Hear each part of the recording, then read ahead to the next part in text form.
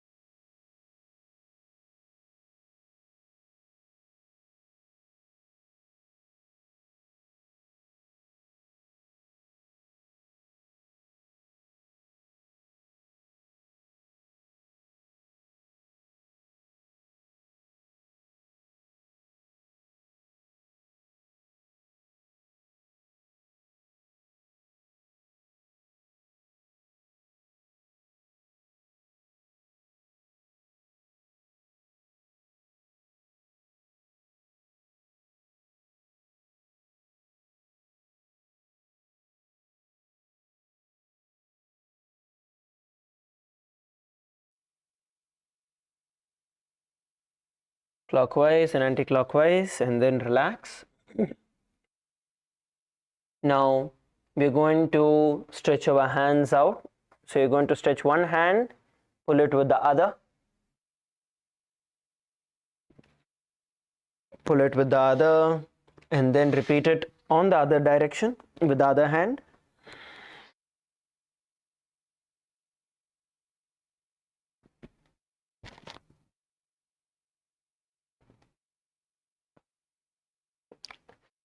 Switch between the hands. Now rotate your wrists. Please rotate your wrists.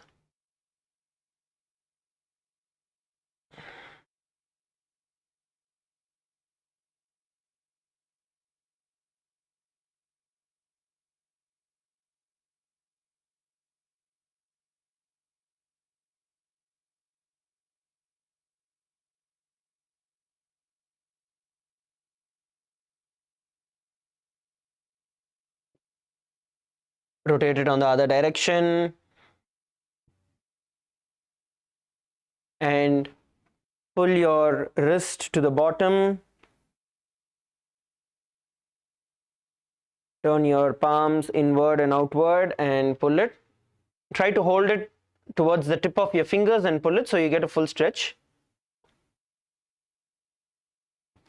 Switch the hands. Please switch your hands and repeat the same.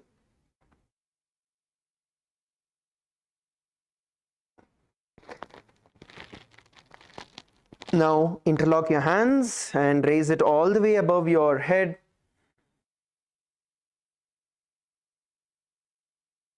Interlock your hands and raise it all the way above your head, stretching your shoulders. Stretching your shoulders all the way up, and then slowly twist, bend to the left and right. Bend to the left and then bend to the right.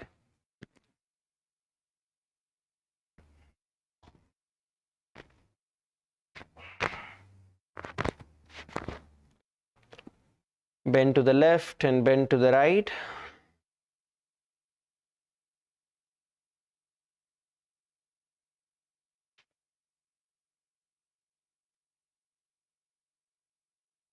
And then now interlock your hands behind your back, and you're going to bend down, stretching your hands up.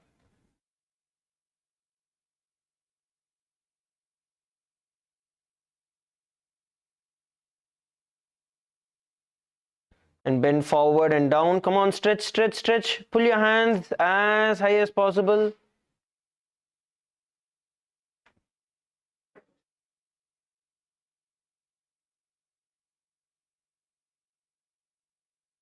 And relax. Slowly come back to a standing position. Let's rotate our knees. Please rotate your knees.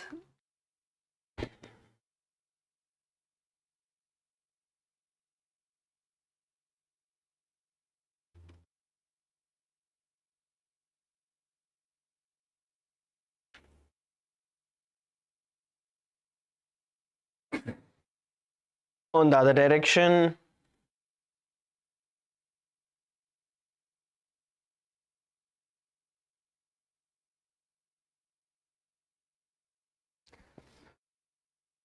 Relax. Let's get over to our heels and ankles. Rotate your ankles.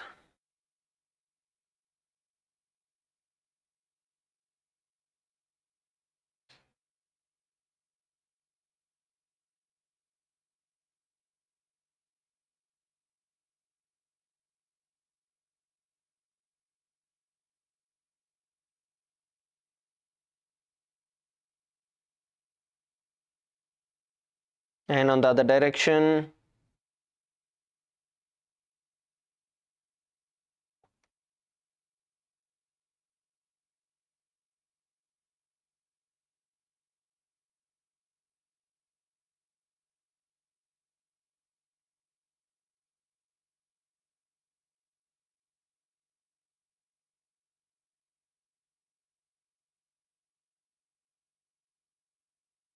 Relax. Switch your legs and do it.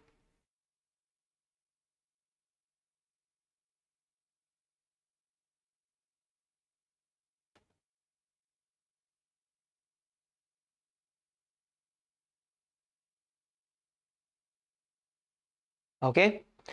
We are now going to be beginning the skeleton dance. So let's slowly start moving to the front and back of our mats. Please start walking forward and backward.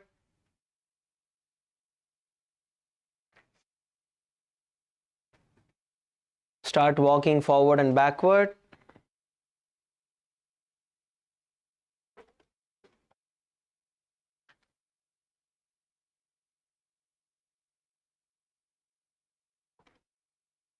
Slowly start shaking your hands.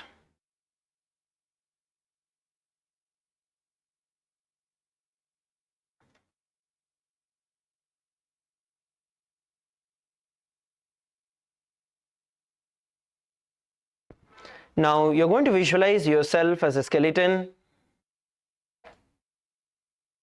in your inner space, and you're going to start shaking your body intensely, vigorously, and chaotically. Please start shaking your hands, your legs, your neck. Please begin.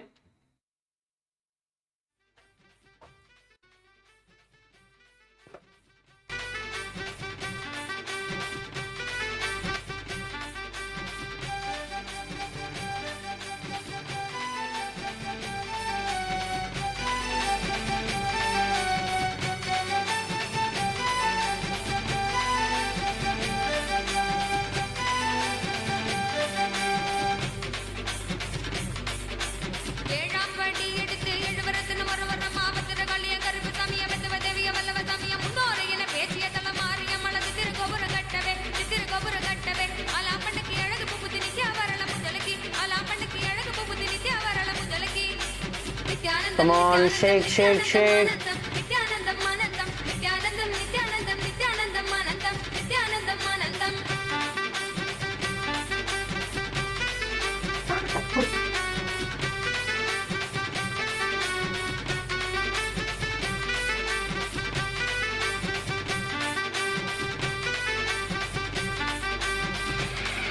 Move your hands, move your legs.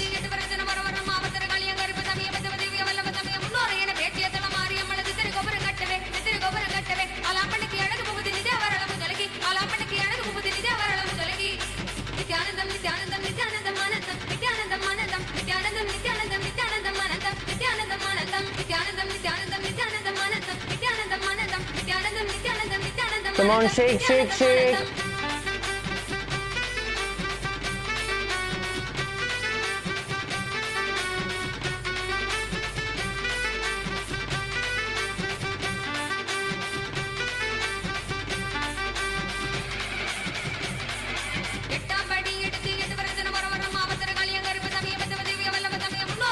Come on, last few seconds. Shake, shake, shake your hands, shake your legs.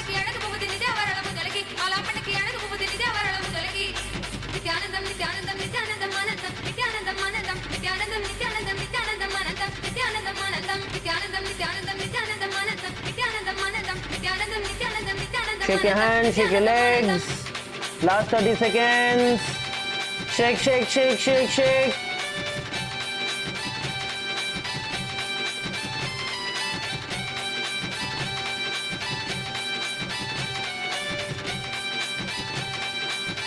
Last 10 seconds. Shake, shake, shake, shake. Faster, go faster.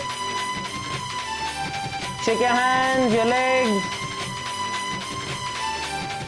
5, 4, 3, 2, 1. Stop. Stop wherever you are.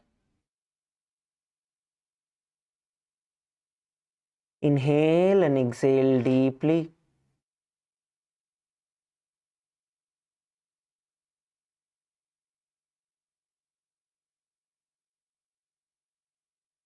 Inhale deeply and exhale deeply.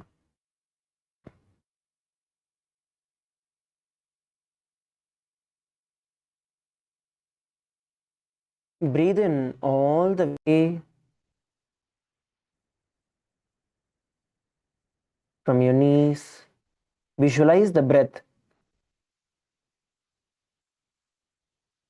long and deep.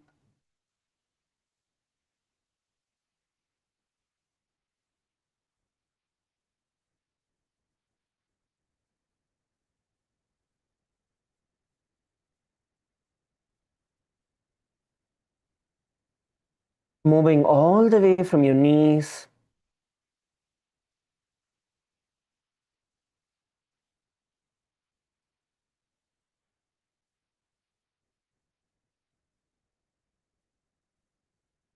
Inhaling and exhaling. See your whole body pulsating with energy.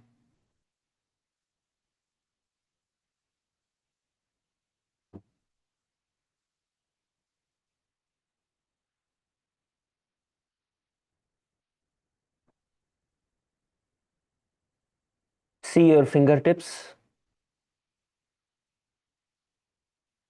pulsating with energy and your whole body radiating heat.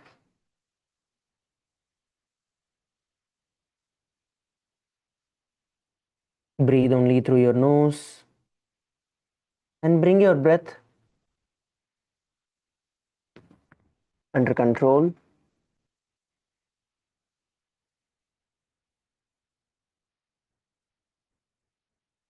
Now, slowly open your eyes and please settle down. Please sit down.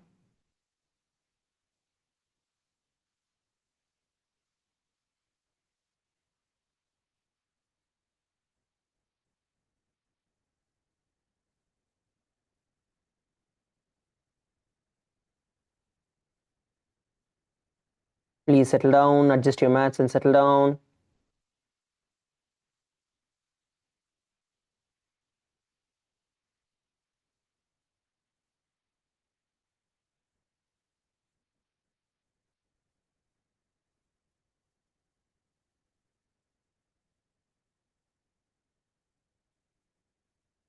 Please settle down. Let us now enter into the asanas for today, into the Sakala Vinyasa Krama for today. We are going to be beginning from Matsyasana. So, every one of you, in the first step, all of us are going to turn and sit towards the middle of our mat. And you're going to get your feet stretched out. Stretch your feet out in front of you. Please stretch your feet out in front of you. All of you, please stretch your feet out. Please stretch your feet out. Now, place your feet into Padmasana. Bring your right leg on top of your left thigh and left leg on top of your right thigh. If you're not able to place your left leg on top of the right thigh, you can place it under the left thigh. Place it under the right thigh. Yes. So now once you are in Padmasana or Ardha Padmasana, you are now going to lie down on your back. Please lie down on your back. In Padmasana, as you are seated in Padmasana or Ardha Padmasana, please lie down on your back. Place your knees on the ground and lie down.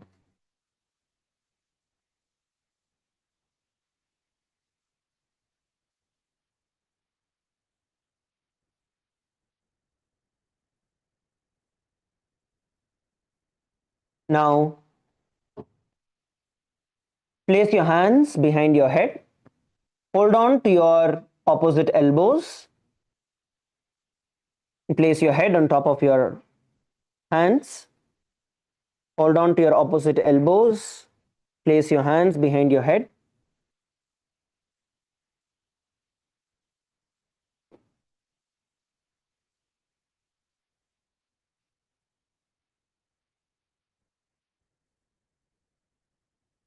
Now, you're going to be performing the Ujjayi Pranayama. In Ujjayi Pranayama, inhale slowly.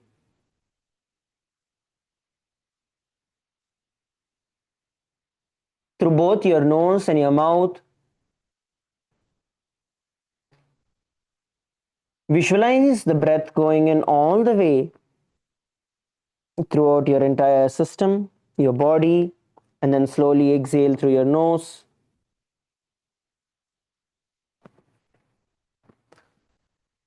Now, visualize yourself as the Matsya Avatara, the fish avatar of Mahavishnu, and the internal japa Om Nithyananda Paramashivoham. प्रथम करे पद्मासन आछे सूधो सोवे भूपरि पाछे घोड़ा अरु जंघाए दो भूसो लगतारा शेषोई. As you continue to lie down, now stretch your hands behind your head and place the left palm on top of your right palm, palms facing up towards the sky. Place your left palm on top of your right, palms facing up towards the sky. Continue to lie down with your feet either in Padmasana or Ardha Padmasana. We are now performing the Parasharamasana. While doing this, continue to perform the Ujjayi Pranayama, inhaling through your nose and your mouth at the same time, and then slowly exhale through your nose. Visualize Lord Rama in your inner space and the internal japa Om Nithyananda Paramashivoham. दोगो हाथ मस्तक this धारे लाभा भूसो लगत पसारे बहुरी जुवा महस्त है जासो दछि हथेली पिष्टि जोतासो. From this asana, we are now going to be entering into Sarvangasana. So in Sarvangasana, you are going to be lifting your body off the ground. You're going to place your hands by the side of your hips. Place your hands by the side of your hips. Once you place your hands by the side of your hips, you are then going to push your body up. You're going to swing yourself up, support your hips with your hands, and as your legs continue to be in Padmasana, you are going to be balancing your entire weight on your shoulders.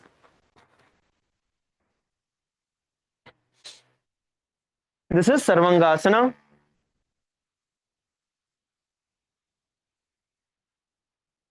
Come on, all of you, try to lift, try to lift.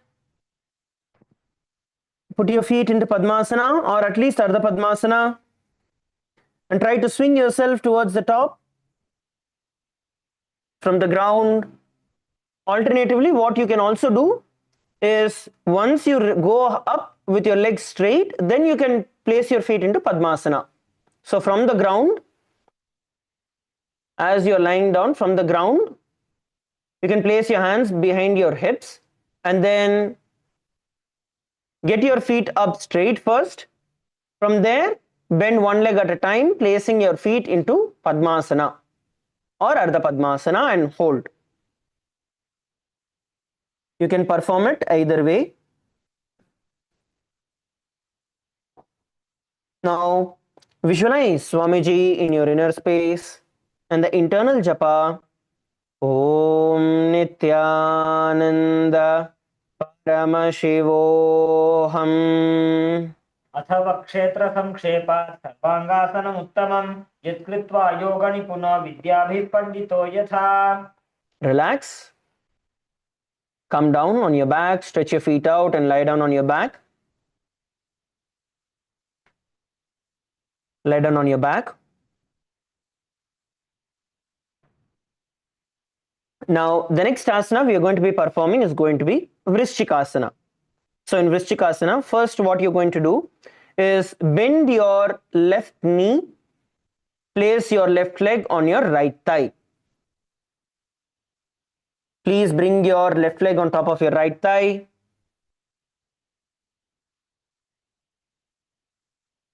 Come on, all of you, bend, bend. Bring your left leg on top of your right thigh. Please bring your left leg on top of your right thigh. Now, bend the right knee and get the right knee as close as possible towards your chest.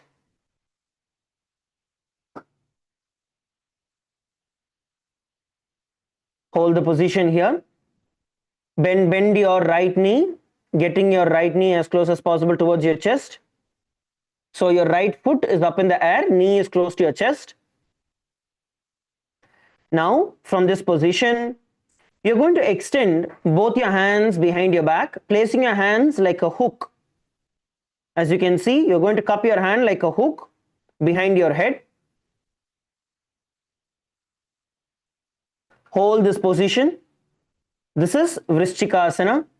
Now, try and lift your shoulders off the ground, your head off the ground, neck off the ground, and look forward and hold.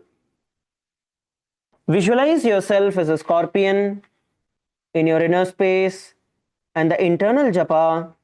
Om Nithyananda Paramashivoham.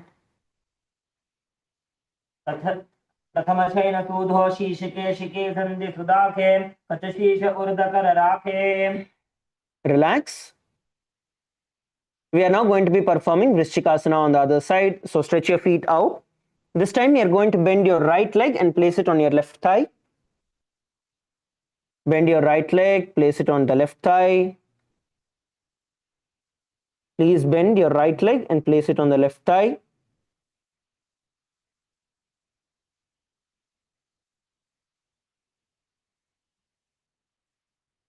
Please bend your right leg and place it on your left thigh. Now, from this position, bend your left knee, bringing your left knee towards your chest. Please bend your left knee, bring it towards your chest, and left feet up in the air. Now, stretch your hands behind your head, bringing your hands like a hook, cupping your hands, placing your hands like a hook, pointing towards you. Now lift your head off the ground and hold the position, visualizing yourself as a scorpion in your inner space and the internal japa. Om Nithyananda Paramashivoham. प्रथमशयन सूधो शीर्षके शिके सन्धि सुदाखे कचशीष उर्धकर राखे. Relax and lie down on your back. The next, we are going to be performing Vrishapadak Sepasana. In this, you're going to be lying down on your back and you're going to interlace your fingers behind your neck.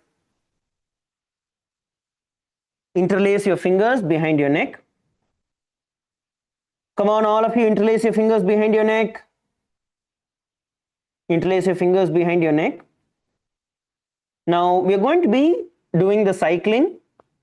So, first, you're going to lift your upper body off the ground. Lift your upper body off the ground. And lift your feet off the ground as well, straight in front of you. So, you're going to be in this position where your neck is off the ground, your feet is off the ground. Once you are in this position, then you're going to bend one leg at a time, twist, and then stretch it out straight. And then twist and then stretch it out straight, and then once again twist and then stretch it out. So we are not doing it continuously. Every time we are coming back to the center position with our feet stretched out, and then we are twisting and coming back.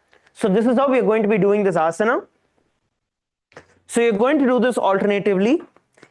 If you want, you can place your feet on the ground, and from the ground you can lift and twist yourself one leg at a time. If you're not able to do with both your feet off the ground, you can place one leg on the ground and then twist and then go back. Let's all perform this together. Okay, all of you, lie down on the ground. Let's do this together. I'll give the count for every one of us. Please lie down on your back, hands behind your neck. Okay, we're going to do a total count of 11, maybe 12.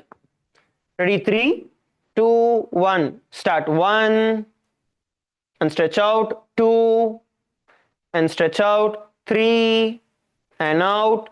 4 and out. 5 and out. 6 out. 7 out. 8 out. 9 out.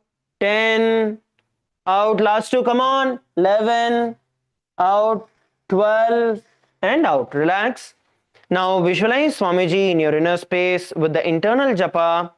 Om Nithyananda Paramashivoham. उत्तानशयनं कृत्वा अङ्गुलिभिः कन्दरां बद्ध्वा पूर्वपरो मिलित्वा नितम्बेन भूमिं स्पृष्ट्वा एकं पादं प्रसार्य एकैकेन पादेन सव्यदक्षिणं भ्रामयित्वा वृषपादक्षेप भवति. Relax. The next asana we are going to be performing is going to be Marottanasana.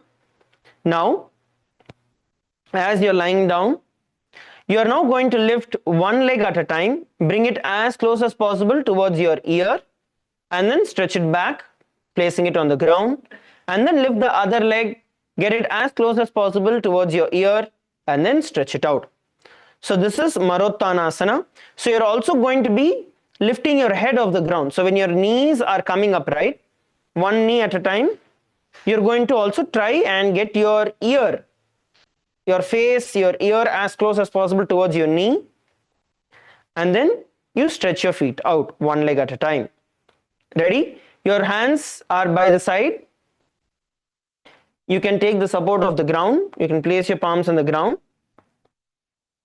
Let us now do this also for a count of 12. Ready? 3, 2, 1. Begin. 1, 2, 3, 4, 5, 6. Come on, 7. Pull your feet up, close. 8, 9. Get your head up, get your knee as close as possible towards your face. Come on, 10. Last 2 more. 11. 1 more to go. 12. And stretch out. Relax, lie down on your back. Visualize Swamiji in your inner space and the internal japa. Om Nithyananda Paramashivoham. श्रोतानवत् संस्थिते कृत्वा जानुद्वयं पर्यायेन कर्णयोः संस्पृशेत् मारोत्तनं भवति.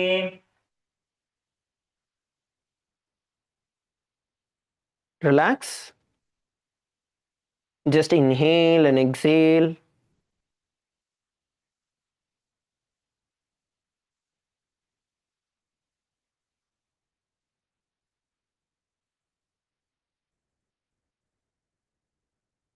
Inhale and exhale deeply.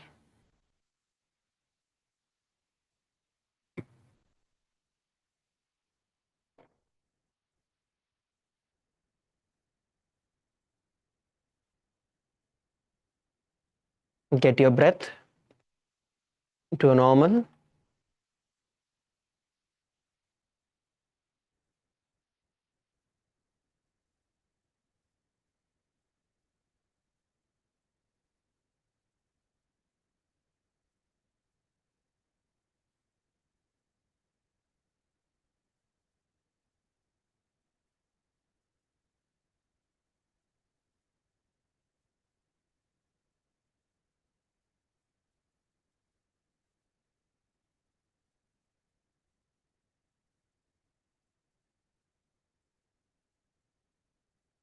Relax.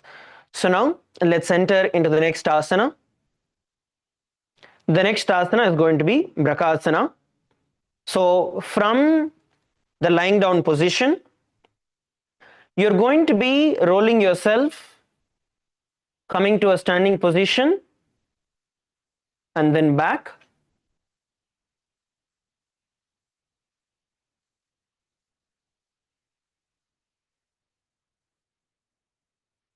from this position. Now you're going to roll yourself to the forward, bend your knees, get up, stand up. You can use the momentum, come to a standing position and lie down again,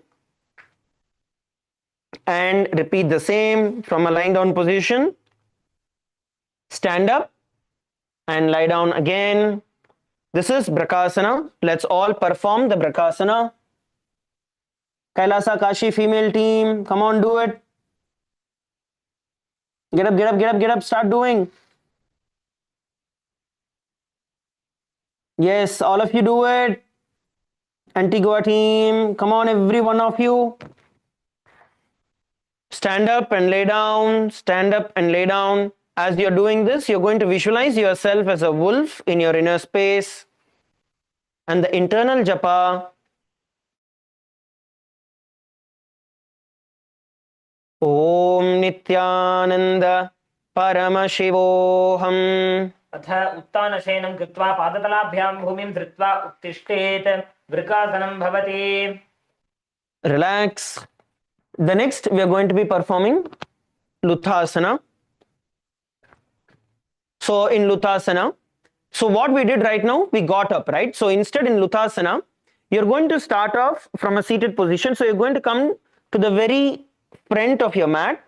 From here, you're going to roll yourself back. Okay, so you're going to roll back and come forward into a plank position and restart. Okay, so you're going to roll yourself back, come to a plank position, and once again get your feet forward. Come on, let's all roll backwards. Time to roll, roll, roll. I think we all would have done it when we were in kindergarten, tumbling front and back. So let's all tumble front and back now. Come on, roll. Let's see how many of you are able to roll. Use the momentum, roll back. Keep your hands on the ground. If you place it on your hip, it will not come. Ma Sevikama, if you place your hands on the hip, you won't be able to roll back. Try to place your hands on the ground when you tumble. Use the momentum and rotate. Yes, little more. Come on, all of you rotate, tumble backward. You can also try tumbling towards the side for you to begin with. Instead of going all the way straight, you can go through the side, which will also help you to begin with. You can try tumbling to the side. Come on, all of you roll backward and repeat it again. While doing this, you're going to be visualizing Swamiji in your inner space while doing this. So visualize Swamiji and roll backward.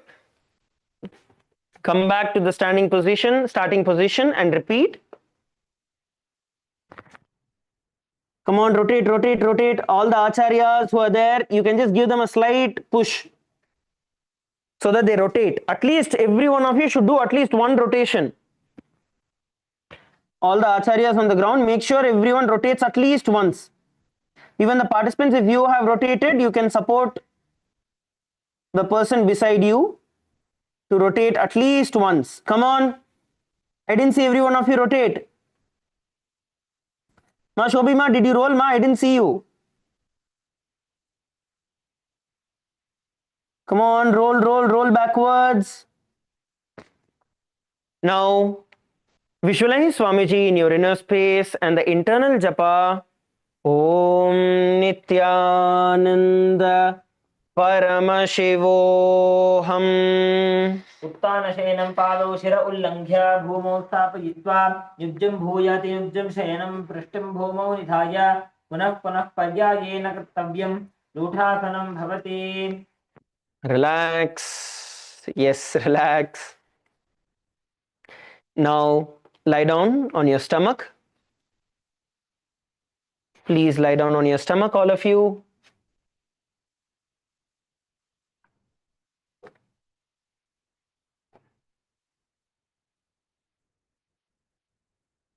All of you, please lie down on your stomach, your hands beside your shoulders.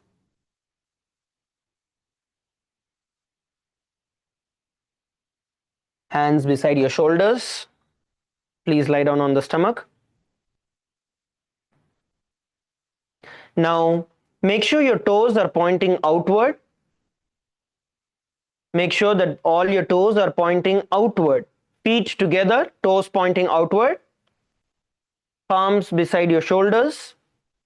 Feet together, get your feet together, toes pointing outward, feet together.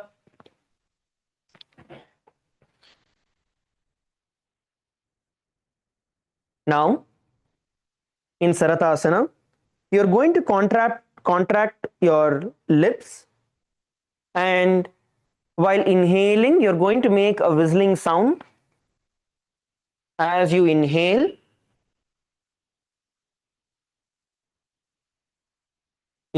making the sound, a whistling sound,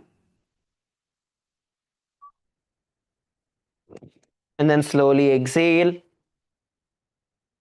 Visualize yourself as a chariot carrying warriors into a war on your back with the internal japa. Om Nithyananda Paramashivoham. युज्यं शयनं कृत्वा नाभिं भूमौ ध्याय सम्बद्धताभ्यां भूमिपश्चाभ्याम् ओष्ठौ निमील्य वेणुवत्संकृत्य तिष्ठेत् सरठासनं भवति. Relax.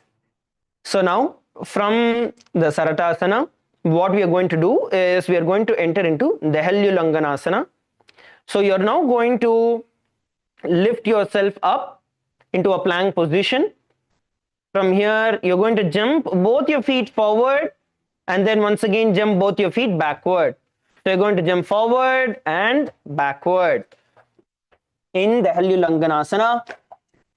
Now, come on, all of you in the plank position, start jumping forward and backward. You can make it a little more challenging by trying to jump as slowly as possible, engaging your core muscles, holding your body up in the air as much as possible, and then jump backward. Come on, come on, come on, every one of you. Down, jump forward, jump backward. While doing so, visualize Swamiji in your inner space, making you go beyond your body and mind, and the internal japa. Om Nithyananda Paramashivoham. हस्तद्वयं बद्ध्वा तन्मध्ये तन्नद्वयम् उद्दानैव बहिरानीय अथ नयेत् देहल्युल्लङ्घनं भवति. Relax. Now come back to a standing position. Slowly come to a standing position. Stand up. Shake your hands, your legs, catch your breath. Inhale and exhale. You can rotate your hands, your knees, anywhere. There you feel a bit of discomfort, just shake it out.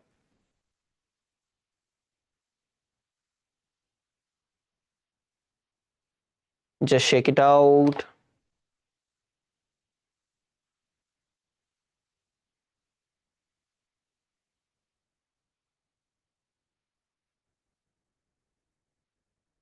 Okay, good. So next we are going to be entering into Jatyasana. In Jatyasana, from a standing position, you're going to bend forward.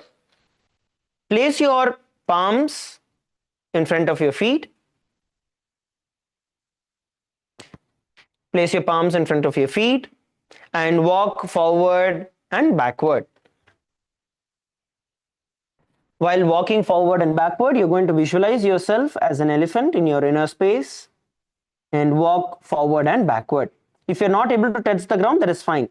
How much ever you're able to touch the ground, to that extent, how much ever you're able to bend, to that extent, bend, move forward and backward. While walking, you're going to visualize yourself as an elephant in your inner space and the internal japa, Om Nithyananda Paramashivoham.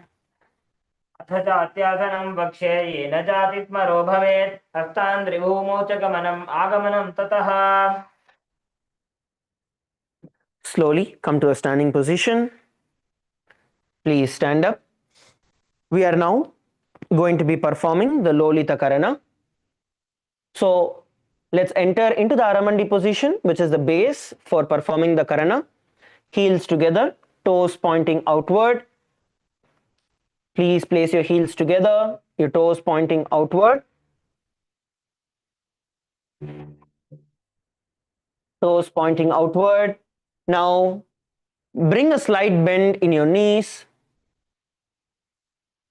Have a slight bend in your knees. Please bend your knees. Knees bend to the side, not forward. You're not bending forward, you're bending your knees to the side. Yes, now from this position, bend your elbows, place your hands at the chest level. Bend your elbows, place your hands at the chest level. Now from this position, you're going to move your arms around your entire body and then bring it back to the center. So this is the Lolita Karana. So go all around, making round circles as you perform the Lolita Karana. Move your head in all directions along with your hands. Be careful not to fall back. So balance yourself and move around in all directions. And relax.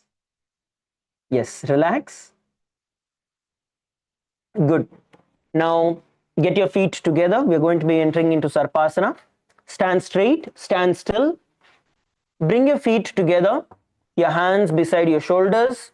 You're going to tighten your entire body and stand still like a rod. Just stand still like a staff. Hands by the side of your thighs.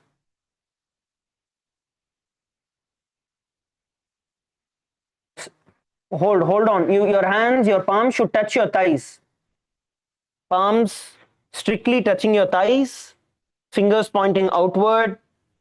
You're not holding your hips, you're placing it by the side, but your body, you're touching it in a strict position.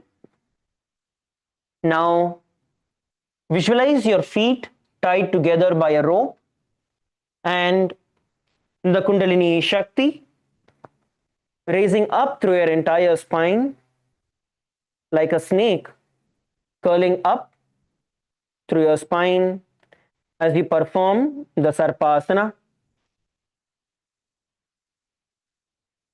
The internal japa. Om Nithyananda Paramashivoham. अथ सर्पासनं वक्ष्ये वायुपानाय केवलं शरीरं दण्डवत्तिष्ठेत् रज्जुबन्धस्तु पादयोः वायवी कुण्डली देवी कुण्डलाकारमङ्गुले. Now from this position, you're once again going to be bending down, bend forward and down. This time you're going to place your fingers under your feet. So even if you bend your knees, that is fine. You can bend your knees, but try to place your palms under your feet. Try to insert them under your feet. If you're not able to bend as much as possible, you can bend your knees. Okay, you can bend your knees. Now start walking forward and backward as your palm continues to be there under your feet. Walk forward and backward on your mat, visualizing yourself as a camel as you perform the Ushtradhana Asana. Visualize yourself as a camel and move forward and backward.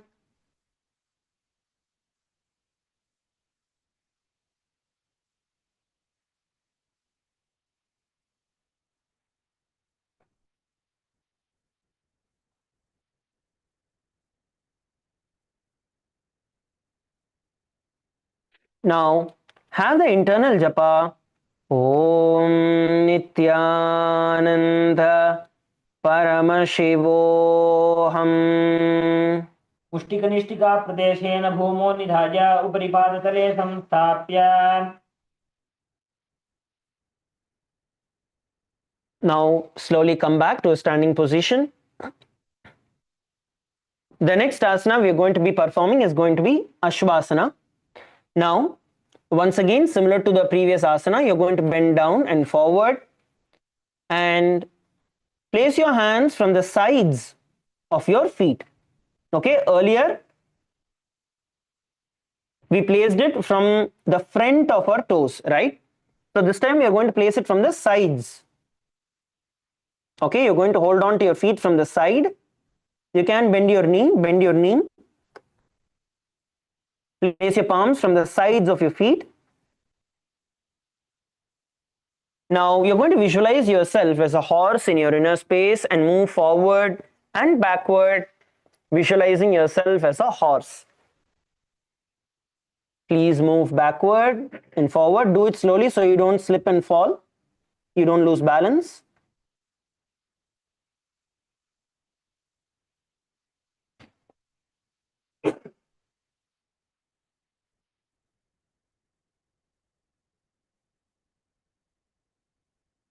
Move forward and backward.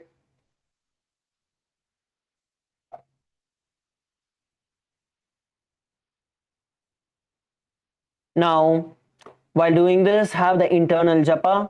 Om Nithyananda Paramashivoham. पुष्टिकनिष्ठिका प्रदेशेन भूमौ निधाय उपरि पादतले संस्थाप्य अश्ववत् शरीरं चलनीयम् अश्वासनं भवति. Relax. Come back to a standing position. Catch your breath. Just inhale and exhale deeply. You can shake your hands, your knees, your legs off. Catch your breath for a few moments.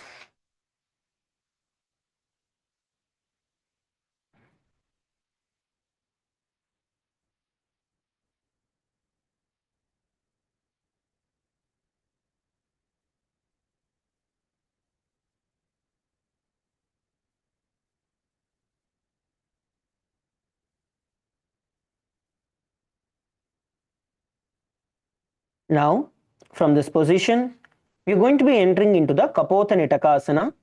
In Kapotanitakasana, you're going to be interlacing your hands behind your back. Please interlace your fingers behind your back. You are now going to open out your shoulders. You're going to be opening your shoulders out and back, and you're going to pull your hand backward and bend back. So push your hand towards the ground and bend backward. This is the Kapotanitakasana. You're going to be visualizing yourself as a bird that's diving into water as you perform the Kapotanitakasana. Come on, pull yourself to the ground, stretch your shoulders out and your back. Look up towards the sky, balance yourself. Visualize yourself as a bird diving down. And the internal japa. Om Nithyananda Paramashivoham.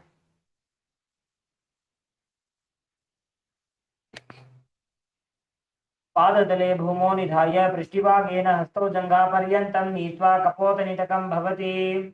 Relax. Come back to a standing position. We are now going to be performing another karana, the Tala Pushpa Putam karana. So once again, we are going to be entering into the Aramandi position, heels together, toes pointing outward, knees having a slight bend. Please enter into the Aramandi position. Come on, all of you, into the Aramandi position. Bend your knees towards your sides. Please bend your knees towards your sides. Now, once you are in this position, place your palms in the Namaskara Mudra in front of you. Place your palms in the Namaskara Mudra in front of you. From here, You are now going to turn to one side and visualize yourself offering flowers as you lift that knee and heel of the ground. You're going to be performing it on both the sides. So whichever direction you are offering the flowers, that heel has to be lifted off the ground. So do this on both the directions. This is the Talapushpaputam Karana. Please perform the Karana on both the directions. Keep your knees slightly bent throughout the entire period. Please do it a few more times. Please continue. Visualize yourself offering flowers at the feet of Swamiji as you perform the Karana. And relax. Relax, come back to a standing position. The next asana we are going to perform is going to be Khadgasana. So all of you can first see how to perform the Khadgasana. So it is going to be beginning by you lying down on your stomach. So you will be lying down on your stomach. From lying down on your stomach, you're going to jump your feet, bring it towards the front of you, raise up, place your hands in front of you, and bring your elbows together. You're going to join your elbows and your fingers together and bend a little forward. So this is you visualizing yourself as a rhinoceros. So it's starting from lying down. From a lying down position, you're going to jump forward, stand up, and then join your hands in front of you. Make sure that you get your elbows also as close as possible together. Slightly bend forward and hands stretched out in front of you. In the Khadgasana, hold the position.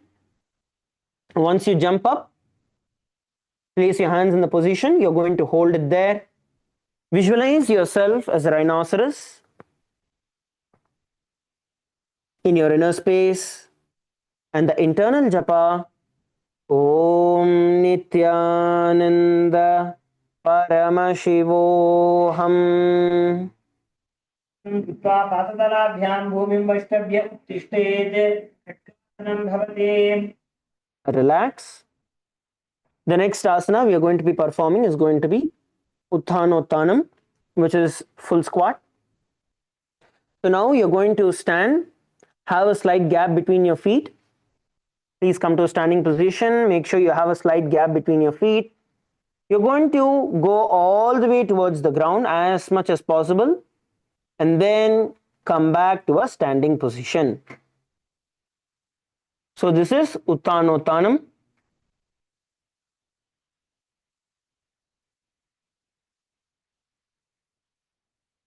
So either you can do the full squat. The other one is where you sit down completely and then you raise up. So if you're able to sit down completely and raise up, then that is what you need to do. But if you're not able to sit down and raise up, then squat down as much as possible and then raise up. Okay, relax, relax. Let's do this together. Let's do this together. Okay, so the choice for every one of us, I'm going to be placing it out. If you want to do 11 reps, okay, if you're going to do 11 repetitions, shake one hand. If you're ready to do 21 repetitions, shake two hands. Okay, let's see how many we want to do. Those who want to do 11 repetitions, one hand, shake one hand. One hand. One hand, anyone who wants to do 11. Okay, those who want to do 21 repetitions, shake both your hands. Okay, great. I think there we have majority with 21. Let's get started. Ready? Now, we are going to sit down, come up. I'm going to be giving the count. So either you're going to go down fully and then come up, or you're going to do a half squat. Unfortunate for those who only wanted to do 11, but you have to do 21 now. So let's do it together. Ready? 3, 2, 1, start. 1, 2, do it slowly, okay? 3, 4, come on, 5, 6, 7, 8. Come on, keep going. 9. Come on, 10. 11. We are halfway through. Push it through. Come on, push it through. We are halfway through. Just 10 more reps. Come on, 1. Come on, 2. Go down 3. Go down 4. Keep going, keep going. Come on, 5. Another 5 reps left. Come on, 6. Go down and up. Push, push, push yourself. Push yourself. Come on, 7. Get up, get up, get up. Some of you just sat down. Come up, come up, come up. Come on, 8. We have 2 more. Come on, 9. We have 1 more to go. Push, push, push yourself, push yourself. Last 1. Go down and up. Okay, we have 1 more bonus repetition. We are going to do it one more time. Ready? 3, 2, 1. Go down, hold down. Stay down, stay down, stay down. Hold the position down. And slowly come back to a standing position. Yes, that's great. Shake your feet out, shake your legs out. Shake your feet out and legs out. Just walk forward and backward on your mat. Walk forward and back on your mat. Slowly walk forward and back on your mat. We're also going to rotate our knees. So hold on to your knees and rotate them. Rotate them slowly, forming circles on your knees with your knees. Rotate your knees, shake out your feet, whichever you feel comfortable with. Do that. So you just relax your knees. Rotate it on both the directions. Rotate it on both directions. You can also do another variation of the knee rotation. Just lift one leg off the ground and rotate it from your knee, as you can see.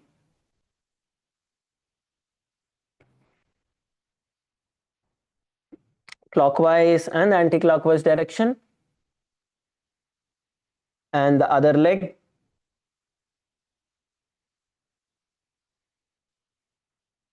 And the other leg, other direction. Relax. Just walk forward and back slowly. Catch your breath. Slowly. Go slowly. Just walk slowly. Front and back.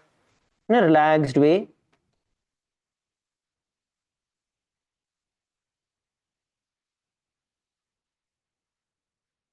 Breathe through your nose.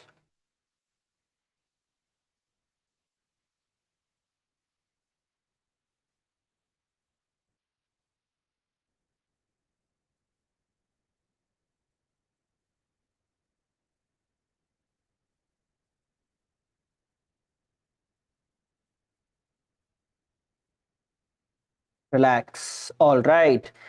So now let's enter into the next asana. The next asana is going to be Musalasana.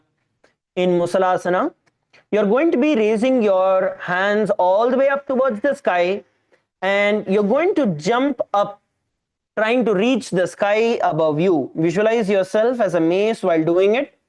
Stretch your hands out and look up towards the sky and try to reach the ceiling. At least all of you can try and reach the ceiling up there. Come on, jump, jump, jump, jump, jump. Keep jumping. Not one jump, keep jumping. Yes, go up and up. Come on, up. Jump, jump, jump. Keep jumping. Some of your legs are on the ground, hand alone is going up. Come on, feet also should go off the ground. Feet also should be jumping off the ground, not just the hands. So jump, jump off the ground. Try to reach the ceiling. Come on, jump. Keep jumping. Visualize yourself as a mace in your inner space and the internal japa. Om Nithyananda Paramashivoham. सरलं स्थित्वा ऊर्ध्वं बाहुं नयेत वारं वारं उड्डानं कृत्वा. Relax, relax, relax, catch your breath. Just catch your breath. You can slowly walk forward and backward on your mat. Try to catch your breath.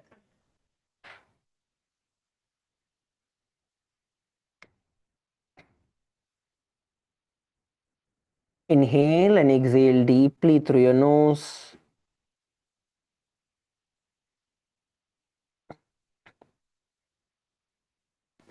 Throughout the whole time, whenever you feel the need for breathing deeply, try to breathe through your nose as much as possible without opening your mouth. Breathe in deeply through your nose. Okay, relax. Come back to a standing position. Now we are going to be performing the Uchchir Shaka. So in Uchchir Shaka, you're going to be bending one foot. You're going to get your left foot on your right thigh. Place your left foot on your right thigh. You're going to hold on to your left foot with your hands and try to sit down on your one leg and come back to a standing position. Okay, so this is Uchchir Shaka. You will be doing it on both the feet. Okay, so one foot at a time, bend, hold it with your feet, hold it with your hands, try to go down as much as possible, and then come back to a standing position, switch your feet, and repeat. Balance yourself as you do the Uchchir Shaka. You can take the support of a wall if you require, or a chair or a wall. You can take the support. Try to go down as much as possible, trying to bring your knee, bending your knee as much as possible, and then up. Do it slowly. While doing this, you're going to visualize yourself as Swamiji in your inner space, and the internal japa, Om Nithyananda Paramashivoham. एकैकं पादतलं कुक्षौ निधाय तिष्ठेत् उच्छीर्षकं भवति. Relax. We are now going to be performing the Parshvajanukarana. In Parshvajanukarana, first we are going to be entering into the Aramandi position. So all of you please enter into the Aramandi position. Heels together, toes pointing outward, knees slightly bent. All of you please enter into the Aramandi position. Now, from the Aramandi position, you are now going to lift your right leg off the ground, clench your fists, right leg off the ground, clench your right fist, and bring your right knee as close as possible towards your chest and the left hand by your hip, and hold the position.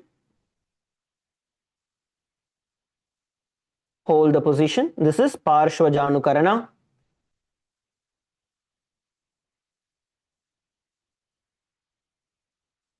Please hold the Parshvajanukarana for a few more seconds. Gaze at one point in front of you or on the ground. Hold your balance. Pull your knees as close as possible towards your chest and balance. And relax. Drop your feet off the ground. Relax. The next asana we are going to be performing is going to be Tandavasana. In Tandavasana, it's going to be one leg squat. So those who are able to lift yourself into the squat, that's great. If not, we are going to do the negatives. Okay. So we can do a couple of different variations in this. We'll show you how it has to be done first. So first you're going to lift one leg off the ground. You can choose which one you want. So lift one leg off the ground. From here, go down to a squatted position and then get yourself back up with one leg stretched out in front of you. So this is Tandavasana. So we can do a couple of variations in this. One, from the standing position, you can try and get your feet forward and then just focus on sitting down. Okay, sitting down and then come back with both the feet together.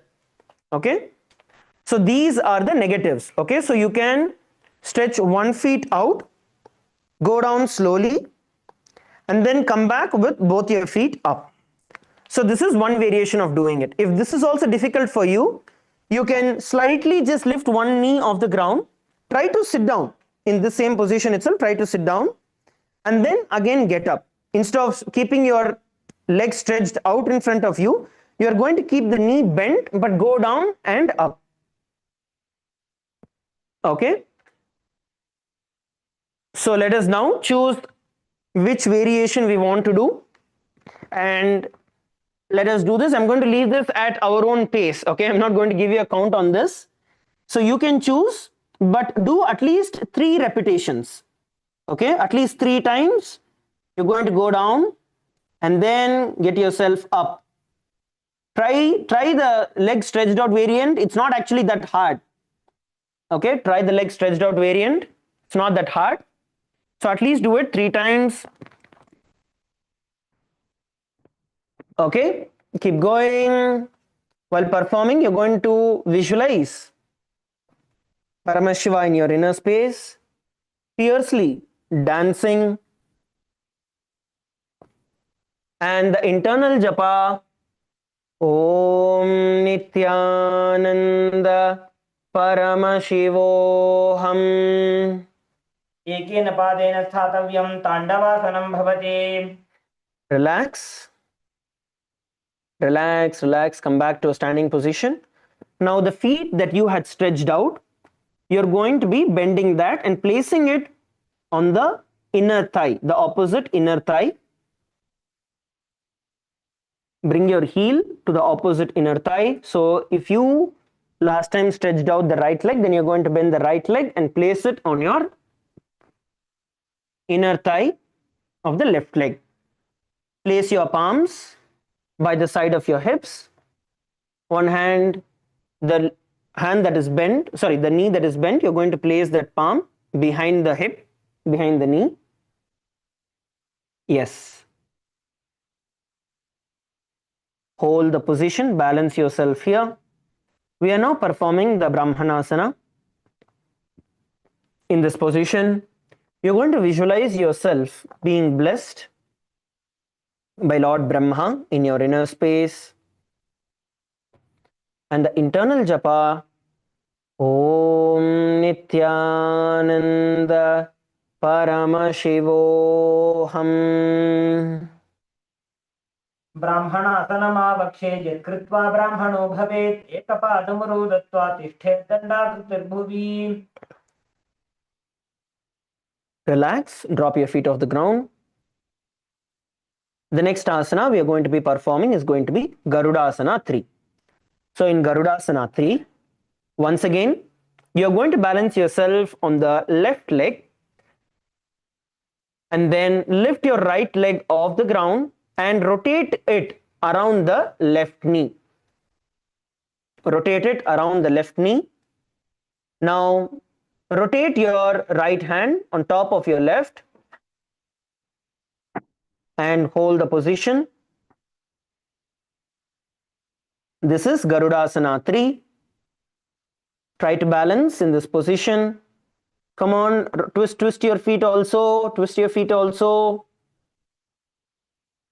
In this position, you're going to visualize yourself as Lord Garuda in your inner space, and the internal japa, Om Nithyananda Paramashivoham.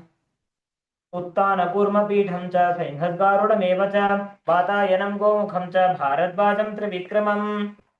Relax, come back to a standing position. Now once again, you're going to bend your right leg and place it over your left thigh. Place it over your left thigh. Earlier we placed it on the inner thigh. This time we're placing it on the top. We are now performing Ekapadasana.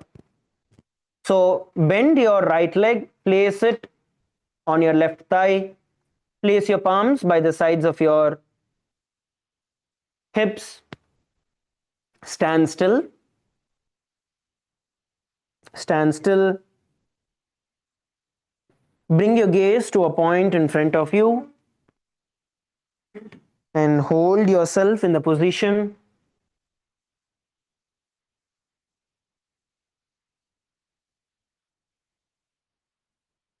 Hold yourself in this position. Now visualize Swamiji in your inner space and the internal japa. Om Nithyananda Paramashivoham. दक्षाङ्घ्रिं वामपादस्य जङ्घोपरिनिधाय च. Relax. You can drop your feet. The next asana we are going to perform is going to be Dhruvasana. In Dhruvasana, once again, as you have planted your left foot on the ground, you're going to lift your right leg and hold on to the right big toe with your index and thumb finger. Okay? Once you hold it in this position, then you're going to stretch it out towards the side and rotate clockwise to a 360-degree direction. So you're going to rotate and make a full circle as you perform the Dhruvasana. Okay? Try to stretch out as much as possible. You to stretch your right feet fully, that is fine. How much ever your knee is bent, you can keep it to that. And rotate yourself. Make small jumps. Rotate as many times as you can. Come on, let's all perform the Dhruvasana. Try to do it without much jumping. I see a lot of you jumping around. Try to do it with less jumping. Okay, rotate, rotate, rotate. Come on. Keep rotating. Visualize the North Pole star in your inner space and the internal japa. Om Nithyananda Paramashivoham. एकेन हस्तेन दण्डरूपस्य एकस्य पादस्याग्रं धृत्वा इतरपादतलं भूमौ निधाय त्वरया भ्रमणं कर्तव्यं. ध्रुवासनं भवति. Relax. Relax. You can drop your feet. The next asana we are going to be performing is going to be Trivikramasana. So ideally, Trivikramasana is where you lift one of your foot. This time we are going to be lifting our right, as we have been doing that. So you're going to lift your right foot, place it behind your neck and stand. So this is Trivikramasana. We'll also be doing different variations in this, which we can try, and every one of us can practice before we enter into this asana. So what you're seeing here is Trivikramasana. So what we can do now is lift your right foot as high as possible towards your chest and hold it. So you're going to lift your right foot as high as possible towards your chest and you're holding it. So you're going to be holding yourself in this position, and then once you're comfortable in this position, you're going to try to sit down on the ground and then once again come back to a standing position. So let us now perform the Trivikramasana. Come on, lift your feet. Lift your right feet as high as possible and hold them with both your hands. Hold them with both your hands. Try to go down as much as possible. Try to squat down as much as possible and then come back to a standing position. Come on, lift, all of you, lift. Lift your right feet off the ground. Push as close as possible towards your chest. Squat down as much as you can. Even if it is only half squat, that is fine. Just squat as much as you can and then come back. You're going to visualize Lord Vishnu blessing you in your inner space and the internal japa. Om Nithyananda Paramashivoham. एकेन पादेन स्थातव्यम् उत्थातव्यं. ग्रीवायां पादं संस्थाप्य त्रिविक्रमासनं भवति. Relax. Relax. Shake your legs out.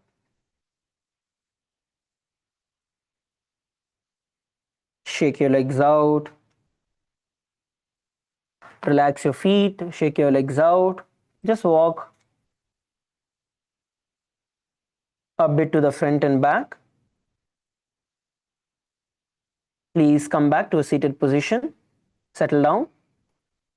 Please sit down. Please sit down. All of you settle down.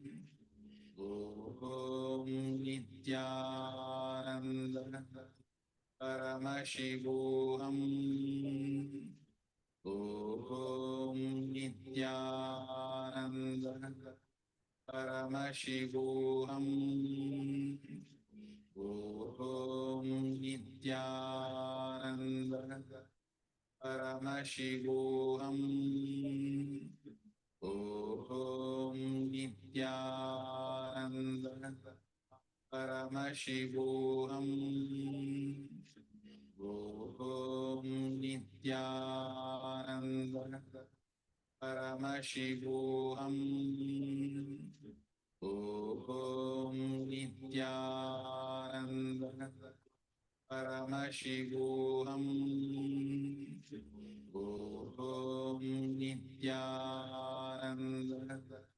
Paramashivoham Om Nithyananda Paramashivoham Om Nithyananda Paramashivoham Om Nithyananda Paramashivoham Om Nithyananda Paramashivoham Om Nithyananda Paramashivoham Om Nithyananda Paramashivoham Om Nithyananda Paramashivoham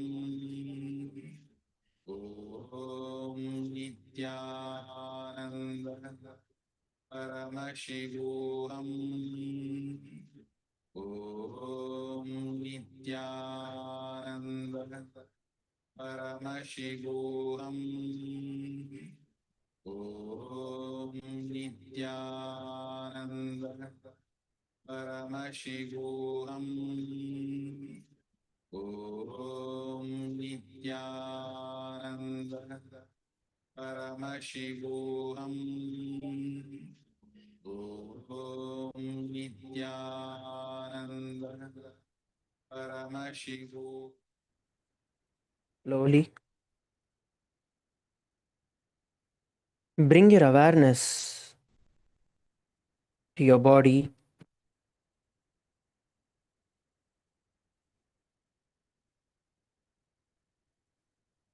Slowly move your fingers, your toes,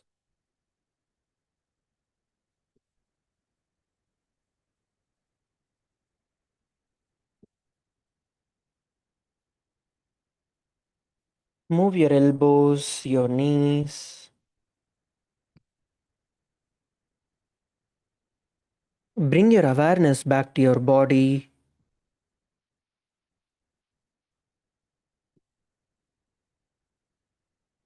Slowly bend your knees, bring it towards your chest.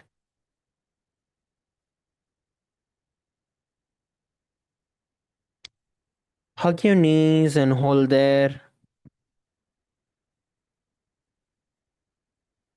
Hug your knees. Lie down as you are hugging your knees and hold.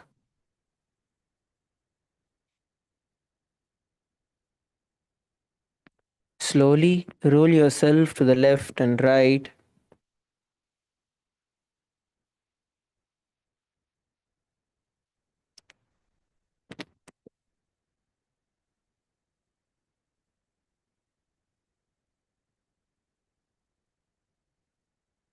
Slowly come back to a seated position. Please come back to a seated position.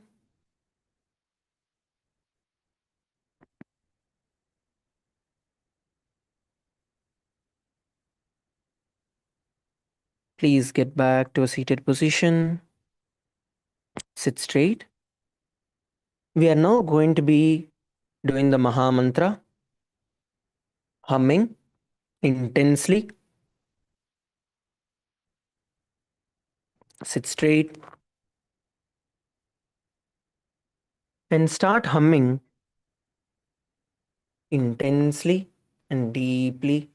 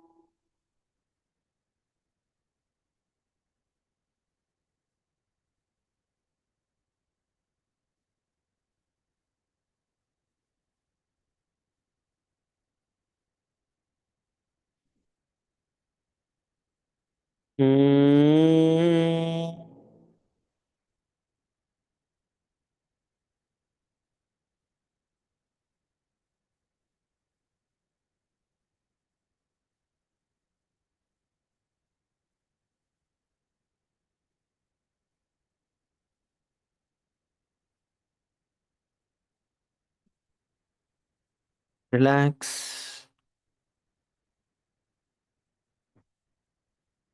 Just sit still.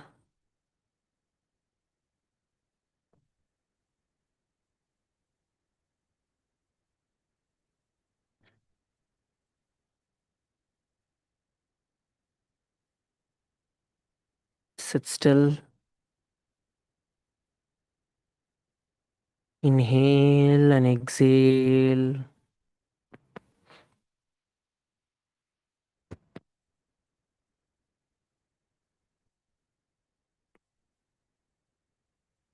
Inhale and exhale.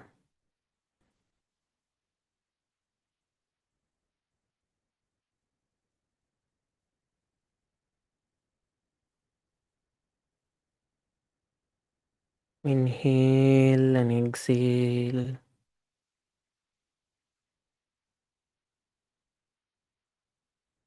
Slowly open your eyes. We will now be manifesting the powers of body scanning. Please partner up. Please pair up. We are going to be beginning the power manifestation. Please pair up. Sit with your partners. The power that we are going to be manifesting today is going to be body scanning. We are going to be doing a continuation of yesterday. We are going to do another round of what we manifested yesterday, which is identifying any kind of injury or disease that your partner had gone through or suffered at some given point in their time, a significant injury that they had gone through is what you're going to find out, and you're going to tell them. Along with it, if you see any underlying conditions currently, any chronic conditions, underlying conditions that you're able to see, you're going to find out and you're going to tell it to your partners. Sit straight. Let us chant the Mahavakya. Om Nithyananda Paramashivoham. Establishing ourselves in the space of oneness with Swamiji. Once you establish yourself in that space of oneness with Swamiji, ask Swamiji to show you the details. Go as deep as possible with as many details as possible. Let's begin.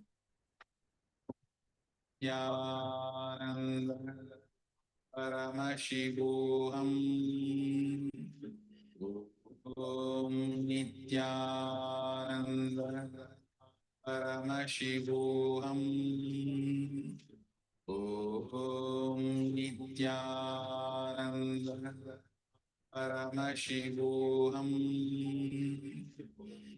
Om Nithyananda Paramashivoham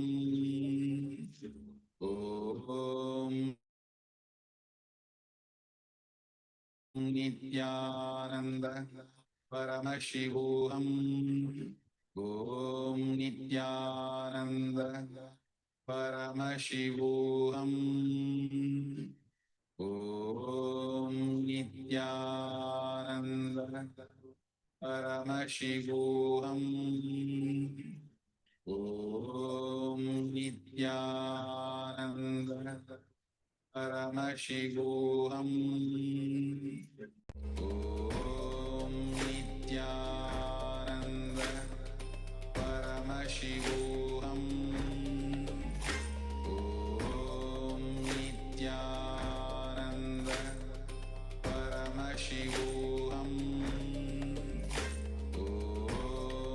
Nithyananda Paramashivoham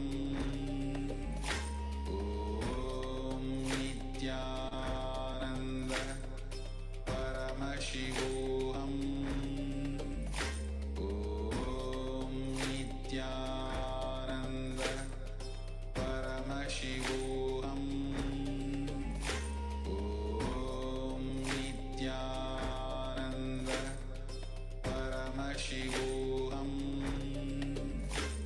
Om Nithyananda. Now, slowly open your eyes and start sharing the details with your partners.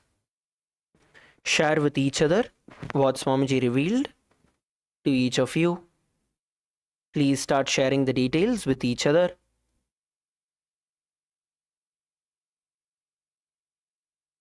Om Nithyananda Paramashivoham Om Nithyananda Paramashivoham Om Nithyananda Paramashivoham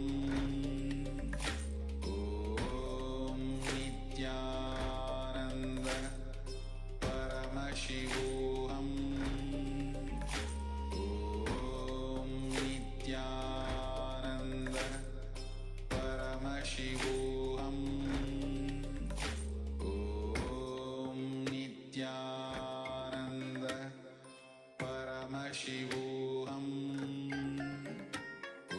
Om Nithyananda Paramashivoham Om Nithyananda Paramashivoham Om Nithyananda Paramashivoham Om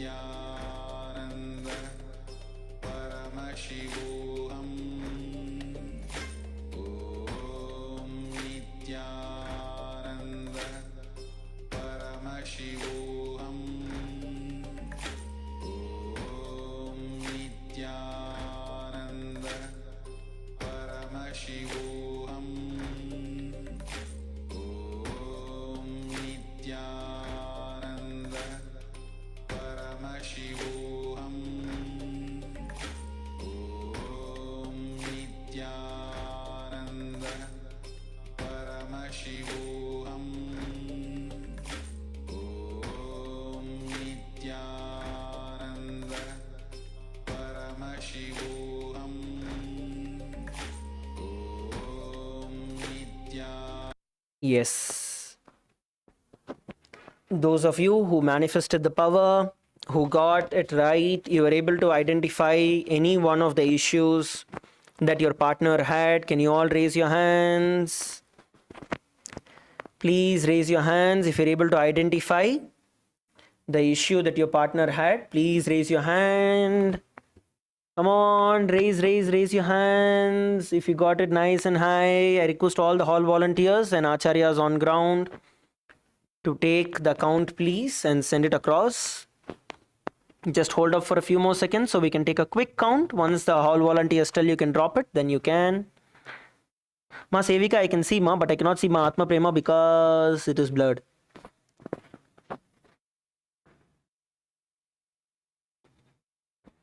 Okay, now I can see your hand. Thank you, Ma. All right. Yes, thank you all. You can drop your hands. Okay.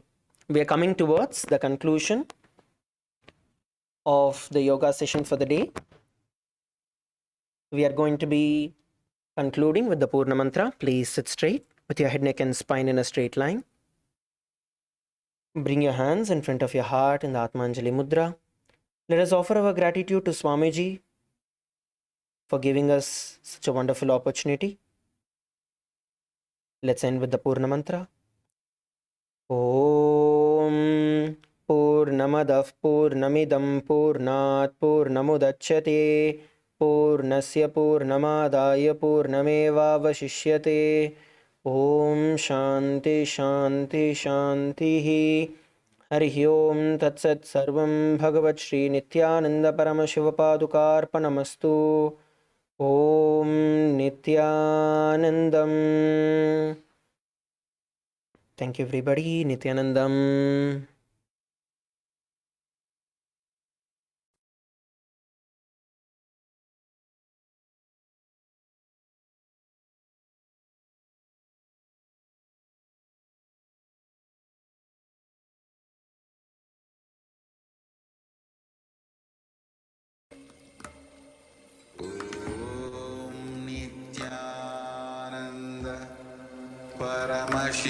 Around 5,000 years ago, at the end of Mahabharat War, the ancient enlightened Hindu civilization consisted of 10,000 Hindu traditions, or sampradayas, that existed in 56 Hindu nations, 200 Hindu kingdoms, 1,700 Hindu provinces that covered more than 6 million kilometers square of Asia.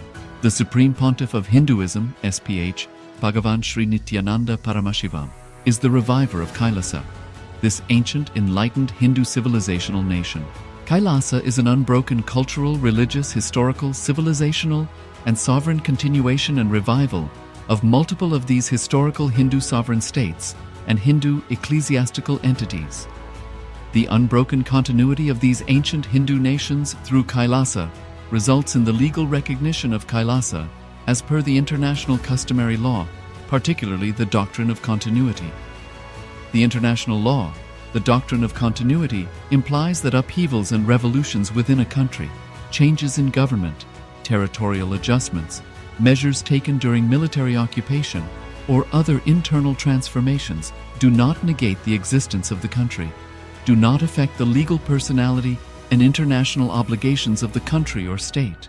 The Vienna Convention on Succession of States in respect of treaties, 1978, addresses these principles of the doctrine of continuity as it outlines international law during situation of state succession or continuation. International law recognizes a state's legal personality by recognizing its identity. This perspective extends even during the period when the given state or country is annexed or occupied by a foreign power. Even in such cases, the legal personality of the state is considered to persist, enabling its subsequent re-establishment. Historical examples dating back to the 18th century include cases like Portugal and Genoa that were re-established after the Vienna Congress of 1815. More recent examples include countries such as Poland, Ethiopia, Czechoslovakia, Albania, and Austria that were re-established after World War II. Even when a nation is deprived of its territory, the nation continues to exist. Its sovereignty and international legal personality continues to persist. The Dalai Lama, as the spiritual and temporal leader of Tibet, exemplifies this principle. In 1959, the Dalai Lama was exiled and forced to flee. Despite the challenges faced, the Dalai Lama continues to advocate for the preservation of Tibetan culture and garners worldwide support for Tibetan autonomy on the global stage. Similarly, from 1309 to 1376, the Pope of Catholicism had been in exile in Avignon. Despite this, he was recognized as the head of state as well as head of the church and given full privileges of the position after their return to Rome. Even in 1861, much of the papal territories had been lost, leaving the Pope with no sovereign territory other than the papal residence and related buildings. Yet his temporal powers were still acknowledged. He was recognized as a head of state, and later, the Lateran Treaty of 1929 formally re-established papal sovereignty over the Vatican City. The Sovereign Order of Malta further exemplifies this principle, retaining international recognition as a sovereign entity despite the permanent loss of their territory upon Napoleon's invasion in June 1798. Despite such permanent loss of territory, the sovereignty and the international legal personality of the Sovereign Order of Malta continue to persist. Much later in 1894, the order settled in Rome and acquired two properties, the Magistral Palace and the Magistral Villa that received extraterritorial status. Today, the order maintains diplomatic relations with 112 countries, issues its own diplomatic passports, currency stamps, and vehicle registration plates, and has been granted observer status in the United Nations. All these examples of state re-establishment illustrate the principle of continuity of states, as per international law, that a state's legal personality persists over time. A nation continues to exist even after a complete loss of territory. A far more striking example is of the oceanic countries, which are under the threat of their entire nation being drowned and submerged due to rising sea levels owing to global warming. In response to such existential threat of climate change, Pacific Island nations, including Tuvalu, have enacted constitutional amendments and made international declarations affirming that their nation and their sovereign rights will continue to persist, despite their entire territory being lost to the sea. This proactive stance is highlighted in the Constitution of Tuvalu Act 2023 and the Pacific Islands Forum Declaration of 2021. The Supreme Pontiff of Hinduism, Bhagavan Sri Nithyananda Paramashivoham, through the line of succession is the present 203rd Emperor of the Hindu Sovereign Kingdom of Surangi Samrajya. He was crowned on the 31st of December 2004 at the age of 26. Thus, by very same principles of the doctrine of continuity, through which the international legal personality of Portugal, Genoa, Poland, Ethiopia, Czechoslovakia, Albania, Austria, Vatican, Tibet, Sovereign Order of Malta, and several other nations has been recognized despite having undergone a period of exile, annexation, occupation by a foreign power, or despite loss of territory. The SPH Nithyananda Paramashivoham, through well-established legal and historical facts about the Hindu sovereign state of the Surangi Samrajyam, derives all sovereign rights and powers of the royal lineage of the Surangi Samrajyam as its 203rd sovereign emperor, from his inheritance and continuation of the unbroken succession of the kingdom of Surya Vamsa Surangi Samrajyam Sarvanapitha. Surya Vamsa Surangi Samrajyam, through unification with 20 other sovereign Hindu states and sovereign ecclesiastical, historical entities, became part of the United States of KAILASA, which thus became a sovereign, independent juridical state, with the SPH Nithyananda Paramashivoham as the sovereign. Just as how the oceanic nations like Tuvalu have safeguarded their sovereignty from the existential threat of total submersion by amending their constitution and asserting that their sovereignty will persist regardless of the loss of their territory, KAILASA, which is a sovereign continuation of 21 sovereign Hindu states and sovereign ecclesiastical historical entities, is also reviving and continuing the Kumari Kandam Hindu nations that got submerged. As per the doctrine of continuity, these facts imply that the Kailasa's statehood is recognized by international law and manifests as a natural outcome of well-established historical legal facts. Share your time, talent, and treasure. Become part of Kailasa. Sign up as an eCitizen https://kailasa.ecitizen.info.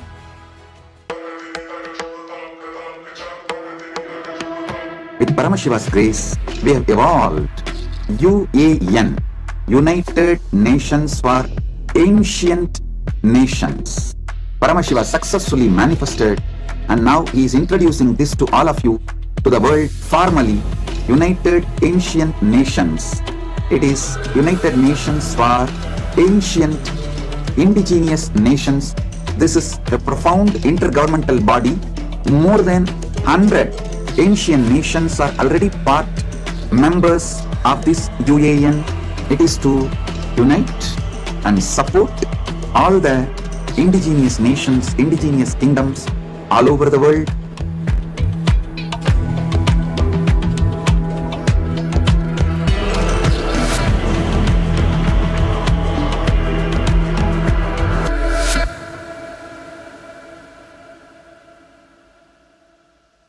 Around 5,000 years ago, at the end of Mahabharat War, the ancient enlightened Hindu civilization consisted of 10,000 Hindu traditions, or sampradayas, that existed in 56 Hindu nations, 200 Hindu kingdoms, 1,700 Hindu provinces that covered more than 6 million kilometers square of Asia. The Supreme Pontiff of Hinduism, SPH, Bhagavan Sri Nithyananda Paramashivoham, is the reviver of KAILASA, this ancient enlightened Hindu civilizational nation. KAILASA is an unbroken cultural, religious, historical, civilizational, and sovereign continuation and revival of multiple of these historical Hindu sovereign states and Hindu ecclesiastical entities. The unbroken continuity of these ancient Hindu nations through KAILASA results in the legal recognition of KAILASA as per the international customary law, particularly the doctrine of continuity. The international law, the doctrine of continuity, implies that upheavals and revolutions within a country, changes in government, territorial adjustments, measures taken during military occupation, or other internal transformations do not negate the existence of the country, do not affect the legal personality and international obligations of the country or state.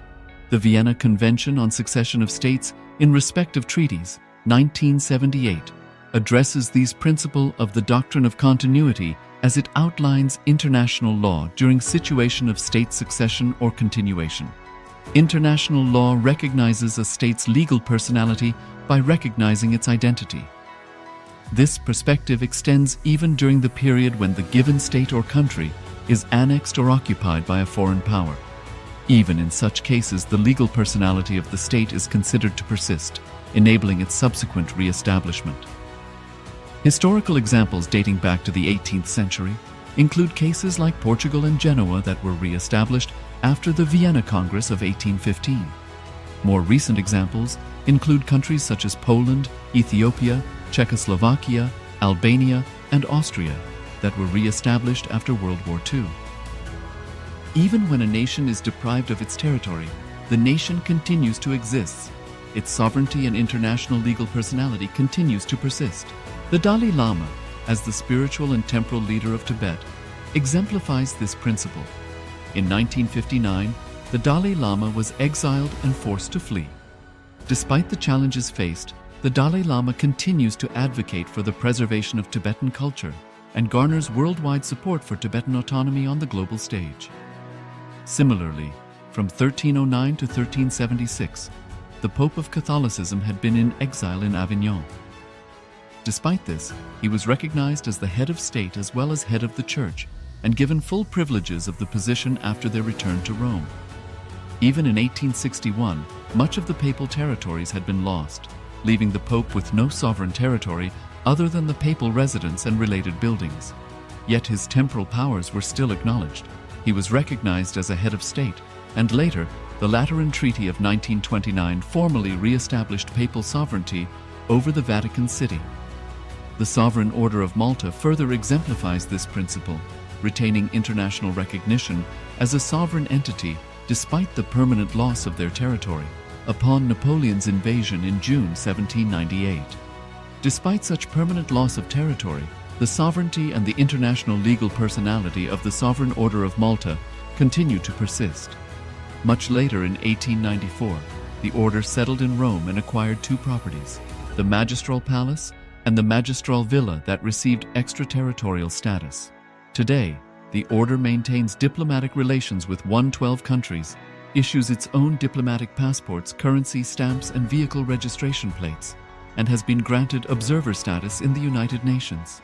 All these examples of state re-establishment illustrate the principle of continuity of states, as per international law, that a state's legal personality persists over time. A nation continues to exist even after a complete loss of territory. A far more striking example is of the oceanic countries, which are under the threat of their entire nation being drowned and submerged due to rising sea levels owing to global warming. In response to such existential threat of climate change, Pacific Island nations, including Tuvalu, have enacted constitutional amendments and made international declarations affirming that their nation and their sovereign rights will continue to persist, despite their entire territory being lost to the sea. This proactive stance is highlighted in the Constitution of Tuvalu Act 2023 and the Pacific Islands Forum Declaration of 2021. The Supreme Pontiff of Hinduism, Bhagavan Sri Nithyananda Paramashivoham, through the line of succession is the present 203rd Emperor of the Hindu sovereign kingdom of Surangi Samrajya. He was crowned on the 31st of December 2004 at the age of 26. Thus, by very same principles of the doctrine of continuity, through which the international legal personality of Portugal, Genoa, Poland, Ethiopia, Czechoslovakia, Albania, Austria, Vatican, Tibet, Sovereign Order of Malta, and several other nations has been recognized despite having undergone a period of exile, annexation, occupation by a foreign power, or despite loss of territory. The SPH Nithyananda Paramashivoham, through well-established legal and historical facts about the Hindu sovereign state of the Surangi Samrajyam, derives all sovereign rights and powers of the royal lineage of the Surangi Samrajyam as its 203rd sovereign emperor, from his inheritance and continuation of the unbroken succession of the kingdom of Surya Vamsa Surangi Samrajyam Sarvanapitha. Surya Vamsa Surangi Samrajyam, through unification with 20 other sovereign Hindu states and sovereign ecclesiastical, historical entities, became part of the United States of KAILASA, which thus became a sovereign, independent juridical state, with the SPH Nithyananda Paramashivoham as the sovereign.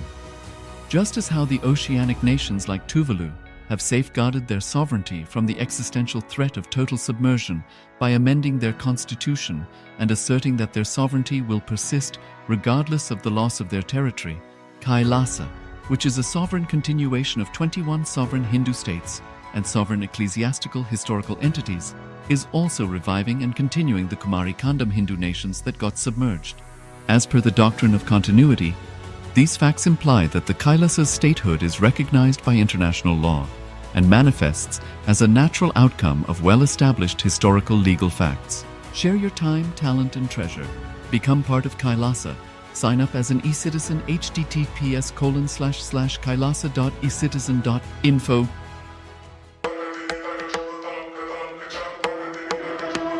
With Paramashiva's grace, we have evolved UAN, United Nations for Ancient Nations.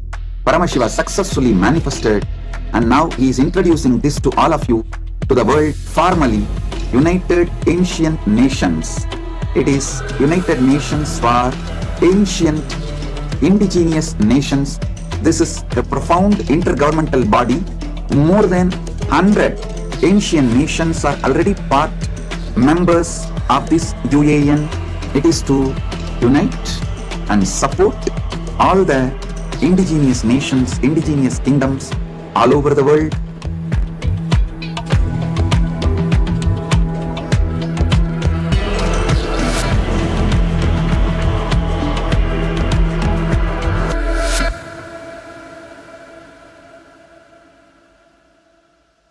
Around 5,000 years ago, at the end of Mahabharat War, the ancient enlightened Hindu civilization consisted of 10,000 Hindu traditions, or sampradayas, that existed in 56 Hindu nations, 200 Hindu kingdoms, 1,700 Hindu provinces that covered more than 6 million kilometers square of Asia. The Supreme Pontiff of Hinduism, SPH, Bhagavan Sri Nithyananda Paramashivoham, is the reviver of KAILASA, this ancient enlightened Hindu civilizational nation. KAILASA is an unbroken cultural, religious, historical, civilizational, and sovereign continuation and revival of multiple of these historical Hindu sovereign states and Hindu ecclesiastical entities.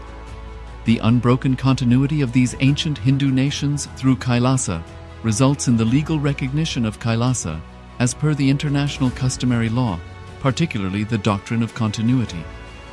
The international law, the doctrine of continuity, implies that upheavals and revolutions within a country, changes in government, territorial adjustments, measures taken during military occupation, or other internal transformations do not negate the existence of the country, do not affect the legal personality and international obligations of the country or state. The Vienna Convention on Succession of States in respect of treaties, 1970.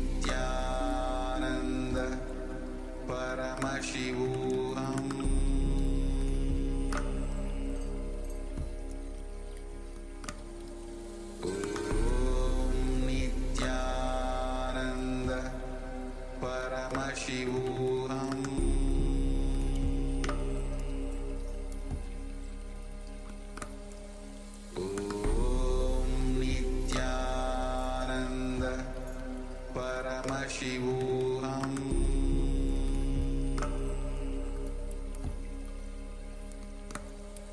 Om Nithyananda Paramashivoham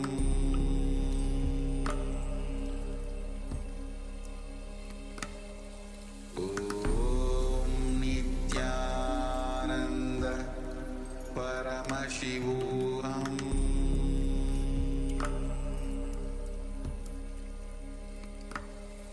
Om Nithyananda Paramashivoham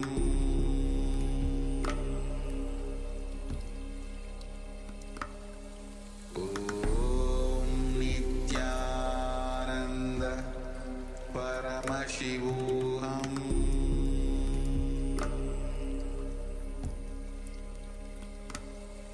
Om Nithyananda Paramashivoham Om Nithyananda Paramashivoham Om Nithyananda Paramashivoham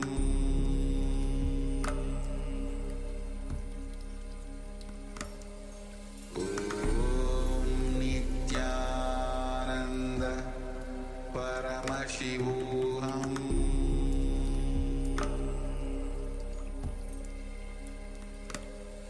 Om Nithyananda Paramashivoham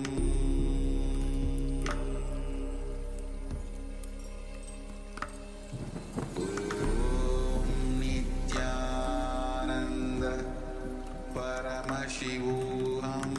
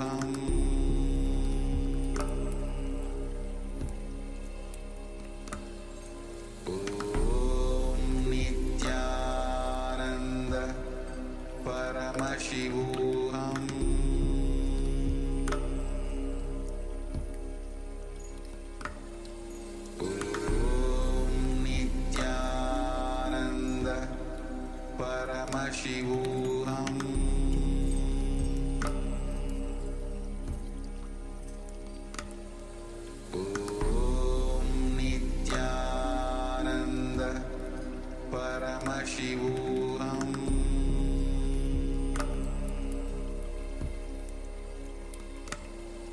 Om Nithyananda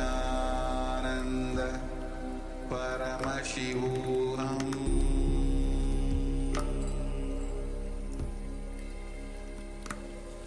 Om Nithyananda Paramashivoham Paramashivoham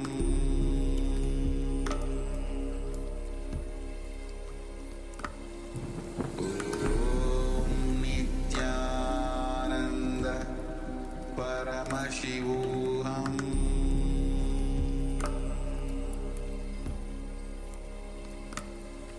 Om Nithyananda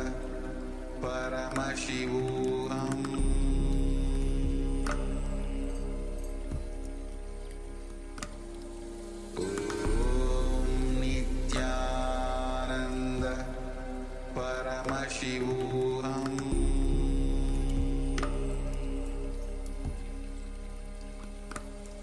Om Nithyananda Paramashivoham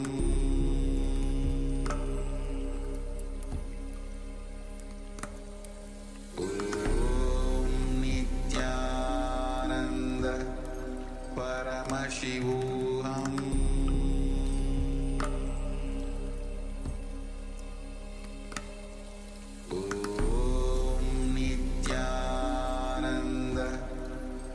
Paramashivoham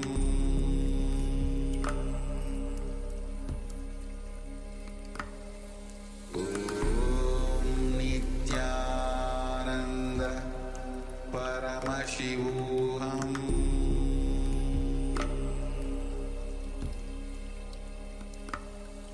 Om Nithyananda Paramashivoham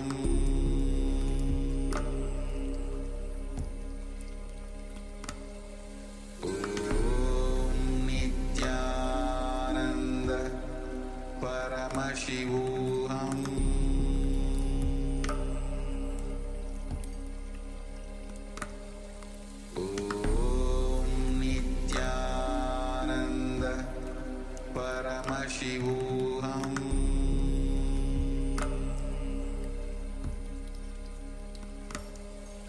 Om Nithyananda Paramashivoham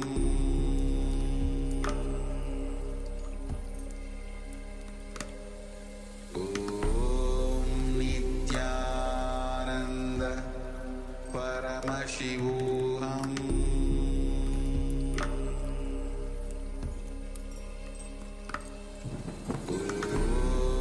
Nithyananda Paramashivoham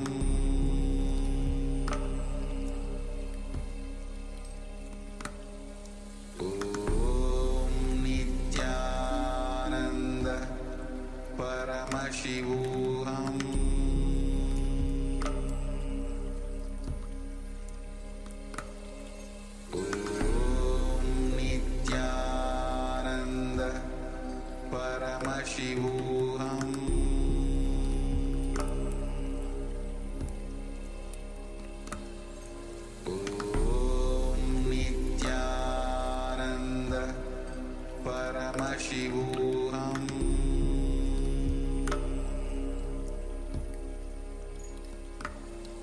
Om Nithyananda Paramashivoham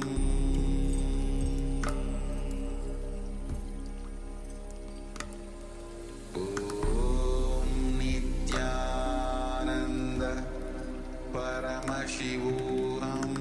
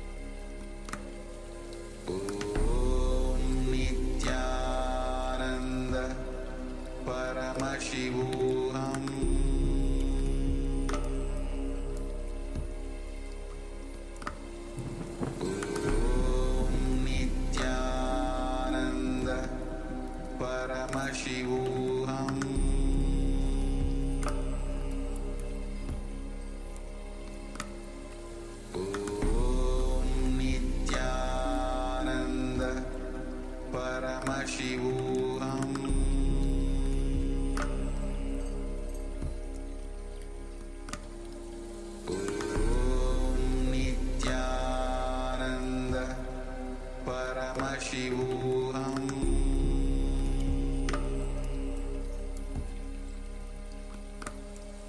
Om Nithyananda Paramashivoham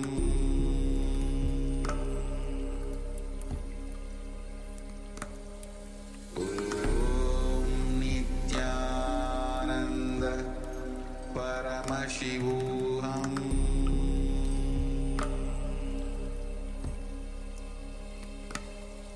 Om Nithyananda Paramashivoham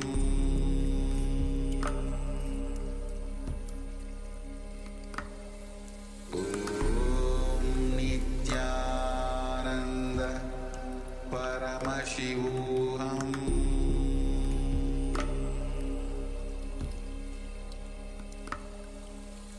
Om Nithyananda Paramashivoham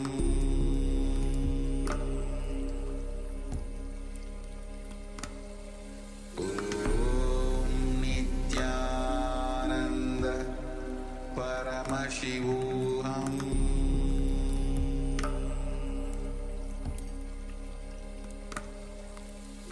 Om Nithyananda Paramashivoham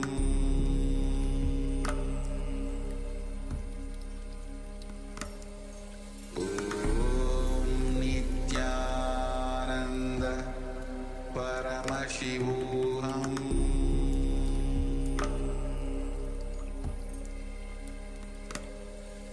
Om Nithyananda Paramashivoham Om Nithyananda Paramashivoham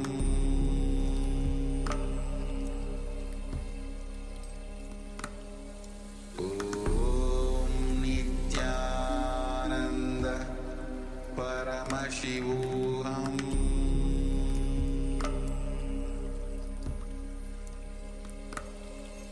Om Nithyananda Paramashivoham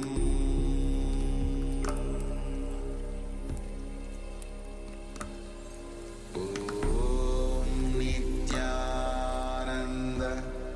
Paramashivoham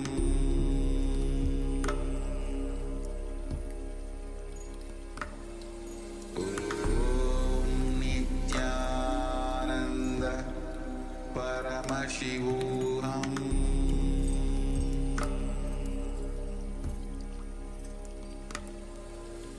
Om Nithyananda Paramashivoham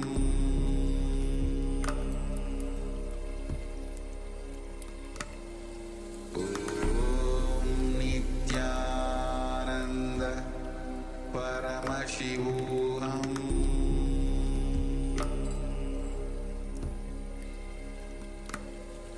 Om Nithyananda Paramashivoham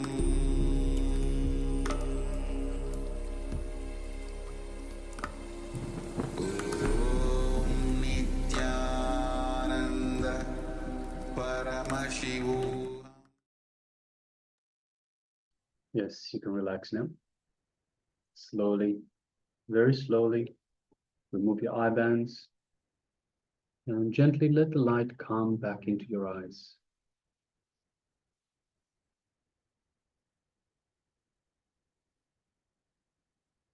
And once the light has readjusted for your eyes, go ahead and share what was revealed to you in your third eye. Go ahead and share the details of the image that we displayed for you just now.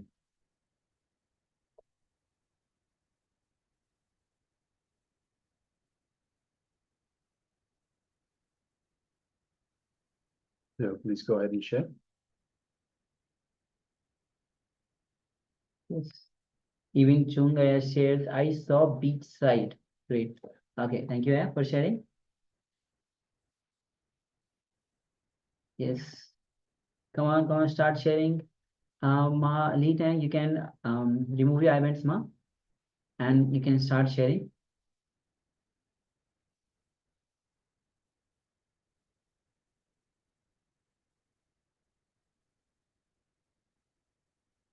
Yes, please go ahead and start sharing.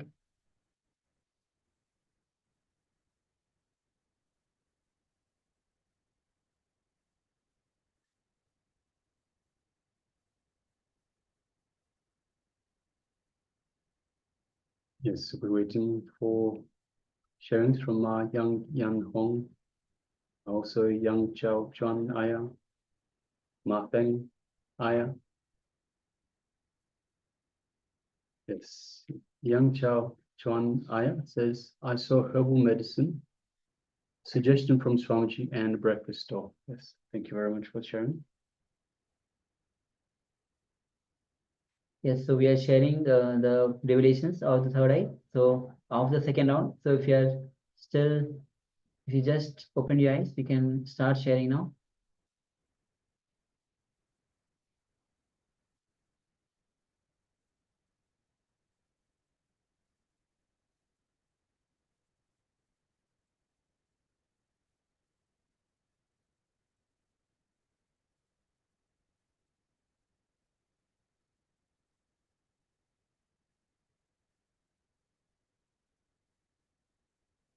Let's continue. Please continue to share.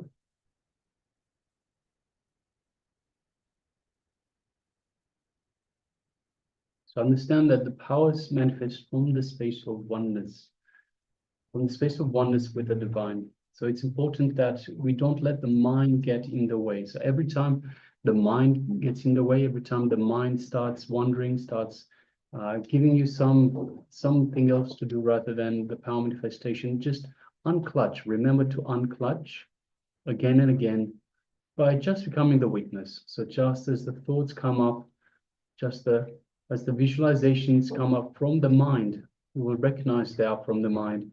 You can just label them and let them go back down. You become the witness. So when you become the witness, you distance yourself from the thought, from the mind, and you unclutch. So this is how we unclutch. So every time the mind comes and tries to distract you, throw all the different thoughts, worries, all different doubts in your mind, then just unclutch again and again, coming back to the space of restful awareness, to the power manifestation. All right. So if you are still sharing, please continue to share. Meanwhile, let's move to the verification. We'll be projecting the image. Yes, so this is the image. You can see it's kind of a old style. Looks like a small hotel where it just looks empty, no people, but the hut type shape, and you can see the dining tables, umbrella shaped round tables. You can see the stairs, and the back you can see lots of trees. So yes, so I saw beach side. It may be a beach side, but at least not in the picture. It looks like totally land side. Yes. Yes, but it is a summer resort. So if that's perhaps what you saw and you interpreted as beach, then yes, congratulations. We have Young Chao Chuan Aya that says, I saw herbal medicine, suggestion from Swamiji and breakfast store. So we don't see, we don't know about the herbal medicine suggestion, but we do see, okay, so breakfast store, basically you have the table where you would generally have the breakfast. So it could be breakfast table, so that could be the relationship there, the relation. So yes, thank you very much for sharing, Aya, and congratulations. And Yan Hong shares a small amount of green on the mountain. There are many cars at the foot of the mountain. So at least in the picture, it's not visible, the mountains. Greens, we have Yes, we have the greens. Maybe around we have small mountains, and there are lots of greens. We have trees. So Mo, we have the roof of the huts that look very much like mountain peaks as well, Ma. So that's what you might have seen. Yes. And cars at the foot of the mountain. Yellow, we definitely have the yellow color. We definitely have the green. Blue sky, we have white color. We have black. We have. There are still many people. Maybe on somewhere, but at least not visible in the picture.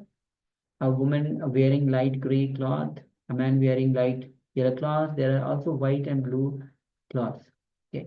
Yes, thank you, Ma, for sharing and manifesting.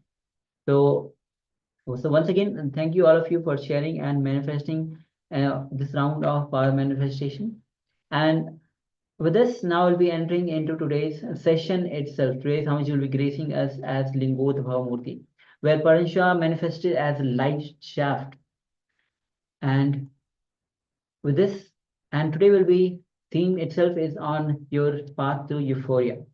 So Swamiji will be guiding us and how mind is an action. So this is going to be a segment where Swamiji will be revealing on how mind is an action. Just as you walk, and you can stop walking.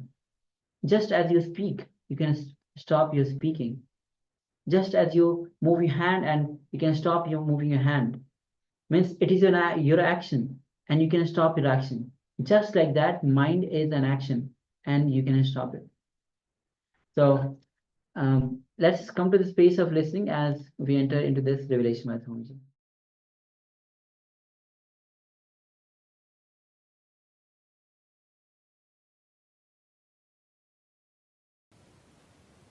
The first sutra, let us enter into the first sutra. Yogaha chitta vritti nirodhaha. The translation is, withdrawal from mental thought patterns is yoga.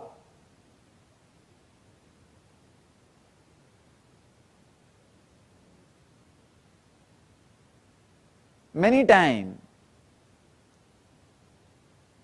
when these truths are expressed, people who come with a deep devotion and respect, suddenly that click happens. I have seen many times, the same truth, same word I will be expressing to different people, but when they come with a deep devotion, suddenly the click happens. Suddenly the connection happens. Even about this word, this sutra, I have spoken to many people in the personal conversation, because this is my favorite sutra. In this one sutra, Patanjali has finished everything. If you understood this one sutra, you don't need to go further. Nothing else is needed. This one is enough. The simple, straight understanding is, mind is not an object, mind is not a thing, it is an action. So people ask me how to stop mind, how to go beyond mind. Every day I am put this question. I can say this is a frequently asked question, most frequently asked question, FAQ. Wherever I go, there will be at least 10 people to put this question. I tell them, mind is not a thing to be fought with. Mind is not a thing to suppress it. Mind is not a thing to destroy it. It is an action, you know. It is an action. See, just like you are walking. If you don't want to walk, what you do? You just sit. Like you are talking. If you don't want to talk, what you do? You just be in silence. Same way, mind is an action. If you don't want, don't do it, that's all.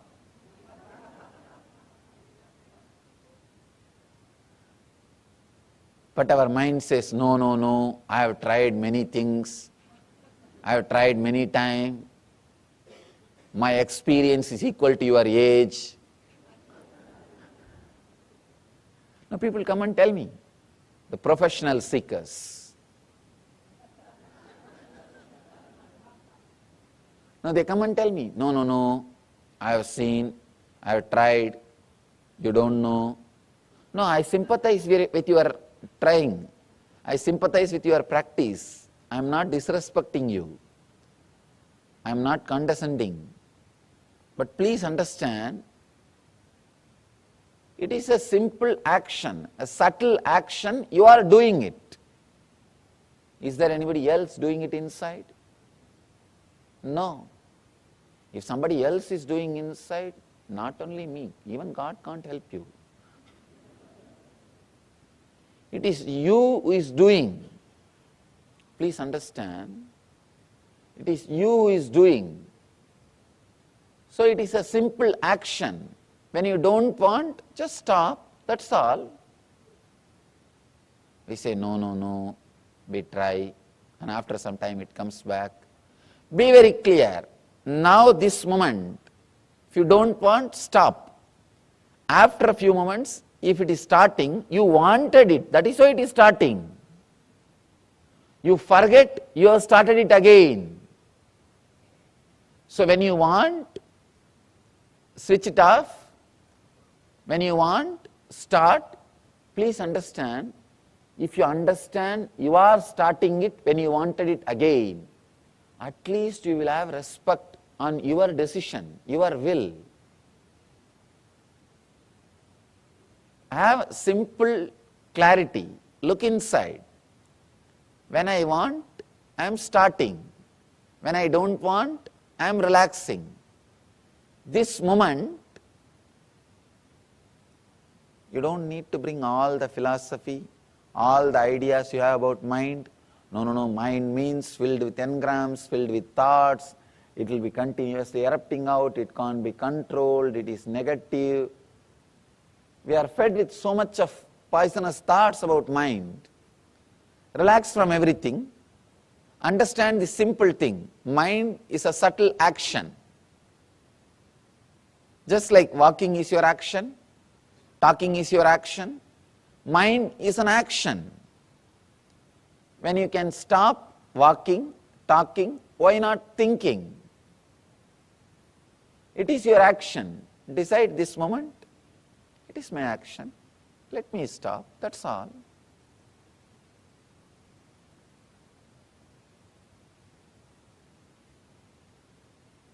Now mind says, no, no, no. It is not that simple. I have tried many years. See, even now I am stopping, it is not stopping.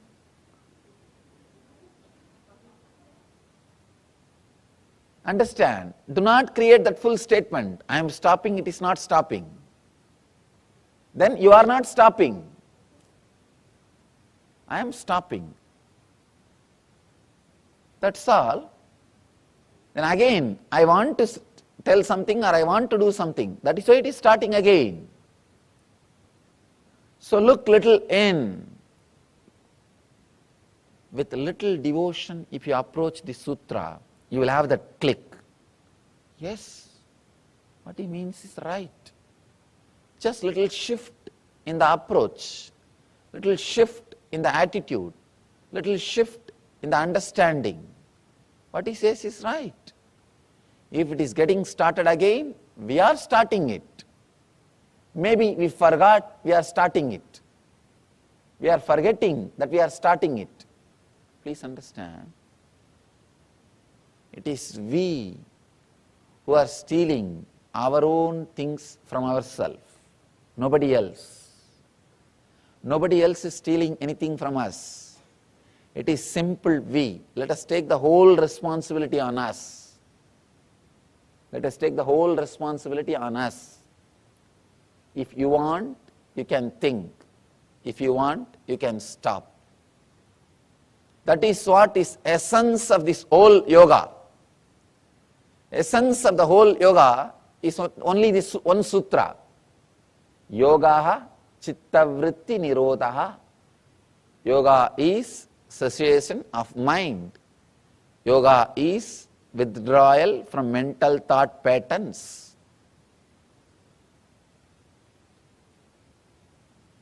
Mind is not a thing. It is an action.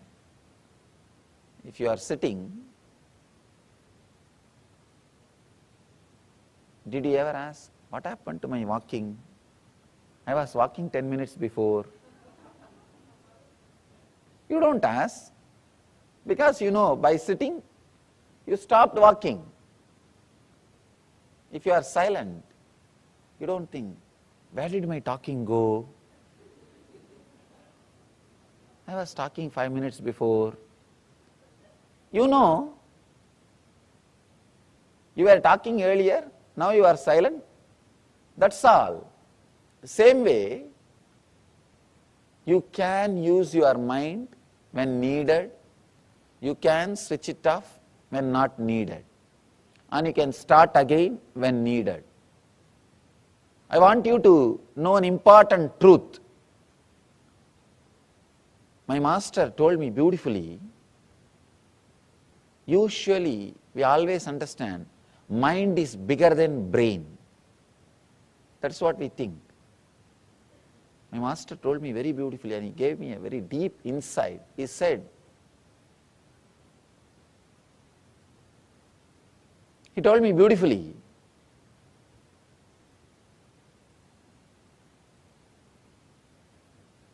one action of brain is mind. I was shocked. I was shocked when I heard. He says, one action of your brain is mind. With the leg, you can do many things. Walking is one action. You can do kicking or playing. So many other things can be done with the leg. Walking is one action. Same way with the hand. Eating is one action. So many other things can be done by the hand. Eating is only one action. Same way, he says very beautifully, thinking is a one action of your brain. Mind is one action of your brain. I was shocked. We always think brain is just physical, mind is subtle, because of that mind is more powerful than the brain, and mind is everything. When I started experiencing, I understood true. Mind, what you think as mind, what you experience as mind, is only one action of your brain. See, if I realize moving is only one action of my hand, I can relax. If I want, I can move. If I want, I can relax. Same way, thinking is only one action of my brain. I can start when I want. I can relax when I don't want. Understand this one truth. Thinking is one action of your brain. If you want, you can relax from it. You can rest from it.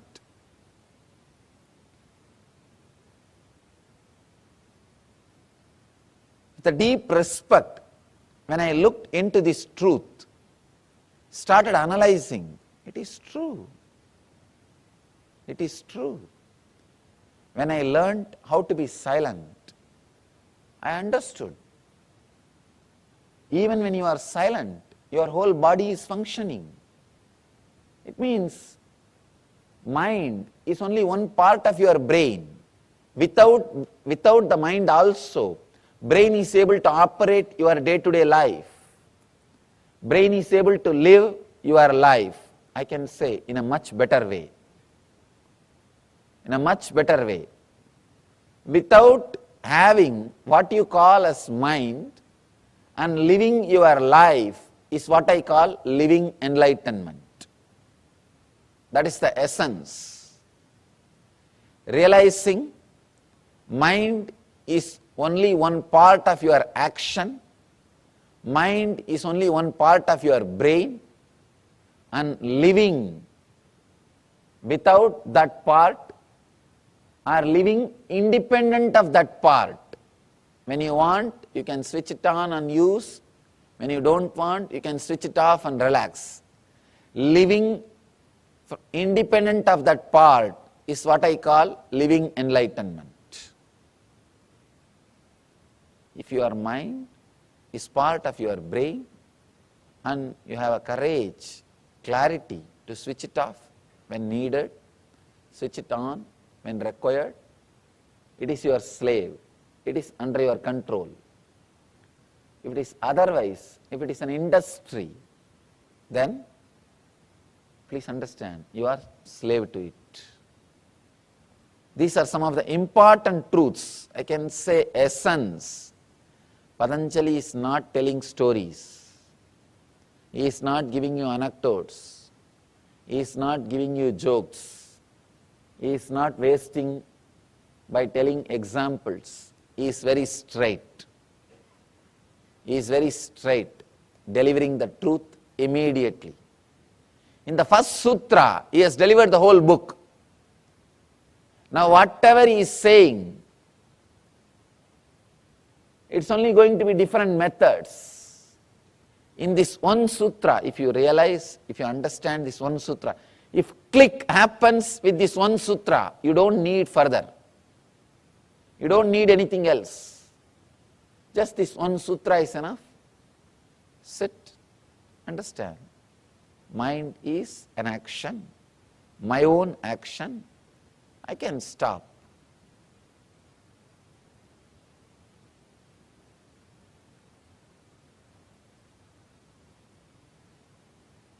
All right, let me start.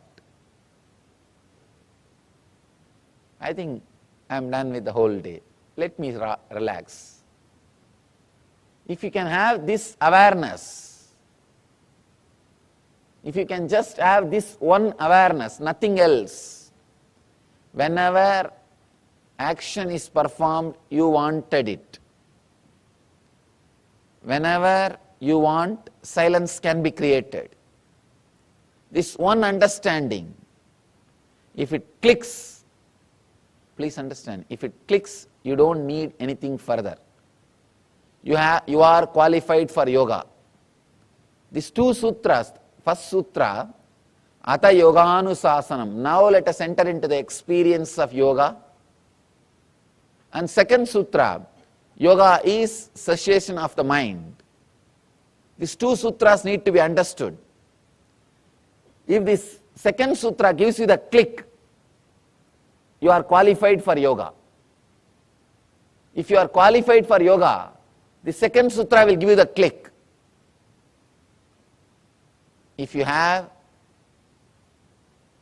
objections, no, I don't think it is so easy. I have tried this, I have tried that, I have tried many methods. I know it is not that easy. My mind is filled with negativity. May not be your mind, Swamiji. You are born and brought up in a very spiritual situation. You don't know about my mind. How much of conditioning and problems I had. I had a very abusive childhood. Still I don't understand that word. Sorry to say that. Wherever I go, people say I had abusive childhood. What do you mean by that word?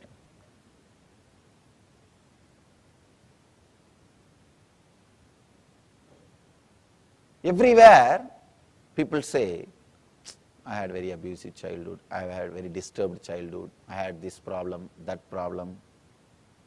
I don't understand. You see, a child takes birth and it grows.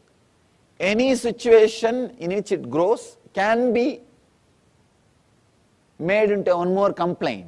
After you grow, you can always complain. Any situation it can be, you can start complaining. You can accept and enjoy any situation. It is just our idea. It is just our idea. We always think others did not have this problem, only I had this problem. So we create an idea, I had abusive childhood, I had this, I had that. I did not have this when I was young, I did not have that when I was young. Constantly judging, there is no scale. There is no scale. The moment you start putting scale, start putting ideas, start saying, no, no, this is there, that is there, this was there, that was there. Stopping the mind is not that easy. Then now you need to read further. Now you need to read further.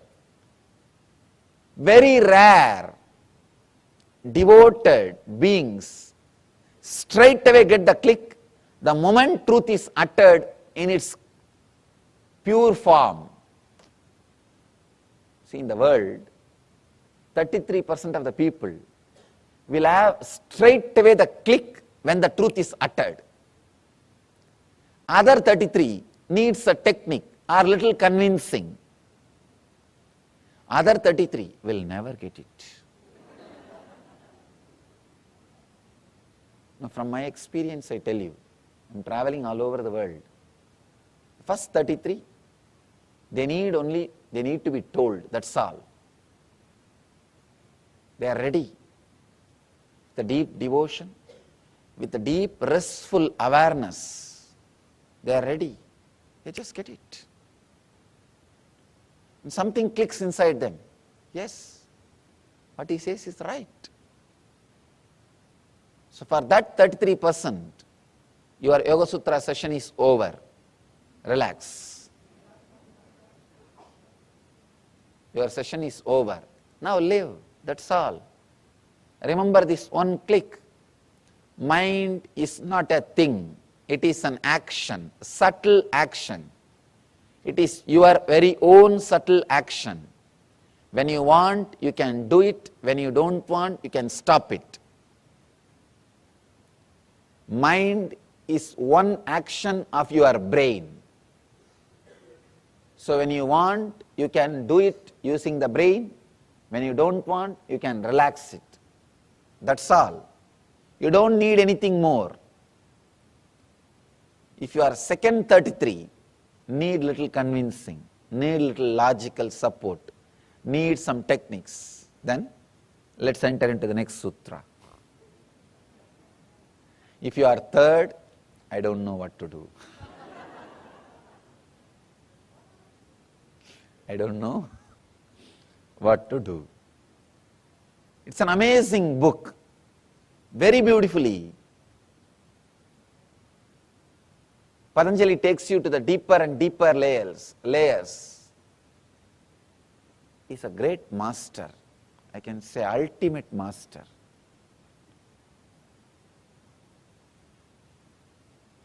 He has solution even for the third 33. When you go deeper, he has solution. There's a beautiful story. One guy was traveling, sitting on his donkey, and the tail of a donkey, a goat was tied. 3 thieves saw him. One thief said, I'll steal the goat from him. The other guy said, I'll steal the very donkey on which he is sitting and traveling. The third guy said, I'll steal the very clothes he is wearing. First guy slowly started walking behind the donkey. The donkey, in the goat's neck, there was a bell ringing continuously.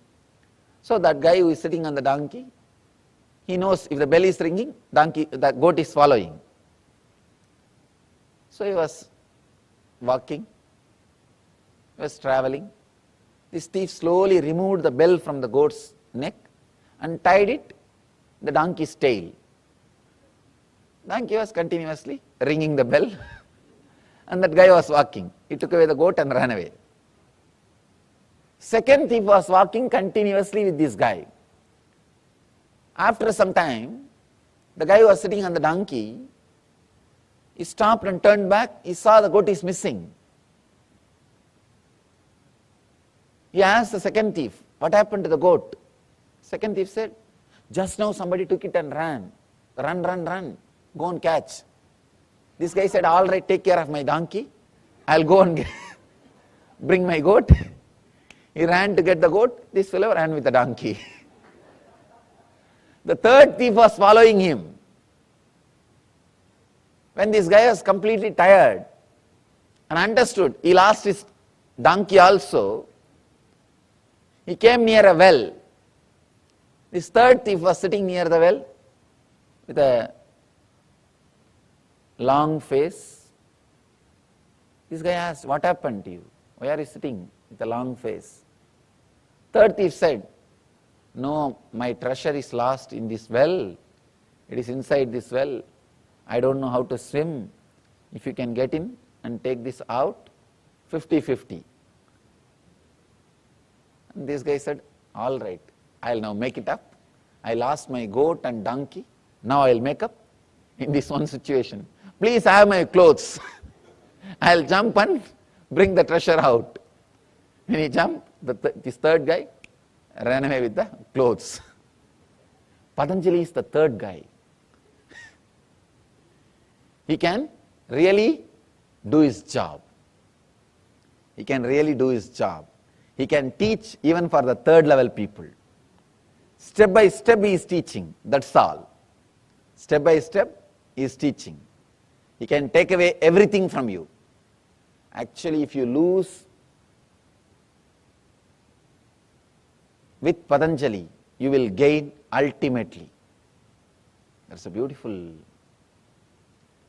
saying. Stotra from Ramana Maharshi, a great enlightened master from my hometown. He is singing towards Shiva. He says, "I lost me in you and gained you in me. Who is the winner? You gained me, but I gained you. Who is the winner?" So if you lose with Patanjali, you will lose you, but you will get Patanjali. Patanjali may have you, but you will have Patanjali. So get ready to lose yourself into Patanjali.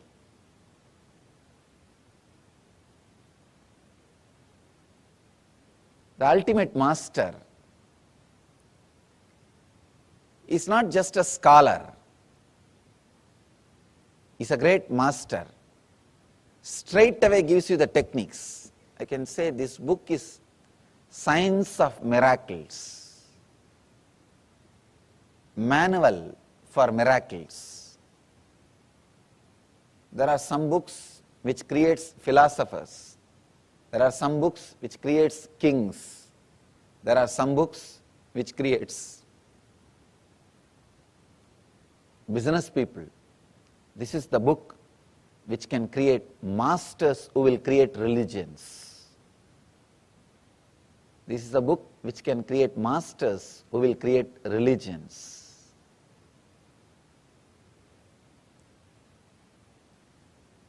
He explains and expresses all the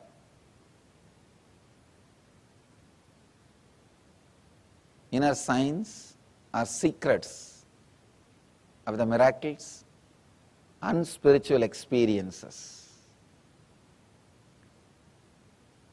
This sutra, withdrawal from mental thought patterns, is yoga. Yogaha chitta vritti nirodhaha, needs to be understood from another dimension. Let me try to explain this, the another dimension.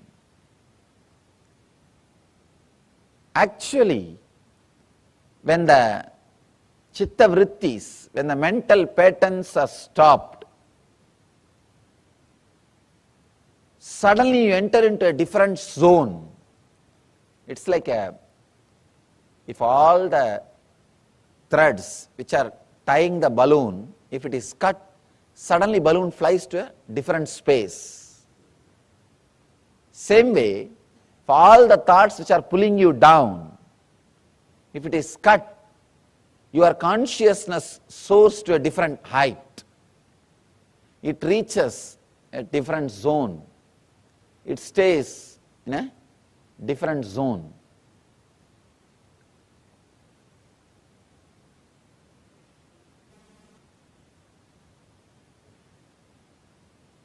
When you look through the window, you see the sky. You experience the sky. Yes, so mind is an action. Yoga chitta vritti nirodha. So Patanjali says very clearly, mind is action. Just stop it. So someone says the first 33%, the moment they hear this verse, they have the click, and that's all. They are into the meditation. They are able to stop the mind. So with this, we'll be entering into the internalization exercise. So surely alphas are not yet in the first 33%. Understanding that first thing to understand is that your problems are neither permanent nor impermanent. Your very understanding about your problem is not right. Did you imagine the problems of which you were thinking in the morning, the early morning, and contemplating will leave your inner system? But actually, it left. Yes, understand that whatever idea we have about love, idea about pain, about attention, idea about fear, idea about worry, greed, all of these are all just floating around. They're not clearly rooted or hooked in or grounded in. They're all just floating around. They're all just ideas. So the first key to understand, we need to understand is, the first truth you need to understand is, your problems are not as you think. They are neither permanent, neither impermanent as you think. So if you think they are impermanent, they are not impermanent as you think.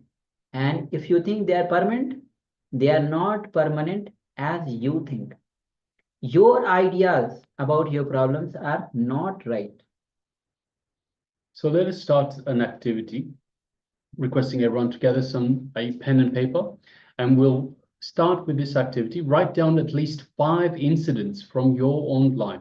So 5 incidents from your own life where you focused on a very simple problem and you forgot the important problem.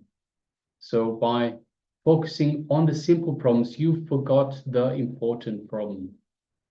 So just take a moment. There's a second step. We'll get to that later. But for now, just identify 5 incidents in your life where you concentrated, where you focused on small problems and you forgot the big picture. You forgot the big problems. So let us begin with that.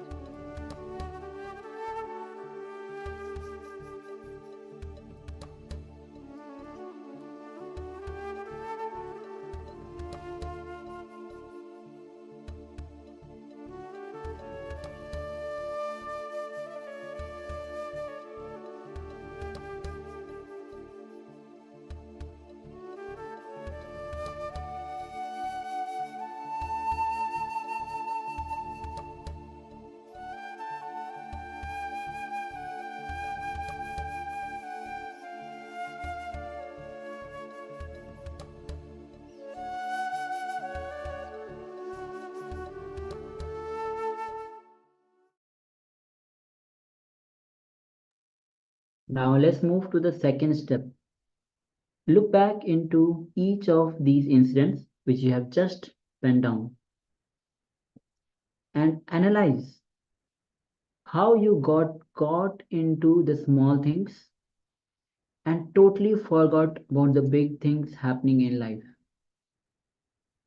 So once again, look back into each of these incidents which you have penned down in the first step and analyze how you got caught up into small things and totally forgot about the big things happening in life.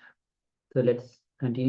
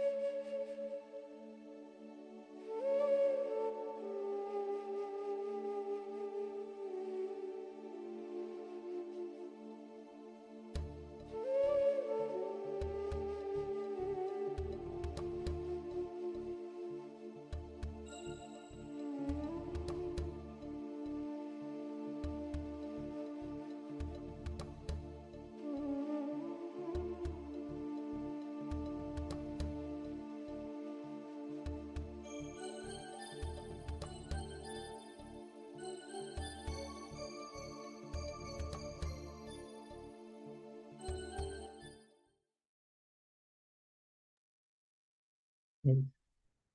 Slowly settle down and relax. And if you're still writing, you can continue to write. Meanwhile, we'll be moving on with the next revelations by the Swamiji, which is going to be starting from conscious access to superconscious happening. Understand, only when you have the conscious, when you consciously work towards the superconsciousness, that you realize the superconscious happening.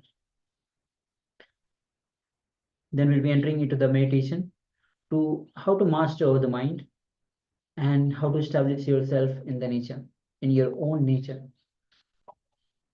So let's come to the space of listening as we enter into this revelation with Swamiji.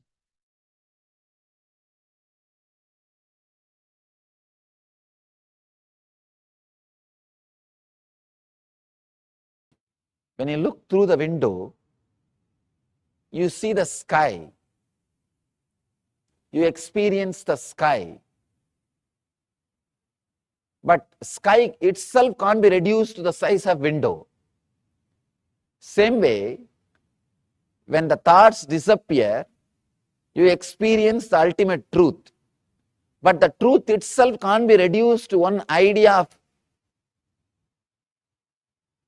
not having thoughts.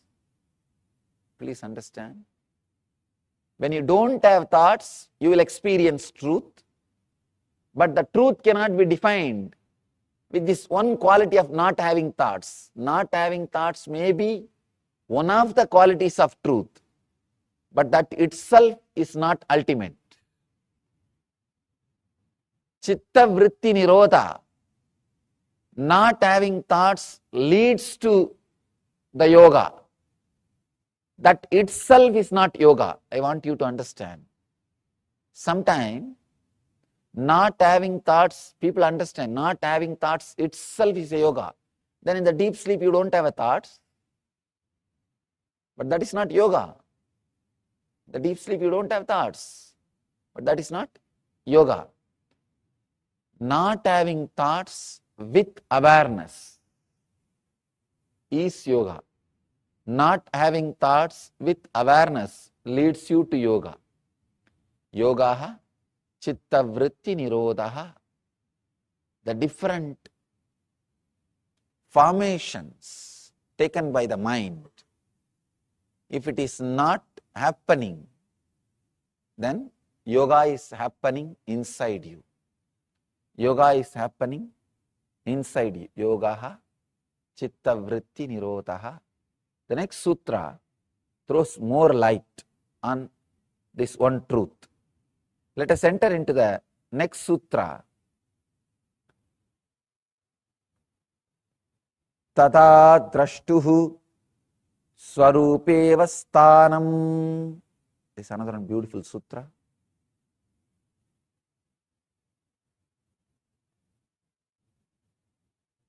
Let me give you the translation. The earlier sutra says withdrawal from mental thought patterns is yoga.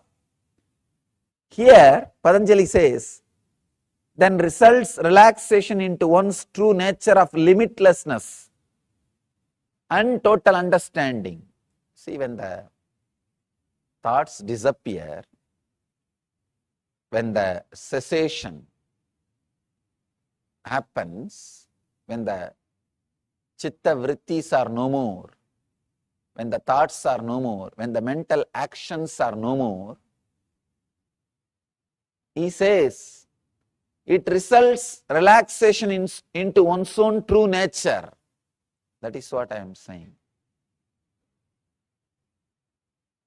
In a way, even your deep sleep is a pattern of your mind. Anything you can go in and come out is pattern. Anything you can experience is pattern. Please understand. Anything you can experience again and again is pattern. If you understand with this definition, even your sleep is a pattern. Even your sleep is a pattern. You go in and come out, go in and come out. It is a pattern.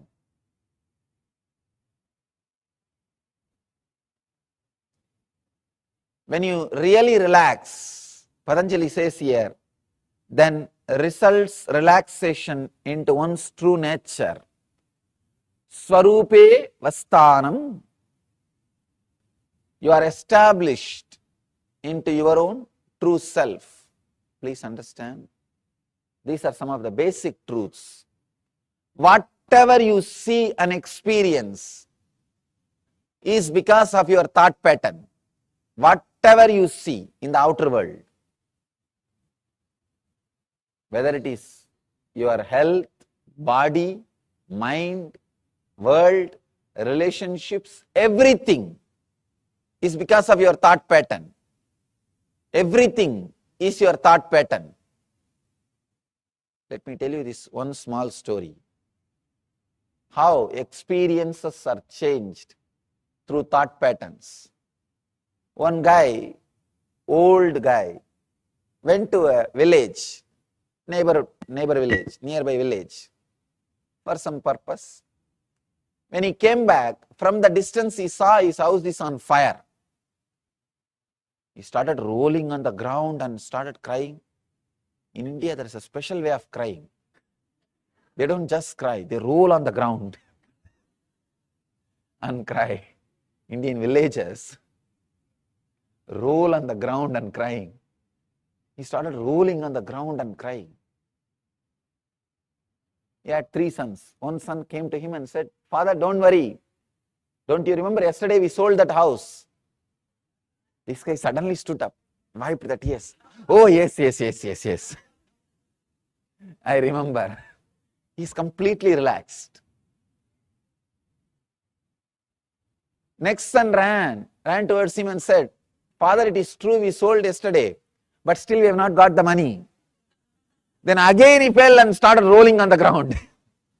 "Oh, my house is on fire, please save. There is nobody to save. Is there anybody to save?" He started calling all gods, all possible help. In India, that is only 911. There is no other 911. He started calling and rolling.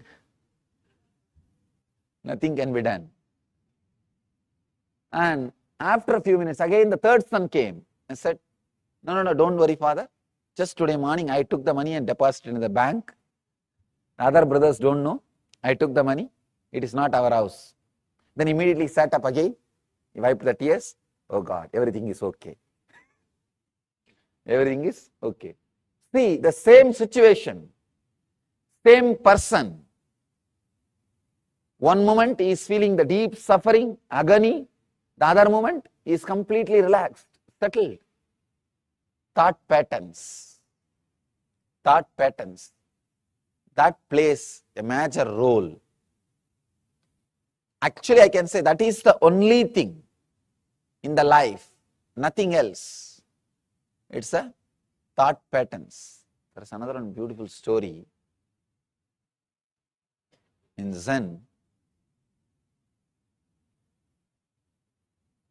it's a very deep, subtle truth which will really help you to understand the sutra in a deeper way.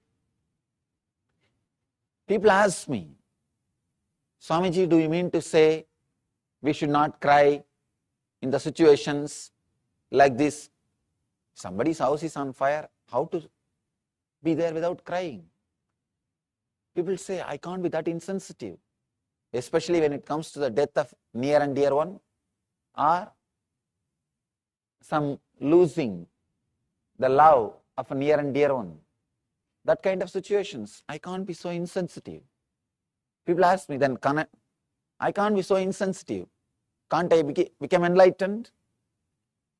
Understand, it's a very subtle truth you need to understand.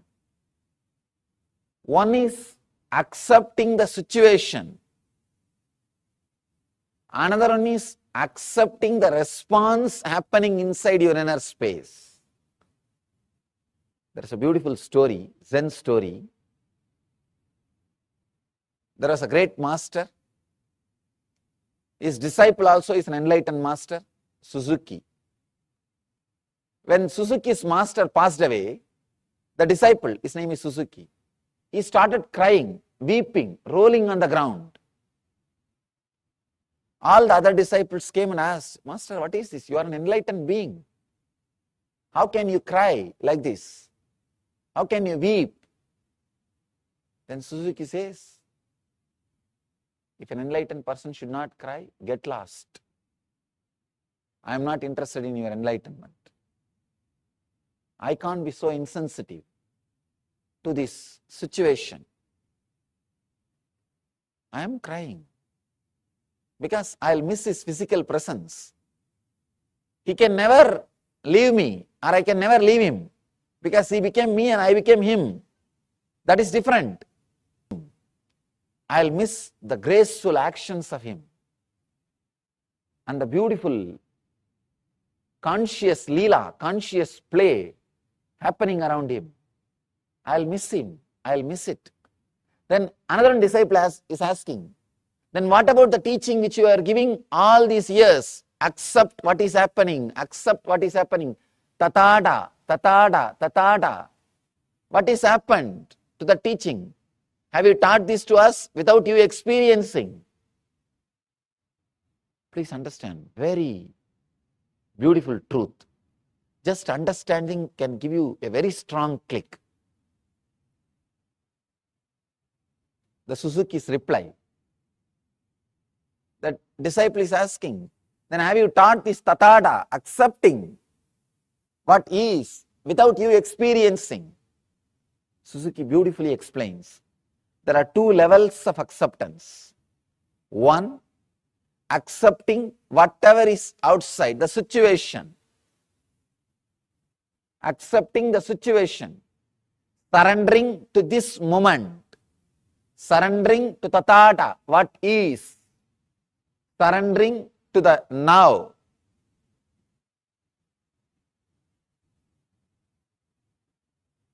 When surrendering to the now happens, that does not mean you will be insensitive.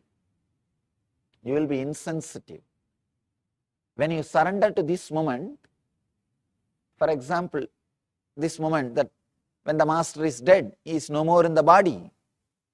It is not that you will be insensitive. It can create a strong emotions in you, accepting that also. Acceptance in the internal level, in the inner level, the second level. See, usually what we do, we try to accept the situation in the outer world. Then immediately we have a scale. If I accept, I should be behaving like this in the inner world. You don't have acceptance in the inner world. You have a scale. If I accept this situation, I should be peaceful, collective, calm, restful. You have a scale about the inner world. You accepted the outer world, means you are very moral, conscience based, but not conscious based. There is a big difference between just accepting the outer world happening and accepting the outer and inner world happenings. Here, Suzuki is throwing a light, new light on tathata, acceptance. Acceptance does not mean just accepting the outer world. Usually we have this idea. If I accept the situation in the outer world, immediately I should become calm, quiet, relaxed, restful. I should not have any agitation. I should not have any irritation. I should not have any response. You have a, then it means what? Then you are not accepting the inner world. Surrendering to the now means accepting the outer world and the response which is happening in the inner world. Suzuki throws an important light on acceptance. So I have accepted the master has left the body. Same way I accepted the response which is happening in me, that pain, that suffering, that separation. I accepted that also. This is the complete acceptance. Complete acceptance. Here, that is what Patanjali describes.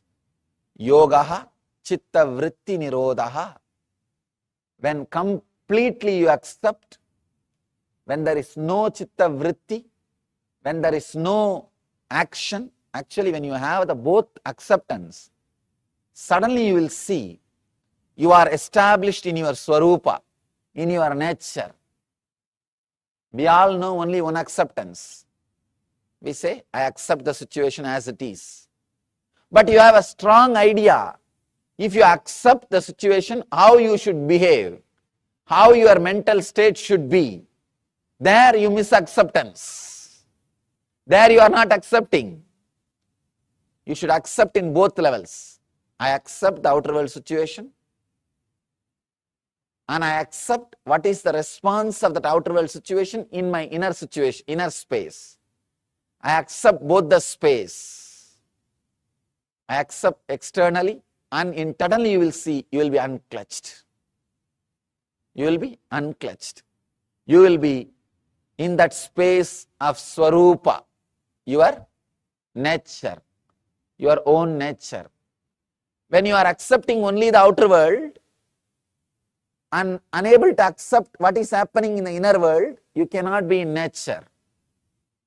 You cannot be established in your nature. If you have to be established in your nature, both acceptance need to happen.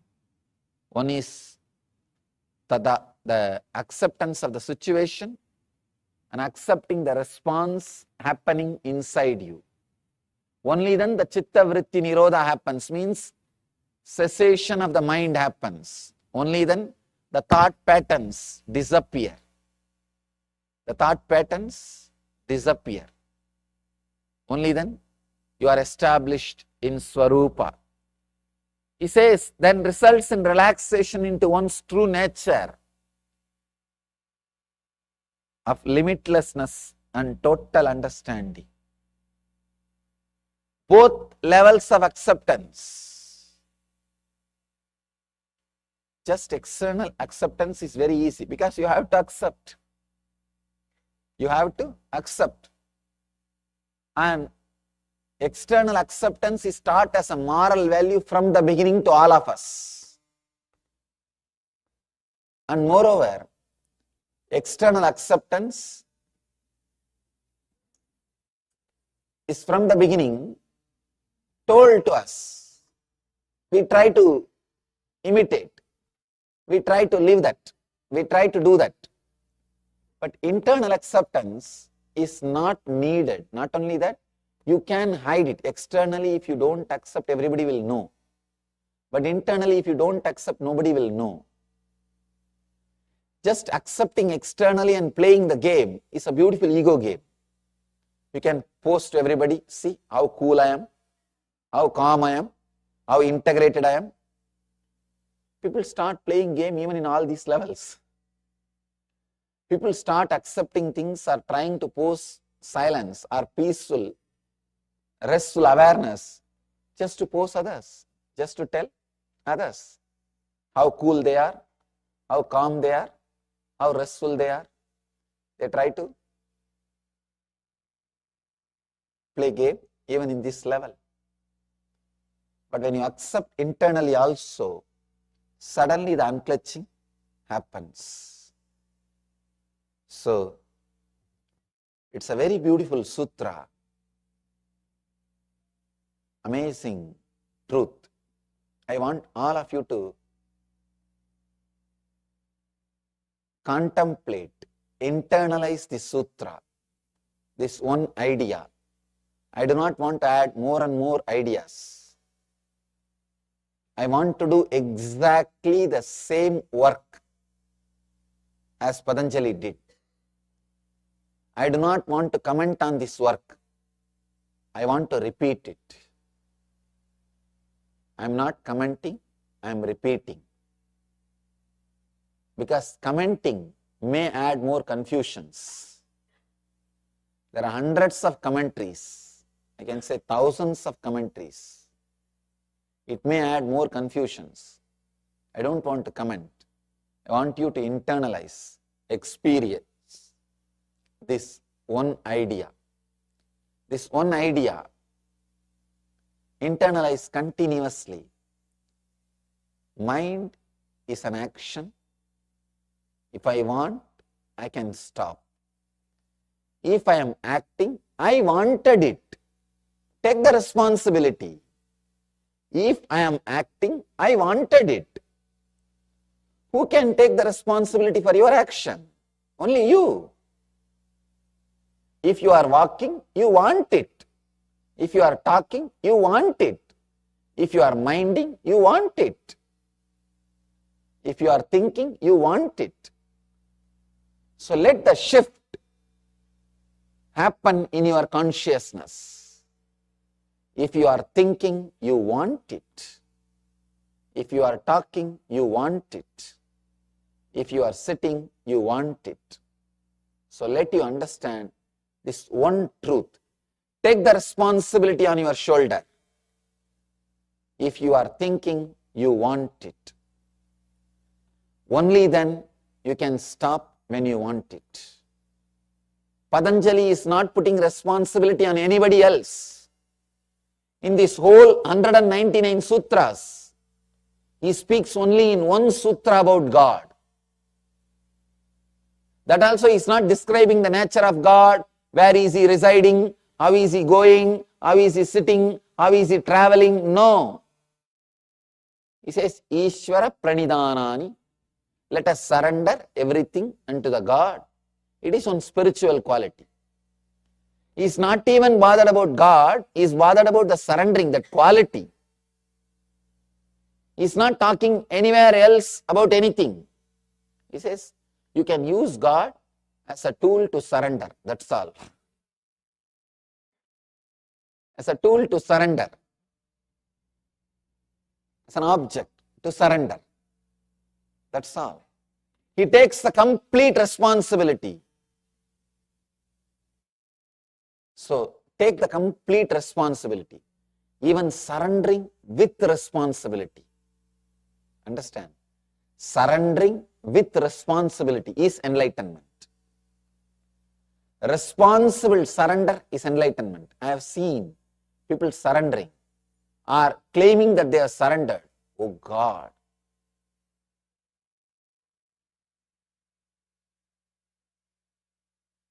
Even if you are caught by your enemies, you will not be tortured that much by the pseudo-surrendering people. By this pseudo-surrendering people. They will claim that they are surrendered, and whatever right happens is their responsibility because of them. Whatever wrong happens, it is because of you. And they will not do anything more than saying word, I have surrendered, I have surrendered, I have surrendered. Many people come and tell me, Swamiji, what should I do further? I tell them, what do you mean? No, whatever you say, I will do. The moment I tell something, no, I have this difficulty, that problem, this problem. Then I tell them, then tell all your conditions first. Then I will tell you the solution. They say, no, whatever you do, I will do. Whatever you say, I will do. The moment I open my mouth, they will have 1001 condition, 1001 priorities, 1000 preferences, 1001 conditions. So, Patanjali says very beautifully, take the responsibility completely on your shoulder. A responsible person, even if he surrenders, it will be so graceful, so beautiful. Irresponsible person, even if he tries to stand on his own, it will be only cunning. It will never be complete. So first thing you need, first thing is being responsible. Being responsible. In the first sutra, Yogaha Chitta Vritti Nirodhaha, Patanjali teaches us the basic truth, be responsible. The moment you are responsible, the moment you feel you are responsible for your thinking, you know very clearly you can stop. You can stop. Only when you don't want to take the responsibility, you are going on postponing, putting things on others, blaming others, then you continue to think. If you blame, you are walking because of somebody, you will continue to walk till you die. If you are blaming, you are talking because somebody is forcing, you will continue to talk till the death. Same way, if you say you are thinking because of somebody else, because of some other reason, you will continue to think till you die, even after you die. So take the responsibility on you. Understand, the truth is you are responsible. Truth is you are responsible.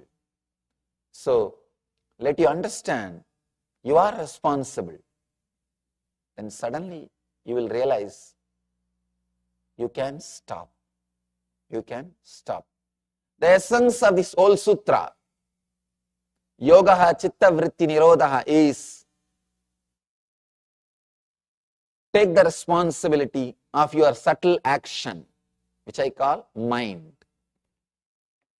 When you take the responsibility, you know how to stop thinking, how to stop all kinds of expression. You see, mind is not only thinking, there are so many other patterns. Regulation, channeling, mastery, integration, coordination, stilling, quieting, setting aside of the modification, gross and subtle thought patterns, all these things put together. All these things put together is what Patanjali calls Chitta Vritti Nirodha, means cessation of mind.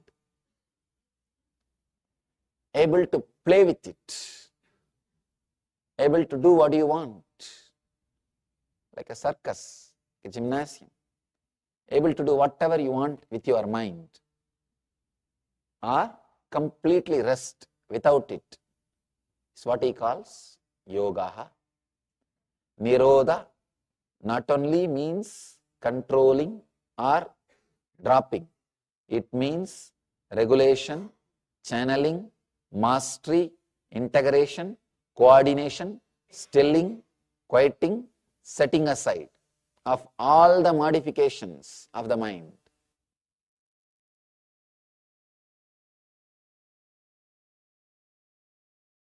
Let's enter into the first meditation of Yoga Sutra. First meditation of Yoga Sutra is simply be in samadhi, that's all. Now decide, I am moving my hand, I can stop. I am talking, I can stop. I am thinking, I can stop. Just sit with this one truth, with this one sutra. If you are thinking further, be very clear, you are thinking. Perfectly all right, thinking is not wrong. I am not saying thinking is wrong. I am saying thinking that you want to stop but you are thinking is wrong. Thinking is not wrong. Thinking you want to stop but you are unable to stop is wrong. So, close your eyes.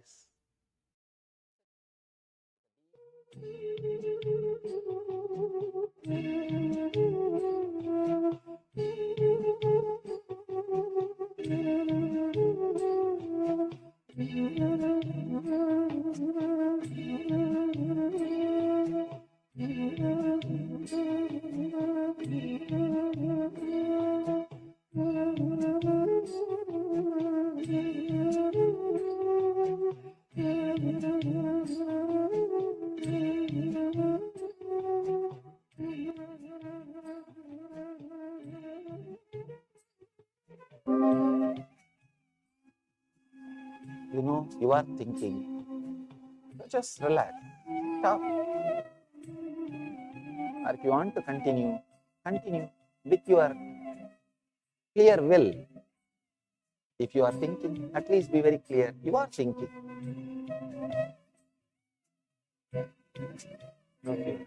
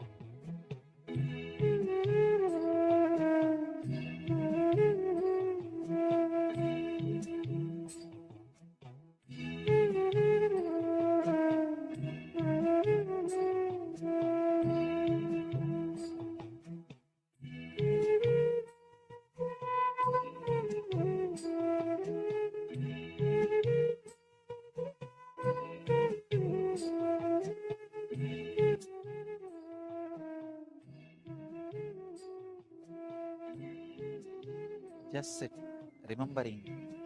You can stop thinking if you want to. If you are thinking, at least remember you are thinking.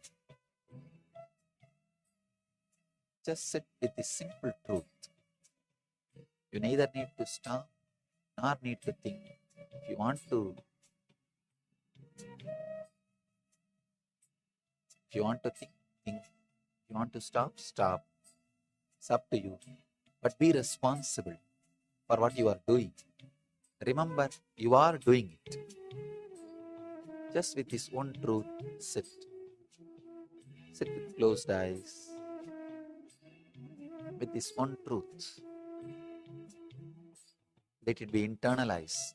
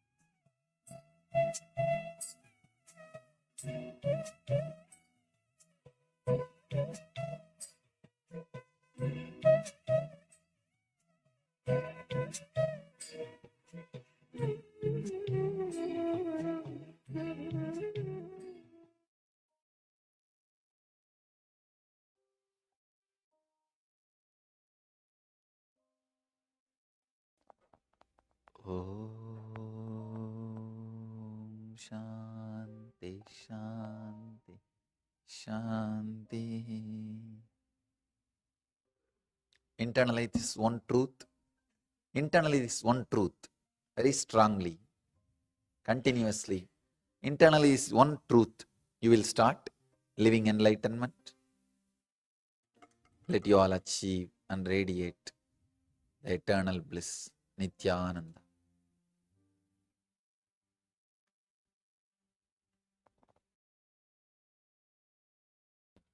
Please understand, we need to understand the word nature.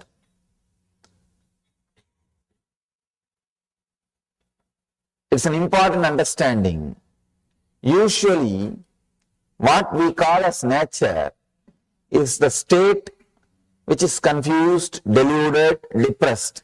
We start calling this as our nature. But Patanjali says, Swarupe.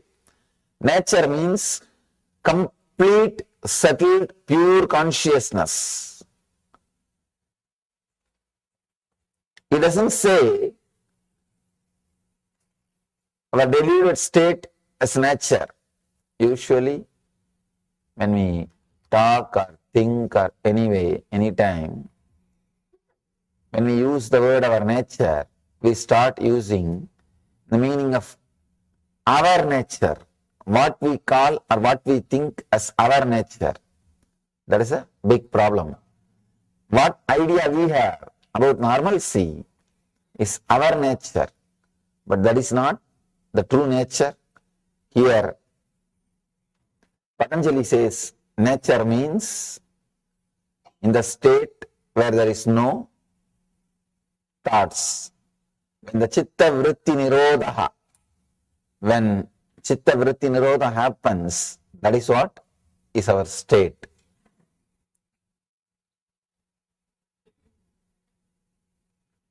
Superficially, when you look at the sutras, Patanjali looks like a scientist, straight. He is not lost in poetry. You can see there is no poetical words here. There is no poetry. Being an enlightened master, talking in a simple, straight prose is very difficult. Because in enlightenment, you are lost in ecstasy. You are lost in ecstasy.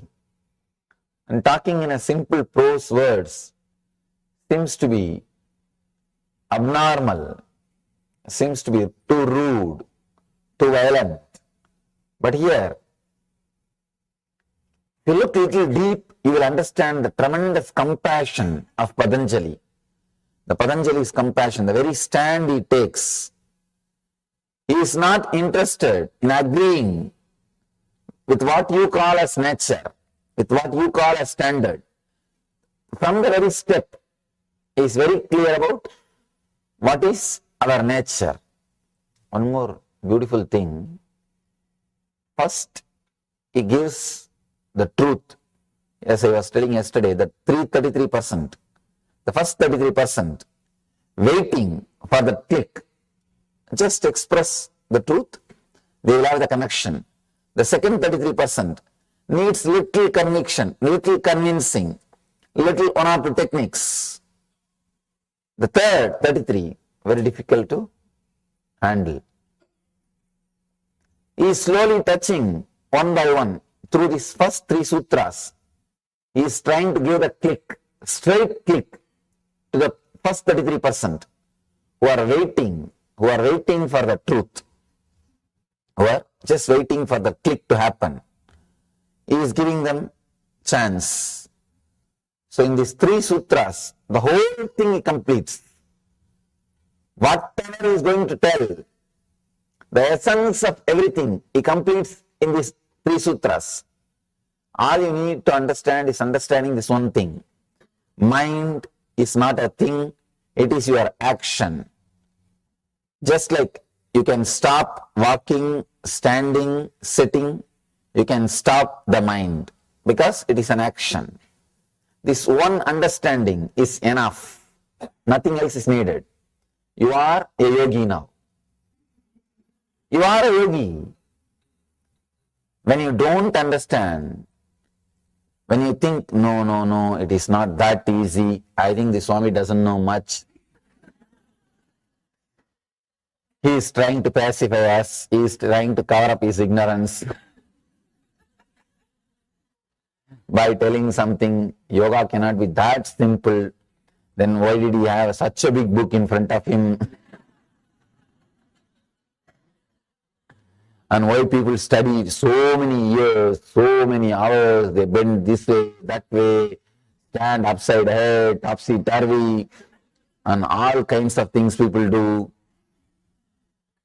But he is straight away telling in one word, mind is not a thing, it is a action, just stop, you are a yogi. So when you have all these questions, any one of these questions, now you are second 33%. You are second 33%. Now Patanjali is talking to you. The next step he is taking. He started using the words of a teacher, a lecturer. First three sutras is like a master, straight, Zen master. Now he is going to the second tone. He starts explaining one by one. This is what, this is what, this is what. He is using more word.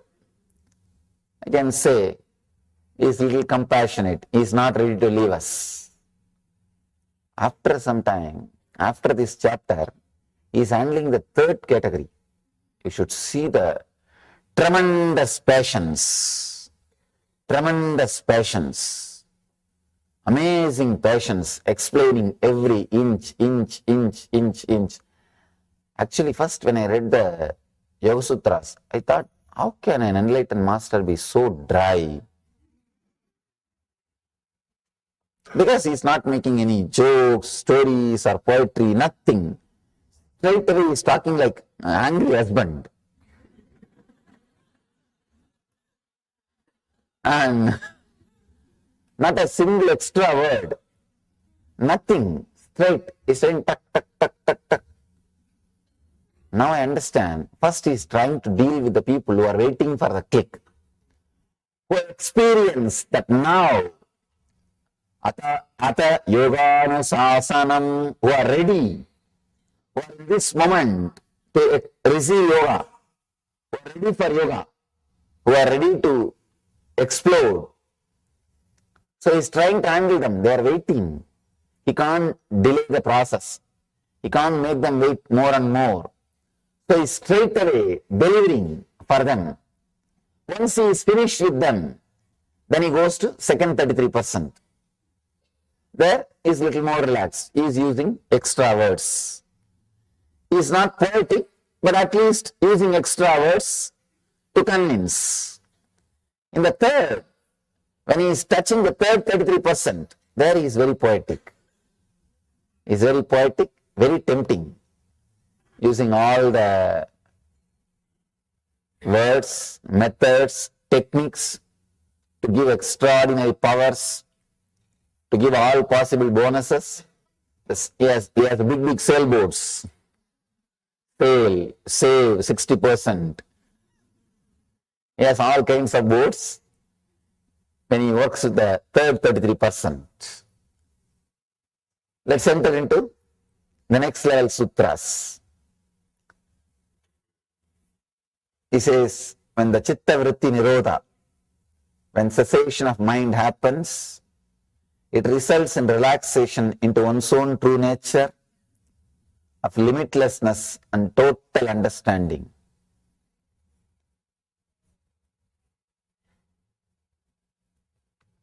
The other day, I had opportunity to sit with a great research scholar who is doing research in the ancient civilization which existed in India. I can say that is the Indian civilization is the oldest living civilization. It is oldest and still living. His researchers, his name is D.K. Hari. I was shocked to see the way in which the intelligence is expressed in the Indian civilization, not just with enlightenment science, the aircrafts, the houses, in the architecture, in the field of building dams, bridges, is proving very clearly the Ganga river is man-made. Something like few thousands of years ago, man-made river was built and man-made bridges on the ocean was built. The amazing understanding, clarity, experience expressed. Something like 42 varieties of aircrafts have been built, all thousands of years before. Something like 8,000 to 9,000 years before. I was shocked. I thought, how could they have so much of clarity, understanding and intelligence? In the meditation field, they did a big research and developed the science of enlightenment. This I can understand. But how could they do so much in the outer world? When I myself dive deep into the yoga, into this consciousness, I understood when there is no thought, when you are in your nature, you have limitless energy and true understanding about everything. That is what here Patanjali says. Limitlessness and total understanding. Any direction you can direct your consciousness, you will have clarity about that truth. You will have total understanding in that direction. Like things will be waiting to reveal itself to you. Things will be waiting to reveal its mysteries to you. All you need, just look in. You will see it reveals all its mysteries to you. You are able to connect with it and receive all the informations, secrets, mysteries. It's just like downloading. It's just like downloading. If you are a yogi, you are a thoughtless zone, anything, just bring your awareness, that restful awareness. That is what Patanjali calls samyama. Restful awareness.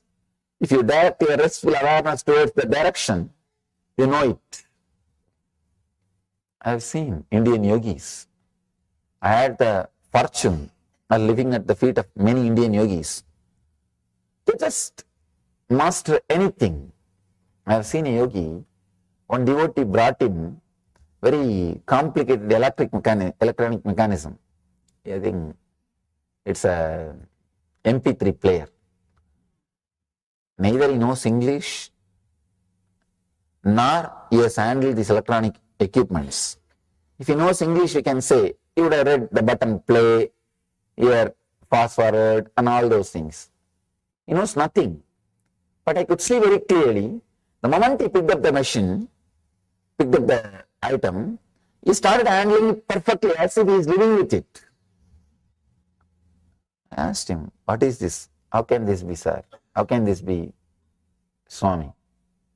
He said, I may not know this machine, but I know how the whole system works, how the whole thing is getting operated, how the whole thing functions. It's very difficult for us to understand. It's very difficult for us to understand. I have seen yogis playing with the power of the mind, with the power of energy. See, they can just create sound wave and do what they want. One yogi, Raghupati yogi, who taught me yoga, anything you want to do, you just only create a sound wave. I have seen the result happening. For example, if you want to throw a stone on a tree, you'll just create an exact sound. And that sound wave will be so powerful, it will reach the tree and the fruit will fall. He will take, if you want to break a stone, he will take that stone in the hand and create a sound wave as if it is hit by a hammer. That sound wave will be so strong, the stone will be into pieces. Sometime he will create a sound wave like a dog. All 40-50 dogs in that area, some 2-3 kilometers, will come running towards him. These yogis, they master different powers. They live in a different zone. They express different kinds of energy. So here, when you are in that restful awareness, then happens total understanding and limitlessness. Swarupe Sthanam. Let's enter into today's sutra. Vriddhi sarubhyam itaratraha. Let me give you the translation. Till that state is reached, there is clutching an identification with thought patterns. Till you reach that state of yoga. See, now he is talking to the second 33% who say, no, yoga is not that easy. You will talk all these things and go away after 2 days. We know how difficult it is. I am practicing 20 years. I am practicing 10 years. I am practicing 35 years. Understand, if your practice is an income source for your teacher, how do you expect you to grow further? If your body is an income source for a doctor, how do you think you can get healed? Same way, you need to understand the deeper truths. Till that state is reached, when you say, no, it is not that easy, then Patanjali also says, all right, it is not that easy. When Patanjali says, it is easy, if you stand up, yes, it is, then you are done. The click has happened, you don't need anything further. Leave the truth. That's all.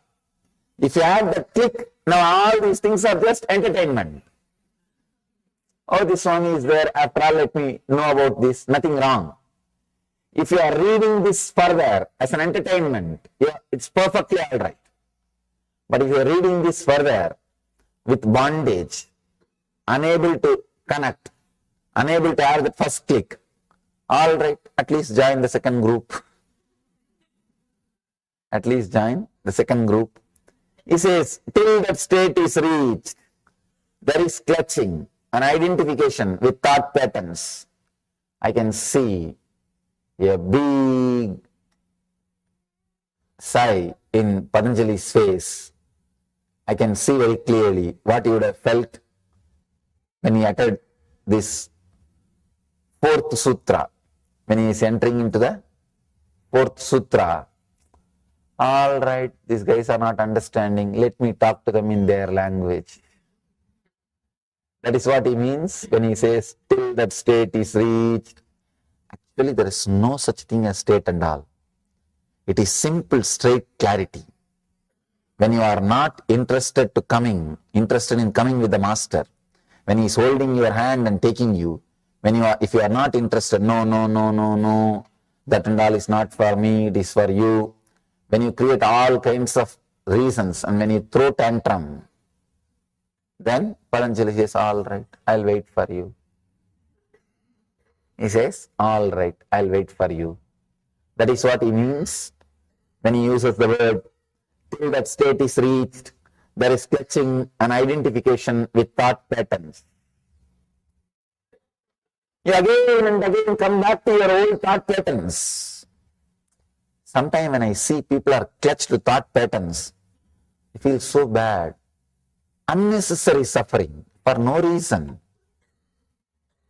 See, all the ideas you carry from the young age, if you have suppressed something, you have to release. If you are abused, you have to heal that wound. All these things are nonsensical ideas. Please understand. There is nothing like suffering. There is nothing like healing. There is no such thing as wounds. I say this, people say, no. Then I tell, all right, it is there. What to do? Somewhere either you have to come to my level or I have to come to your level. Please understand, there is no such thing as abusive childhood. Everybody bothers about that. No, I have such a difficult mind because I had an abusive childhood. I had a very bad teenage. I had a single parent. I had this, I had that. If you had no problem, you try to build. Even if you had if you did not have any problem, you take. I did not have any problem. How can this be? So create some problem. Creating problem out of idea that I did not have any problem. I have seen, see, any mental disorder, psychiatric disease, just create symptom and advertise, you will find patients. Not true, because the moment you see the symptoms, you verify. I think I have those symptoms. Did I not? Did I not? No, I had. You verify the symptoms. And the symptoms are also written in a very technical way. You might have had irritation at least 3 times a week for last 6 months. Who is sitting and noting a diary? So if you had once or twice, you remember, yes.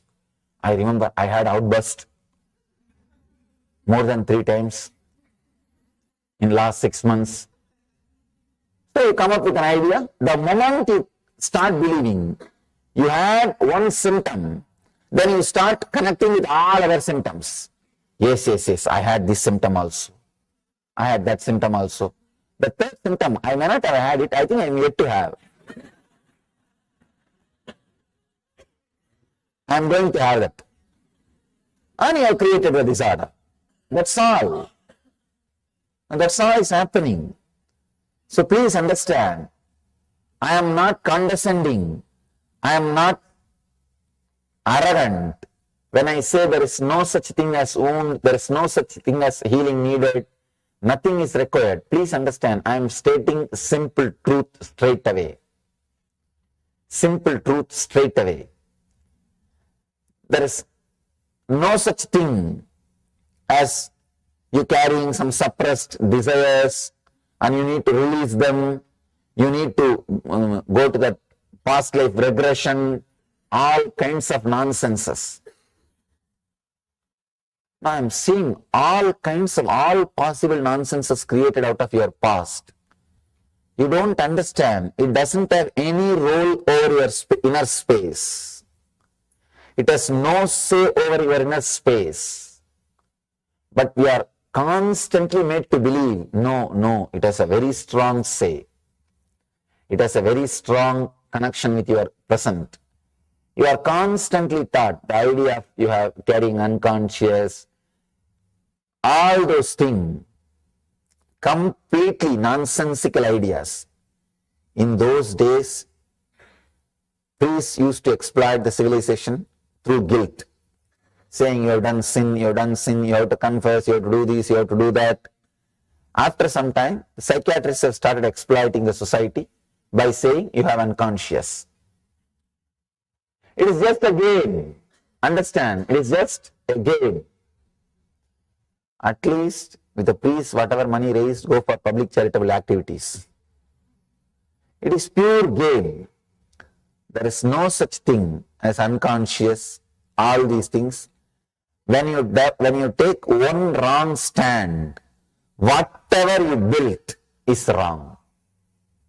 Whatever you built on that is wrong.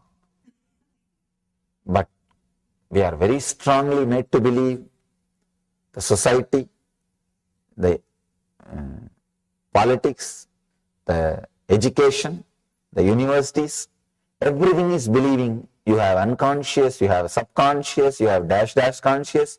I don't know what all you have. Even you don't know, only they know what all you have. That is the worst part of the whole game. Even you don't know what all you have, only they know. Small story. In a small Indian village hospital, a doctor was diagnosing a patient and he says, this guy is dead. And the patient wakes up and says, no, I'm not dead, I am alive. Doctor says, shh.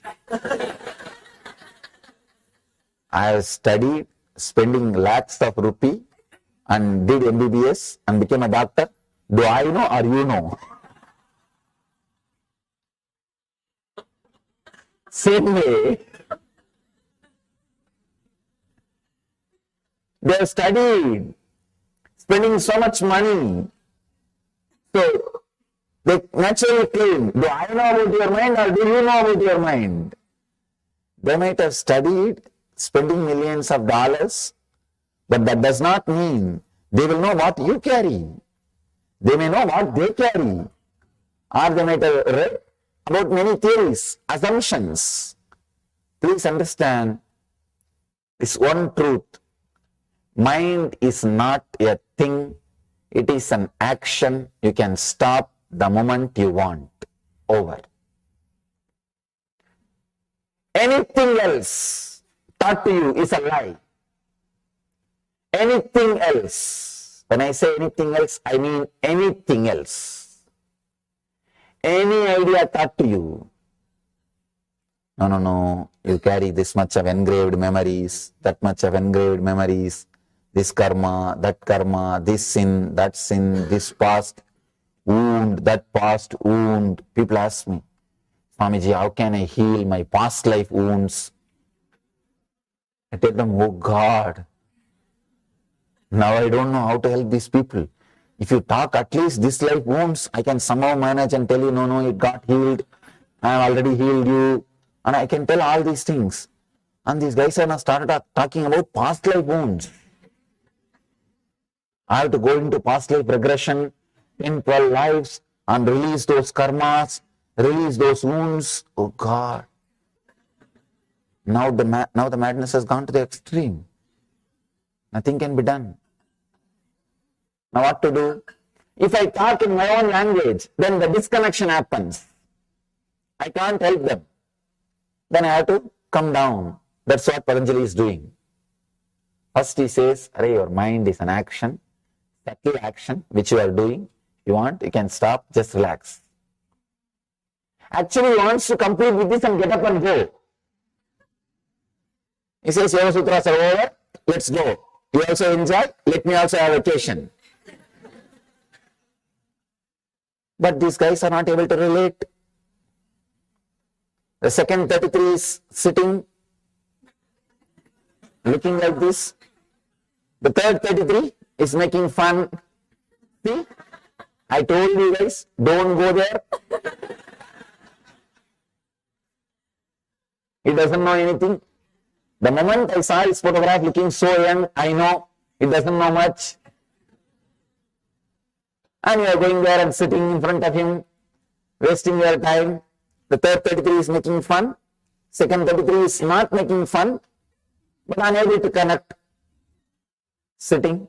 Now Patanjali comes down and says, all right. Anyhow, at least let the connection not be disconnected. Let the connection not be disturbed. See, that is the ultimate thing a man can have. Feeling connected to a living master. Anything can be sacrificed for that. But for no reason, that should be sacrificed. Anything can be sacrificed to have that feeling connection with the master. But for no reason, that feeling connection should be sacrificed. I've seen, I always tell people, actually, I'm an uncompromising master. I don't compromise. Any decision I take or any stand I take, I don't compromise. There is only one spot where you can bend me. That is, when you send me a feel that if I stand on my own stand, the feeling connection may last.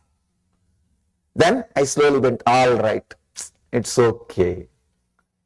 I bend. Otherwise, nothing else can bend me. People who live around me, they know. Nothing can bend me. But nothing I bend or compromise or alter my decision. Only when I see that poor guy may lose the feeling connection, then I bend. If you want to bend the masters, this is the only thing you can bend.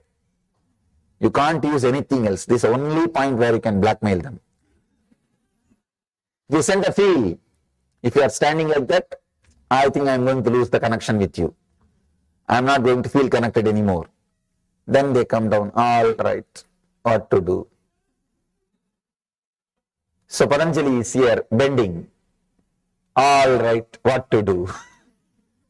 Till that state is reached, he makes a statement, I can say, he is compromised. He is compromised. Because there is no such thing as till that state is reached. The word till that state is reached is a lie. It's a pure lie. There is no such thing. You are in that state now. Please understand, you are in that state now. Nothing else is required. The moment he says till that state is reached, he is talking to the second 33. He is talking to the second 33. Now the second 33 feels very comfortable. Yes. Yesterday I was telling you a story. One guy was going on a donkey with a goat. 3 thieves came. One said, I will steal the goat. Other said, I will steal the donkey. Third one said, I will steal the very clothes he is wearing. Patanjali is the third level thief. He will steal the very things which you think you have. He will go to the core and leave you in nirvana. Means the ultimate freedom. It's not an ordinary teacher. See, the thief who is stealing the goat is teaching you renunciation, just taking away your property. The thief is taking your donkey, is just taking away your prestige, power, position. He is taking away your ego, the ahankar, the outside ego. The thief who can steal your clothes, only he is taking away your mamakar, very root of your ego. Patanjali is that kind of a teacher. He is the third kind of thief who can take away your very clothes, who can take away anything, any ignorance you have. But now he is slowly compromising. He says, all right, when you are not ready to come to that level, let me talk to you from your level. He says, till that state is reached, I can say,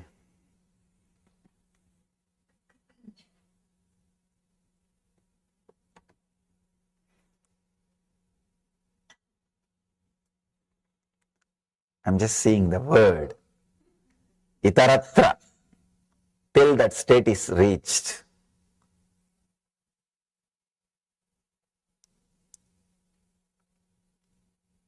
If he has not uttered this word, till that state is reached, he would have been a pure master, but they have never known to the world.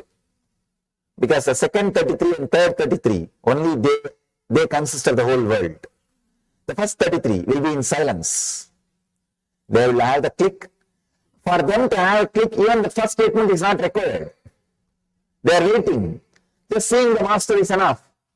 Something will happen inside them. They know they are in yoga. They know the yoga has happened. But he has to talk to people. So he is talking to the second 33 and third 33%. Till that state is reached, there is clutching, unidentification with thought patterns. He is agreeing to you. In the first 3 statements, he is straightaway telling the truth. In the 4th sutra, he says, all right, as you say, till that state is reached, there is clutching to the thoughts, identifications, and thought patterns.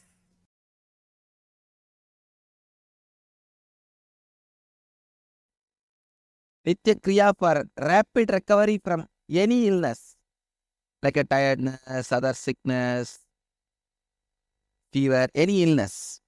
Anjani Asana, first step. Then Shitali Kumbhaka. Shitali Kumbhaka.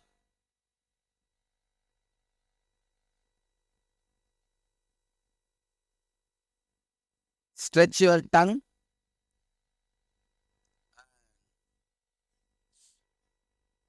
Roll sides of the tongue like a tube. Inhale through the tongue and hold as long as you can. And exhale slowly. Do this 10 times.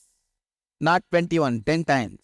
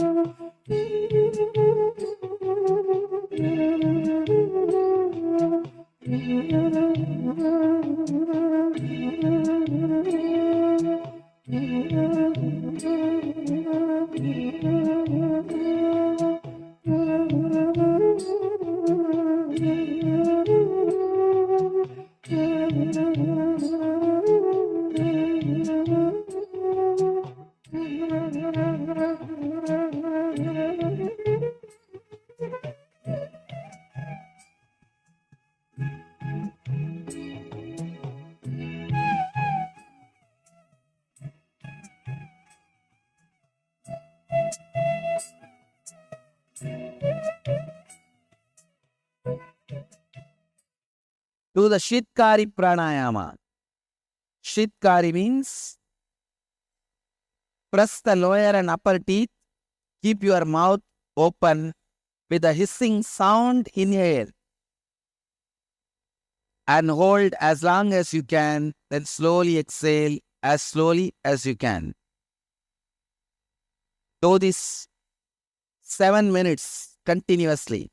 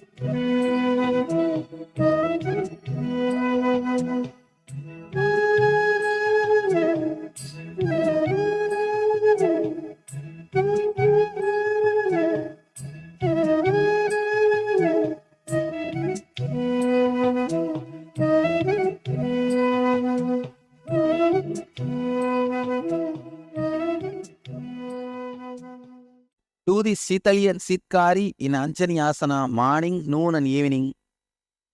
You will recover from any illness quickly. Like fever, cough, cold, headache, regular illnesses. You will recover from it, body pain, from all that very quickly. Let you all achieve, experience, express, radiate and share the eternal bliss. Nithyananda. Thank you.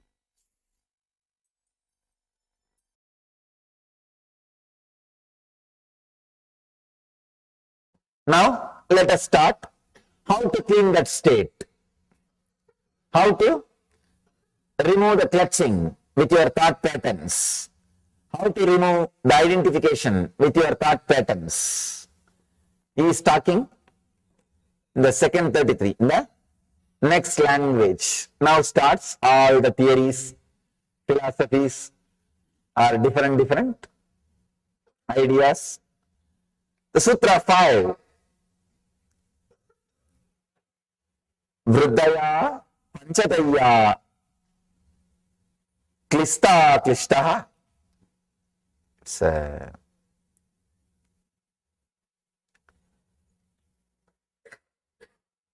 wonderful sutra. Vriddaya Panchataya Taya Klishta Klishtaha. Let me translate. The modifications of the mind are 5. They can be either a source of anguish or of non-anguish. They can be source of suffering or joy. He says, now he's coming to theories. He says, the mental pattern is 5-fold. The modifications of the mind are 5. The 5-fold thought patterns result in the alteration of anguish or of non-anguish, suffering or peace, is coming down, is expressing a little different theory. Little different theory. He says mind consists of 5-fold thought patterns. Now he's agreeing to your level. But when you say, no, this is there, that is there, clean it. Many times people come to me and say, Swamiji, I have all these problems, which meditation I should practice? I tell them, you yourself have diagnosed or you want me to diagnose you? Very rarely people surrendering. No, Swamiji, you diagnose and tell me what should I do. Then I tell them, you are on the right track.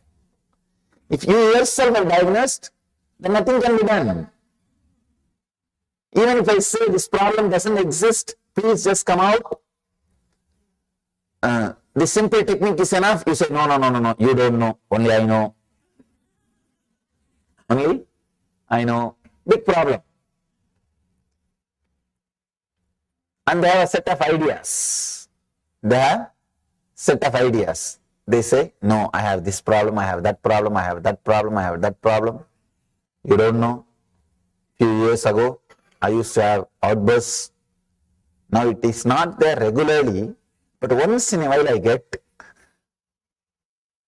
how they develop theories. And very difficult.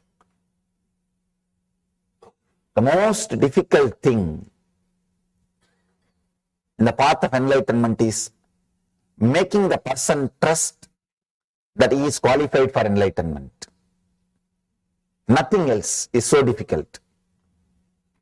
Making him renounce the wealth, renounce the name and fame, renounce the power, prestige, all these things are not big job at all. Because that gives so much of torture, naturally people renounce. Naturally people throw that. That is not a big problem at all. All you need is making them understand. They renounce, they throw it away. Anything is very easy. The very difficult thing is making them understand they are qualified for experience. They are qualified for truth. That is the worst thing. Somehow, you get into the mood, no way, at least not in this life. At least not in this life. We have an idea of weird ideas about sin, karma, wounds, engrams, very weird ideas, very primitive ideas about all these things. So with all that ideas, we continue to suffer. We create constant struggle. Now, Patanjali says, all right, at least let me try to balance. Let me take care that feeling connection doesn't get disturbed, dropped. So if the feeling connection is there, at least I can lift that guy tomorrow.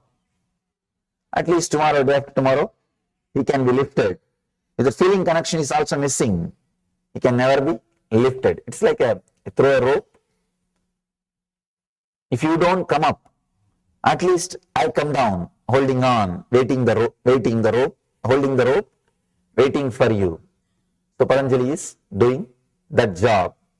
He agrees, yes, the fivefold thought patterns result in the alteration of suffering or joy. Please understand, just because he is uttering these words, don't think it is truth. He is just compromising. He is compromising. Even now, if I am given a choice, if I am allowed to say, I'll say he is compromising. He is just telling you, okay, what can be done? At least listen to this. At least listen to this. I can say the second level teaching. The second level teaching, see, the mass is always mediocre. They can't straight away catch the truth. They need more words, beating around the bush. Then they think, oh, yes.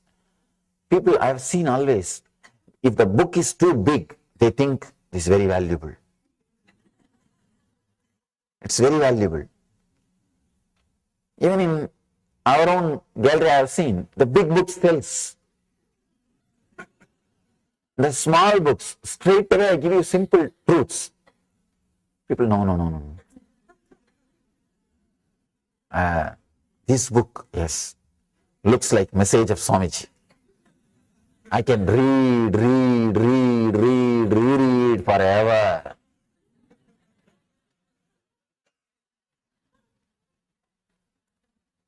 When you have a lot of material, your ego feels satisfied. And you feel you achieved something. You achieved something and you got something worthy for your money. No, really, that's what you feel. That is what here Patanjali is trying to do. The fivefold thought patterns, the modifications of the mind are five. They can be either a source of anguish or of non-anguish. That's a beautiful incident. Bernard Shaw, he wrote a book of 100 pages. Somebody asked him, what happened? Just 100 pages. He says, I don't have time. If I had time, I would have reduced it. I would have written only 40 pages or 30 pages. I don't have time. Please understand the paradox. He says, I don't have time, that is why I wrote 100 pages. If I had time, I would have written only 40 pages. I would have reduced, refined. Only when you don't have that much of patience, time or energy, you go on elaborating. I know Patanjali had intelligence, no doubt. But the disciples did not have intelligence. The disciples, I know what would have been the scene. And Patanjali says, mind is not a thing, it is an action, just stop it. You would have been about to get up. And disciples said, no, that is not the thing. I have tried many years. I have been with some other gurus, some other teachers, some other masters. I have been to this class, that class, this, that. Then Patanjali says, all right, you would have sat back, started the next session.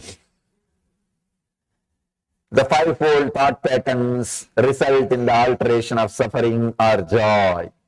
Then people, yes, now he talks. See? Now we are able to connect. 5 different fold, 5 different things happening inside. The result in the alteration of, which results in the alteration of suffering or joy. He's trying to give you more words. Let me tell you an honest truth.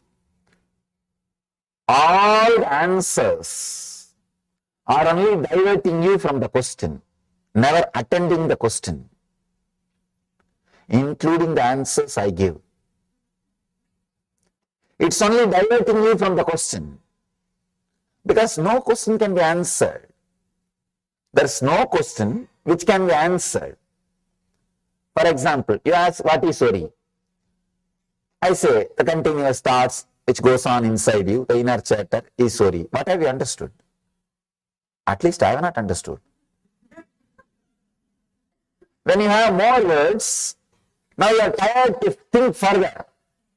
You act, yes, I understood. Relax. Let's go to the next subject.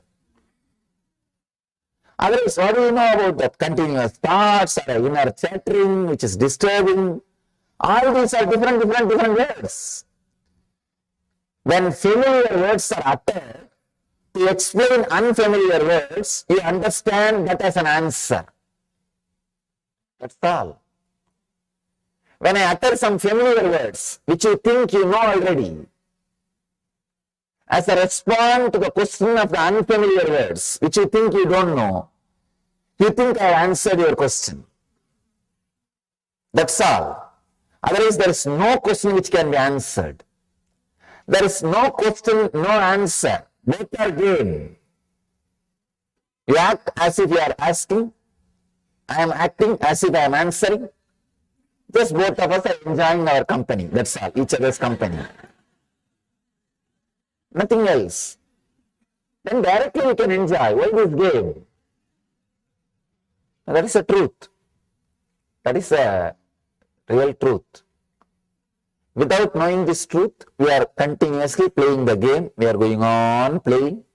When you know this game, you realize we don't need this game and start sitting in silence, just in the presence. Till then, the game has to happen continuously. It has to go on and on and on. Asking questions, answers, and different questions. Actually, any answer will create further 10 questions. Answering is a technique of creating a continuous job. See, understand, whenever I answer questions, I am creating continuous questions so that I will have job security. That's what is happening. Any answer will create more questions in you. Nothing can be done. Nothing can be done. That is the nature of words. Whenever words are used, this is the way it will happen. It will be happening. So, Patanjali starts the next level teaching. The fivefold thought patterns result in the alteration of suffering and joy.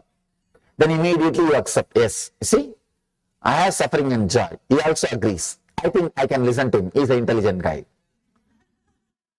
Now a bridge is created. A kind of bridge. Feeling connection is created. He knows about my suffering. If he straightaway tells, mind is not a thing, it is an action, stop it. You think, no, he doesn't know about me.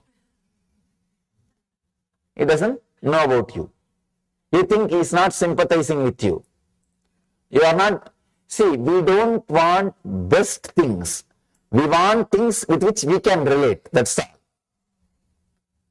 Please understand, actually in our life, we don't want best things, whether it is a relationship or things or anything. Don't think you have desire for best thing. No. You have desire only to things with which you can relate. That's all. You want to be very comfortable with your mental setup. It is not that you want only best things. If you want only best things, naturally the moment you see the master, you will drop everything and go behind him. One side you have the desire, then you understand, no, let me have the things with which I can relate. I can fight, or I can resist. I can love, I can fight, I can play. Mastery is too big thing. I know it is the ultimate thing to have in the life, but I cannot play with it. I cannot relate with it. I cannot fight with it. I cannot have it. So when I cannot possess it, why to go behind it? With the truth also, you have the same game. With the first three statements of Patanjali, if you have the connection, you know you are a seeker. I know you are a seeker. You want truth. But when the truth does not happen, when you are resisting, when you are not interested to have that connection, now we want the things with which we can play the game. We can continue to manipulate. We can continue to play with. We can continue to have entertainment. We don't want solution. We want support. Here, Patanjali is trying to give support. It's like diluting the medicine. He says, the young age I have seen, the villages, in Indian villages, the mothers will give neem leaf. They will nicely grind the neem leaf and give it as a ball. And these kids don't want to take that. They will put a sugar coat on it and they will feed. So Patanjali is trying to do that. All right, at least let me put sugar coat on the truth and share with it. Let's see whether people are taking it or not. The fivefold thought patterns result in the alteration of suffering and joy. Is just using different words. to give an idea as if what you feel also is true, so that you feel he is sympathizing you, you can connect with him. This master can help you. This master can help you. He can take you beyond. Now, so that you will continue to hold on to him, continue to be connected to him, continue to have that feeling connection. Let's go to the next sutra. Here,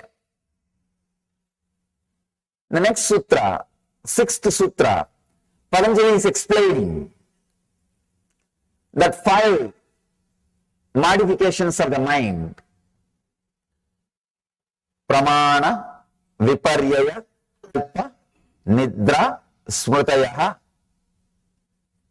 The translation is right knowledge, wrong knowledge, imagination, sleep and memory.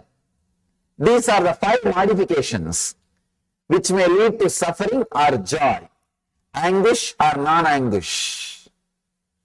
Please understand, 5 modifications: right knowledge, wrong knowledge, imagination, sleep and memory.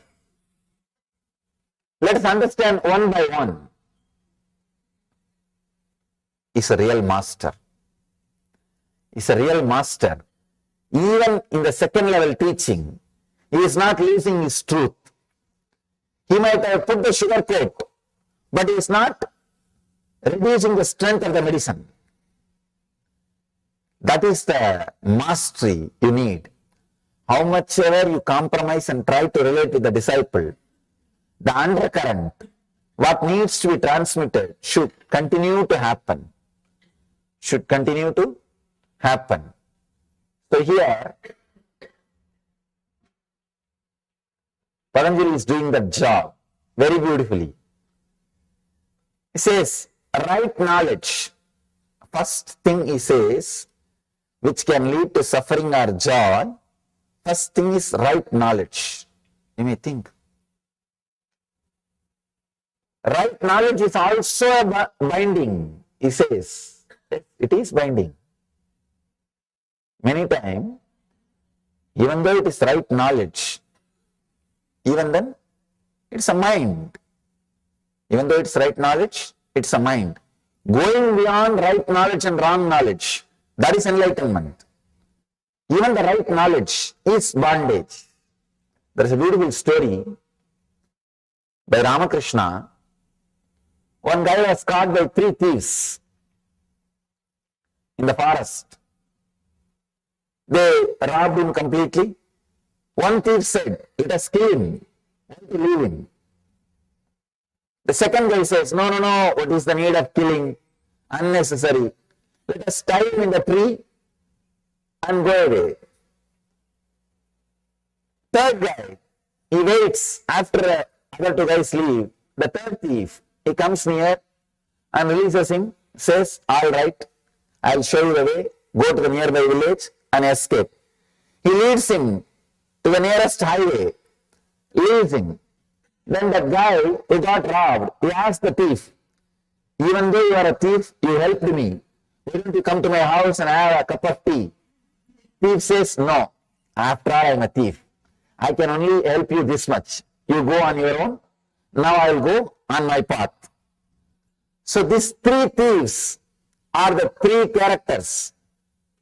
The first thief who said, let us kill him. That is the tamas, inertia energy, the depression energy. The second thief who told, no, we don't have to kill, let us tie him. That is the restlessness, rajas energy, restlessness, rajoguna. And the third thief who freed him and took him to the nearest highway is sattva, means intelligence, right knowledge. Even though right knowledge liberates you, he is a thief. It is a thief.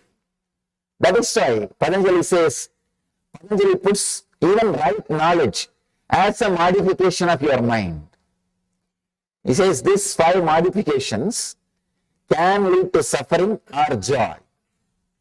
Even if it leads to joy, It is not enlightenment. Please understand. He says only it can lead to suffering or joy. It cannot lead you to enlightenment. It can lead you to only suffering or joy. One thing with the right knowledge, one good thing with the right knowledge is, it's like it can liberate you. It can take you to a space. You can be free once for all. Like the third thief. It takes you and shows you the way, leaves you in the nearby highway, says, I cannot come further, I am going on my way, you please go on your own way. He can do that much, even without this. This is also compromising. So he says, right knowledge. Second thing is wrong knowledge. Wrong knowledge, all of us know. Whatever we have, we don't have to say, no. This is not right knowledge. This is not right knowledge. This is not wrong knowledge. I am not saying to classify whatever we have. It's a simple, straight statement. Whatever we have is nothing but wrong knowledge. Whatever name you may give it, it is wrong knowledge. You can say, when you associate yourself with the mood swings of pitta, the liver function, see, your mood swings will be based on your liver function. That is why early morning when you are out of bed, your mood will be different. In the noon, your mood will be different. In the night, your mood will be different. Means your thought pattern, mood swings are based on your liver functions. Anything which is out of your liver function is wrong knowledge. Please understand, any mood you go through, any knowledge you gain through the mood swings is wrong knowledge. It's like you are drunk. When somebody is drunk, whatever he sees is wrong knowledge. A small story. One guy is teaching his own son how to drink moderately. He thought, if I don't teach, his friends will teach him. If I teach, at least I can say where to stop. At least he will be in control. So he continues the class. After some time, the son asks, Father, when should I stop taking? When should I stop taking alcohol? Father says, see at the opposite table, 4 people are there. When you see them as 8 people, you should stop taking. Son says, Father, no, don't you see there are only 2?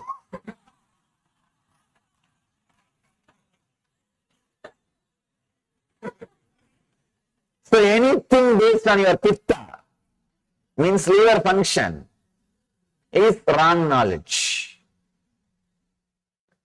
See, that is why when you want the food, your feeling idea about food is different. After you finished eating, suddenly your mood, your idea about food is different. Same way with the lust. When you want the experience, your idea about the other person, your idea about the beauty, your idea about lust, everything is different. When you are finished, suddenly the idea about the other person, idea about the lust, idea about the act, everything is different. So knowledge based on your body hormones, same way taste, food or physical touch or anything, before having, your idea is different. After having, idea is different. It just changes. So anything based on the hormone, the pitta, is wrong knowledge. It is wrong knowledge. But people enjoy wrong knowledge. Please understand, really. They enjoy wrong knowledge. They don't want to be in the right knowledge, because the right knowledge sometimes hurts you. Really. It constantly reminding you to get enlightened.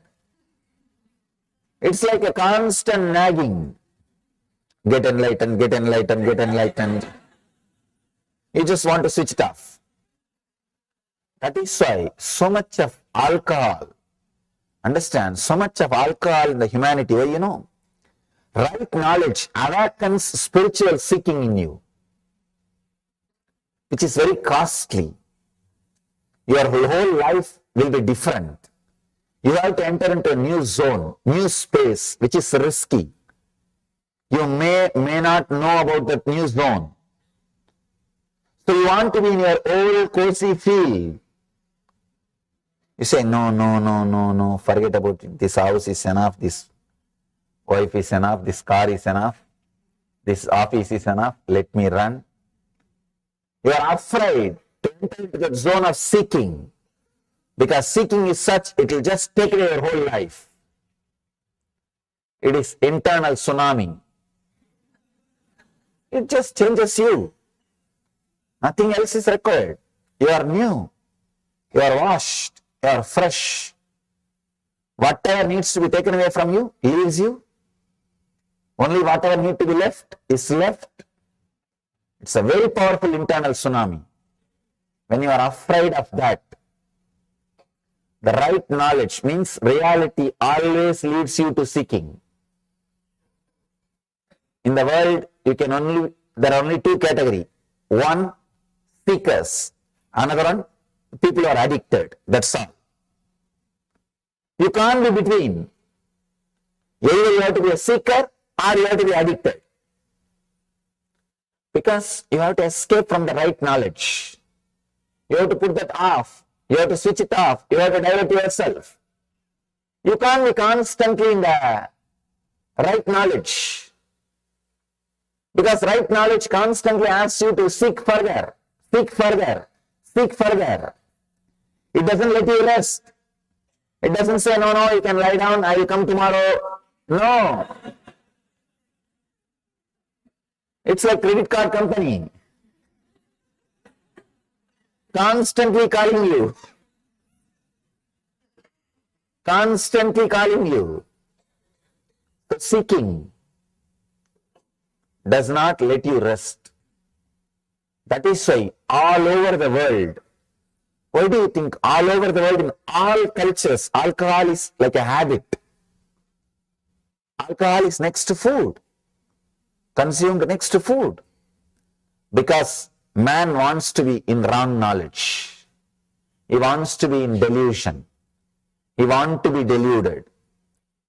He wants to be in imagination. He doesn't want right knowledge. He doesn't want to be in reality. How many laws? Almost all countries have laws about the alcohol. But no country is able to stop. No country is able to stop. All countries, all cultures, all civilizations, all of them tried to ban alcohol. At least few times they have tried. But the moment they ban through the law, more alcohol is consumed. It becomes a big problem. It becomes a big headache for the government, police, law enforcement departments. Then nothing can be done. They open it.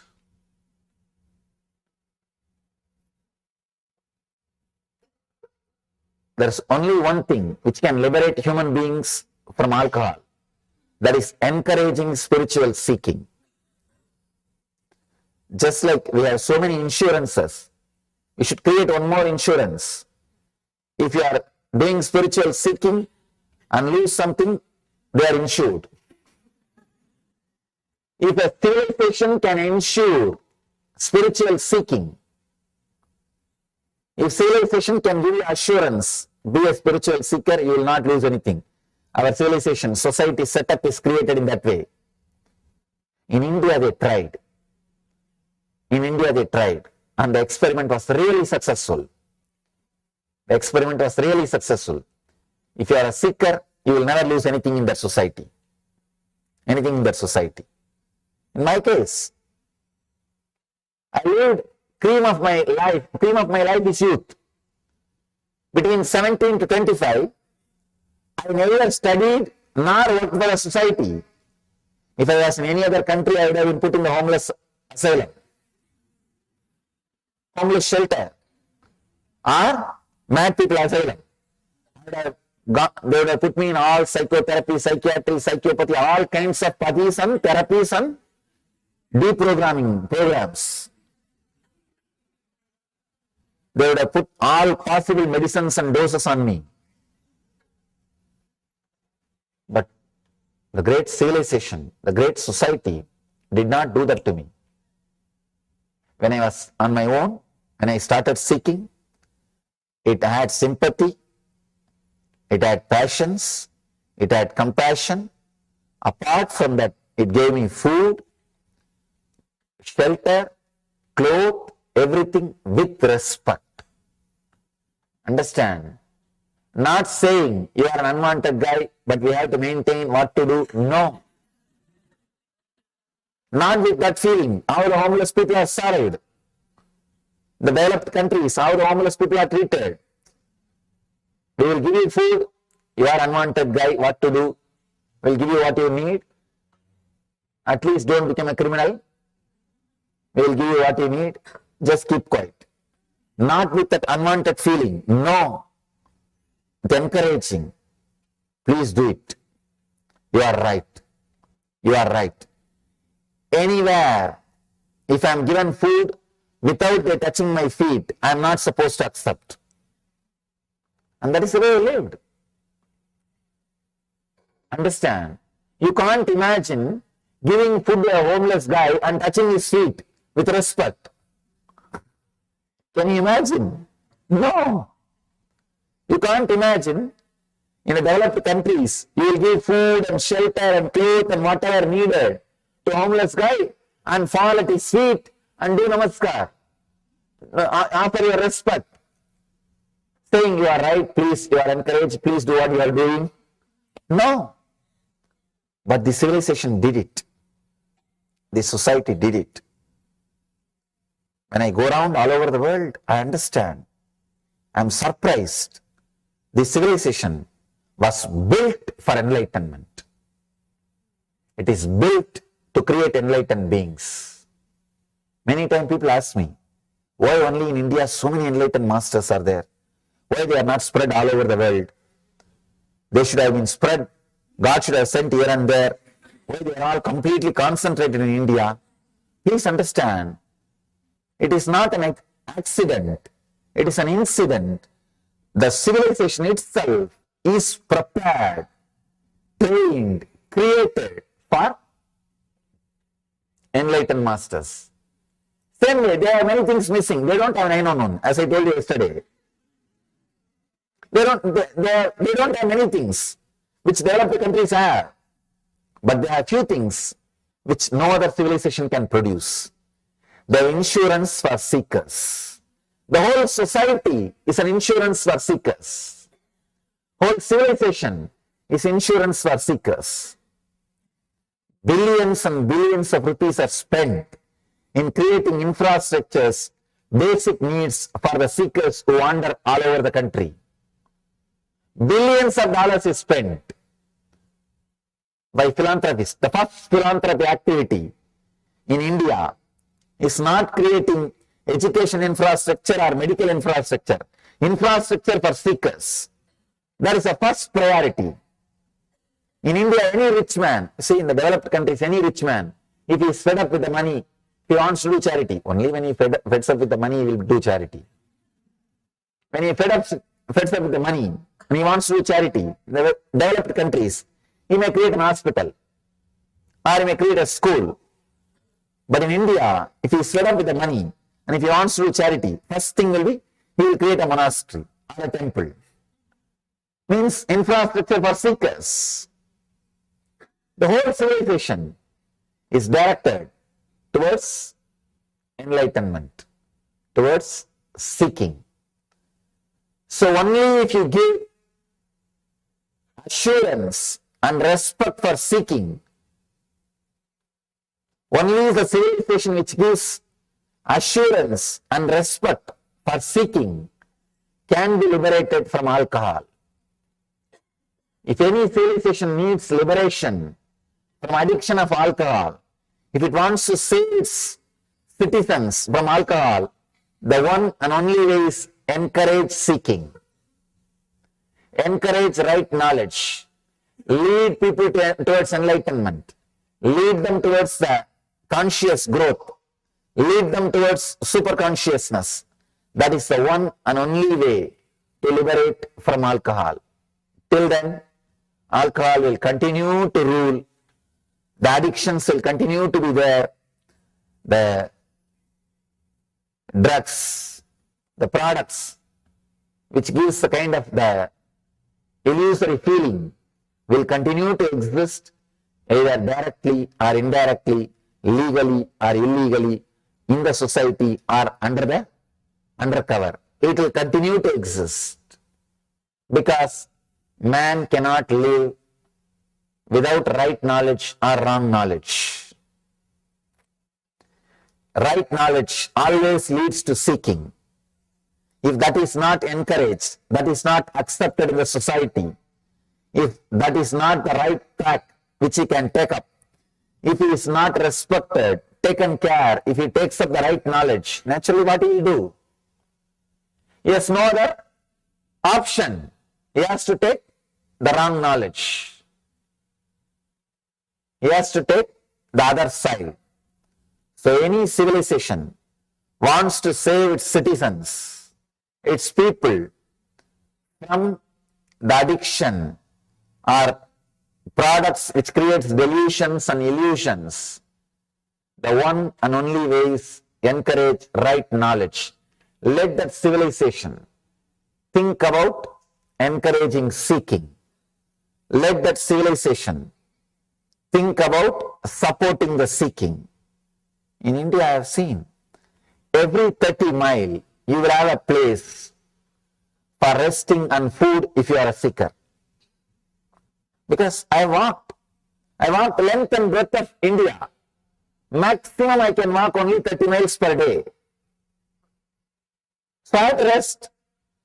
I have always found a temple or a monastery where I can rest.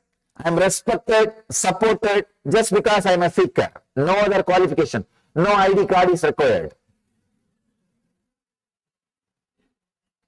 In India, there is no social security number. Please understand. But first of all, there is no security. What about social security number? There is no social security number. There is no way to track. There is no way to find out information about you. Nothing exists. The only social security number is this color dress. That's all. You will be surprised. Even in the train, government trains, the government officials who are supposed to take care that whether TTs, ticket checkers, will not ask for a ticket. If you are wearing this cloth, I am giving you some tips to travel in India. Now I am telling you from my experience. If you are with this cloth and sitting, I have never seen any TT asking me ticket. They will ask only one thing, Baba, have you eaten? Means, it's a very respectful word. Baba means father. Oh, father, have you taken food? That's all. I wandered 9 years. 9 years I did yatra. Means pilgrimage. So, whole length and breadth of India. Every 30 miles, you have a stoppage. You have food with respect. That is the main thing. With respect. They touch your feet. That's the first thing. They touch your feet and offer. And they encourage what you are doing. They support what you are doing. They respect what you are doing. So only a civilization which can support seeking, which can encourage seekers. This is one aspect of seeking I am saying. Even otherwise, even when you are living with your family, if the society knows you are a seeker, you have a different position. You have a different place. You have a different respect. That whole society, it is in their blood. So any civilization encourages seeking, supports seekers, will liberate itself from the wrong knowledge and the products which creates delusion. The products which creates delusion. In India, so much of population, I don't see so much of entertainment. Only recently, last 50 years only, so much of entertainment ideas are gathered. Otherwise, there is no theme park, there was no TV, there was no movie. There was nothing much of entertainment. Even their entertainment is connected to seeking, temple. That is their entertainment. Sometime I have seen, especially in the West, people are surprised that in India people go to temples every day. Because in many countries, they go to church only once in a week. It's a Sunday holiday religion. And that also rarely. Not everybody. When I say people go to the temple regularly, every day, people are surprised. But that becomes their lifestyle. Not so much of entertainment. Even entertainment is this only. Prayer is entertainment. This is game. Everything. Everything is rooted at seeking. Based at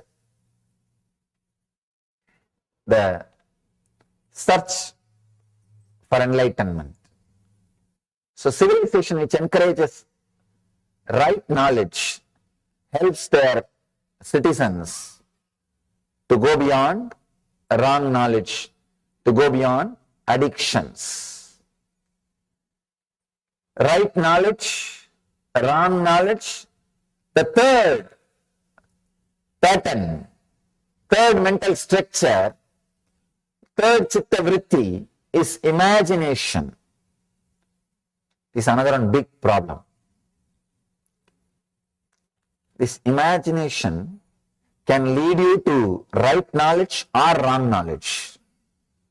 This can lead you to suffering or joy. If the imagination is used properly, rightly, it can lead you to ecstasy, joy, spiritual ecstasy. It can lead you to ultimate. You will be in the heaven. You can see in your own life how you imagine about yourself plays a major role in your decisions. I've seen. Sometimes when I work with the people, the moment they get an imagination, strong imagination, no, I cannot continue this for whole. Please understand, a simple technique, very powerful technique. Let me describe the technique. The night time before going to sleep, sit on your bed, switch off the light, be in a relaxed way, sit in a relaxed way. You should chant, create H-O-O sound. Ooh. Not loudly, internally. Visualize that sound is getting ringing, filling your whole being, and create internally. Maybe little sound will come out. You can't keep completely silent when you chant, but it should fill you. I'm not saying chant as loudly as possible. I'm saying chant as intensely as possible.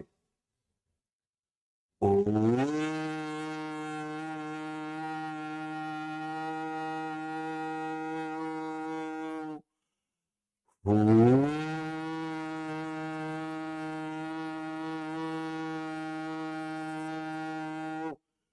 whole body should be filled with that sound, with that one chanting. I'm not saying loudly, I'm saying intensely. Do this just for 8 to 10 minutes, very intensely, and relax. You will see, you will be alive, aware, even during your sleep. When you are out of sleep, you will be fresh. You will be jumping out of your bed. Your walk from your bed to the bathroom will be a dance. It will not be just walk. It will be ecstatic dance. You will be fresh. It's a very powerful technique to move from sleep to samadhi. sleep to superconscious state. It's from Tantra tradition, means the 5,000-year-old spiritual secrets, spiritual techniques, very powerful technique. So we can practice this technique just for 5 minutes. You can try so that you know how to chant. Close your eyes and internalize. Let it internally be chanted inside. Chant this mantra intensely inside. Close your eyes and chant the Homkara mantra inside.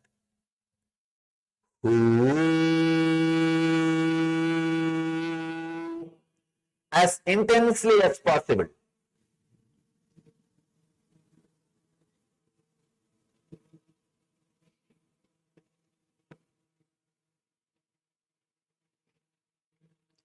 Very intensely.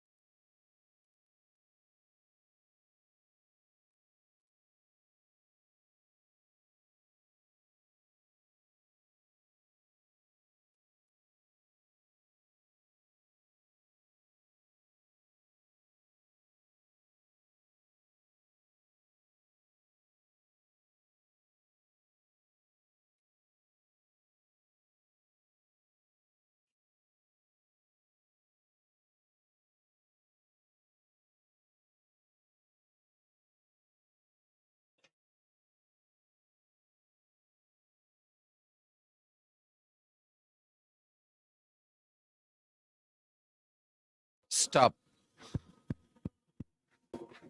Stop. You can open your eyes. Try this technique before going to sleep. You will see you are able to transform your whole sleep into superconscious samadhi.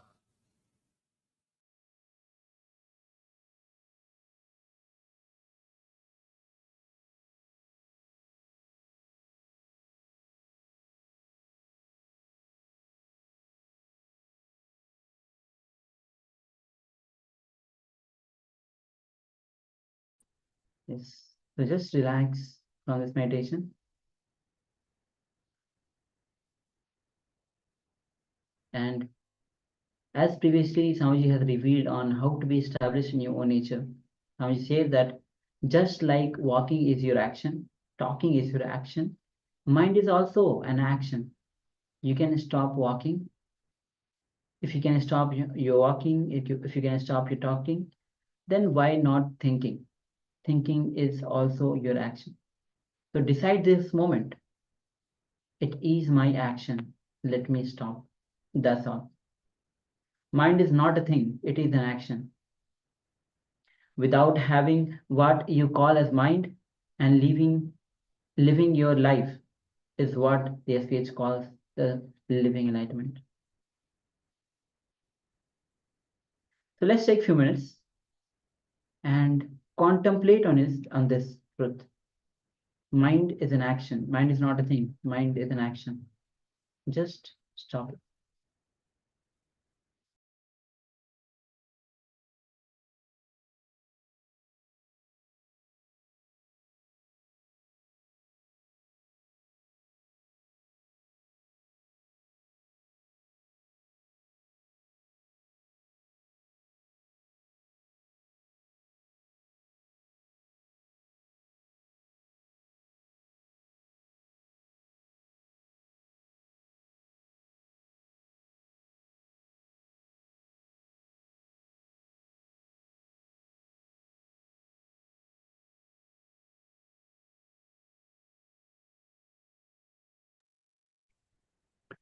Yes, so let us move into this technique. Decide this very moment. The mind is my action. Let me stop. Let me stop. That is all. So let us take a few minutes and decide that the mind is your action and decide to stop. Let's begin.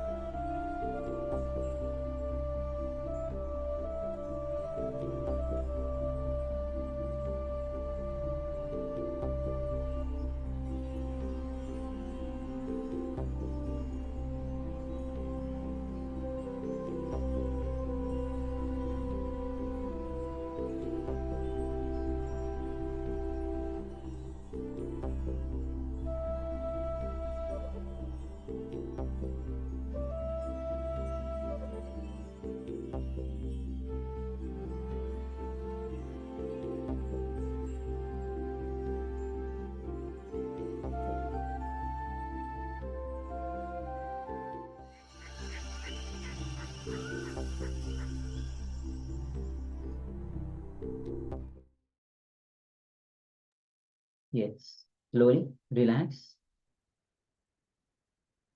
Understand life is happening at this moment. When you stop the mind, that which is an action, you are revealed with that infinite consciousness.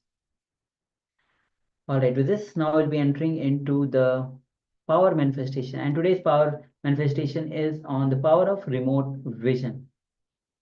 So, before entering into the power manifestation itself, we'll be entering into the Sas Pramana, which is the scriptural reference for manifesting this thing. And the verse itself is taken from Vijnana Bhairava Tantra Sutra 92, Dharana 69. And the verse goes as Vyoma Kama Swayam Atmanam Dhyaye Dikpir Anavratam Nirashraya Chit Shaktihi Sarupam Darshaye Tada. Translation of this verse goes as concentrate and cognize with restful awareness on oneself in the form of a vast etheric space or sky, Vyomakara, which is limitless in any direction whatsoever. Thus, the Chit Shakti, the power of consciousness, freed from all the support, reveals and manifests herself as the form of one's essential nature of the self.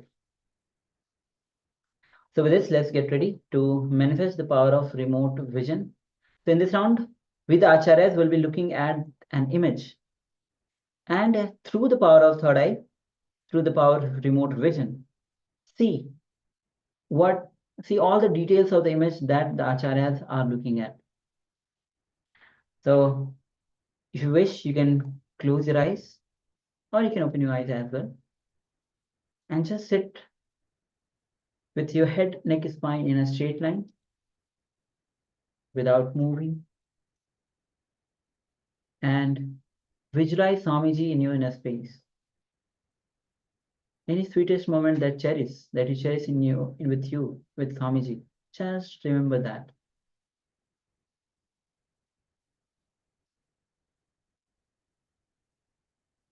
And connect with Swamiji intensely.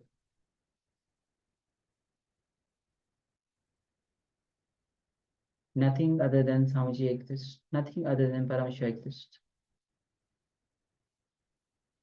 Have the deep gratitude and surrender from that space, from that space you'll be entering into that unclutched Nirvikalpa Samadhi, from where all the power starts manifesting, and you will be able to see all the details of the image that the acharyas will be looking at.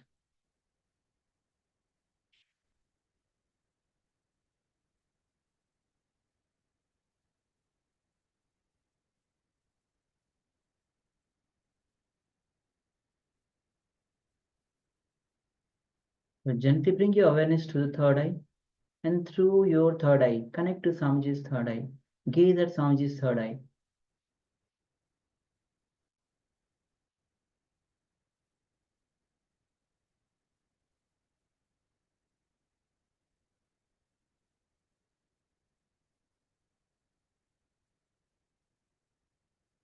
And ask Swamiji to reveal every single detail of the page, that image that the acharyas are looking at.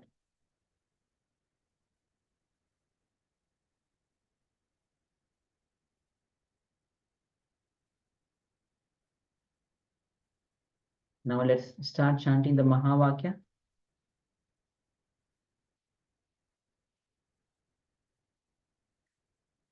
Om Nithyananda Paramashivoham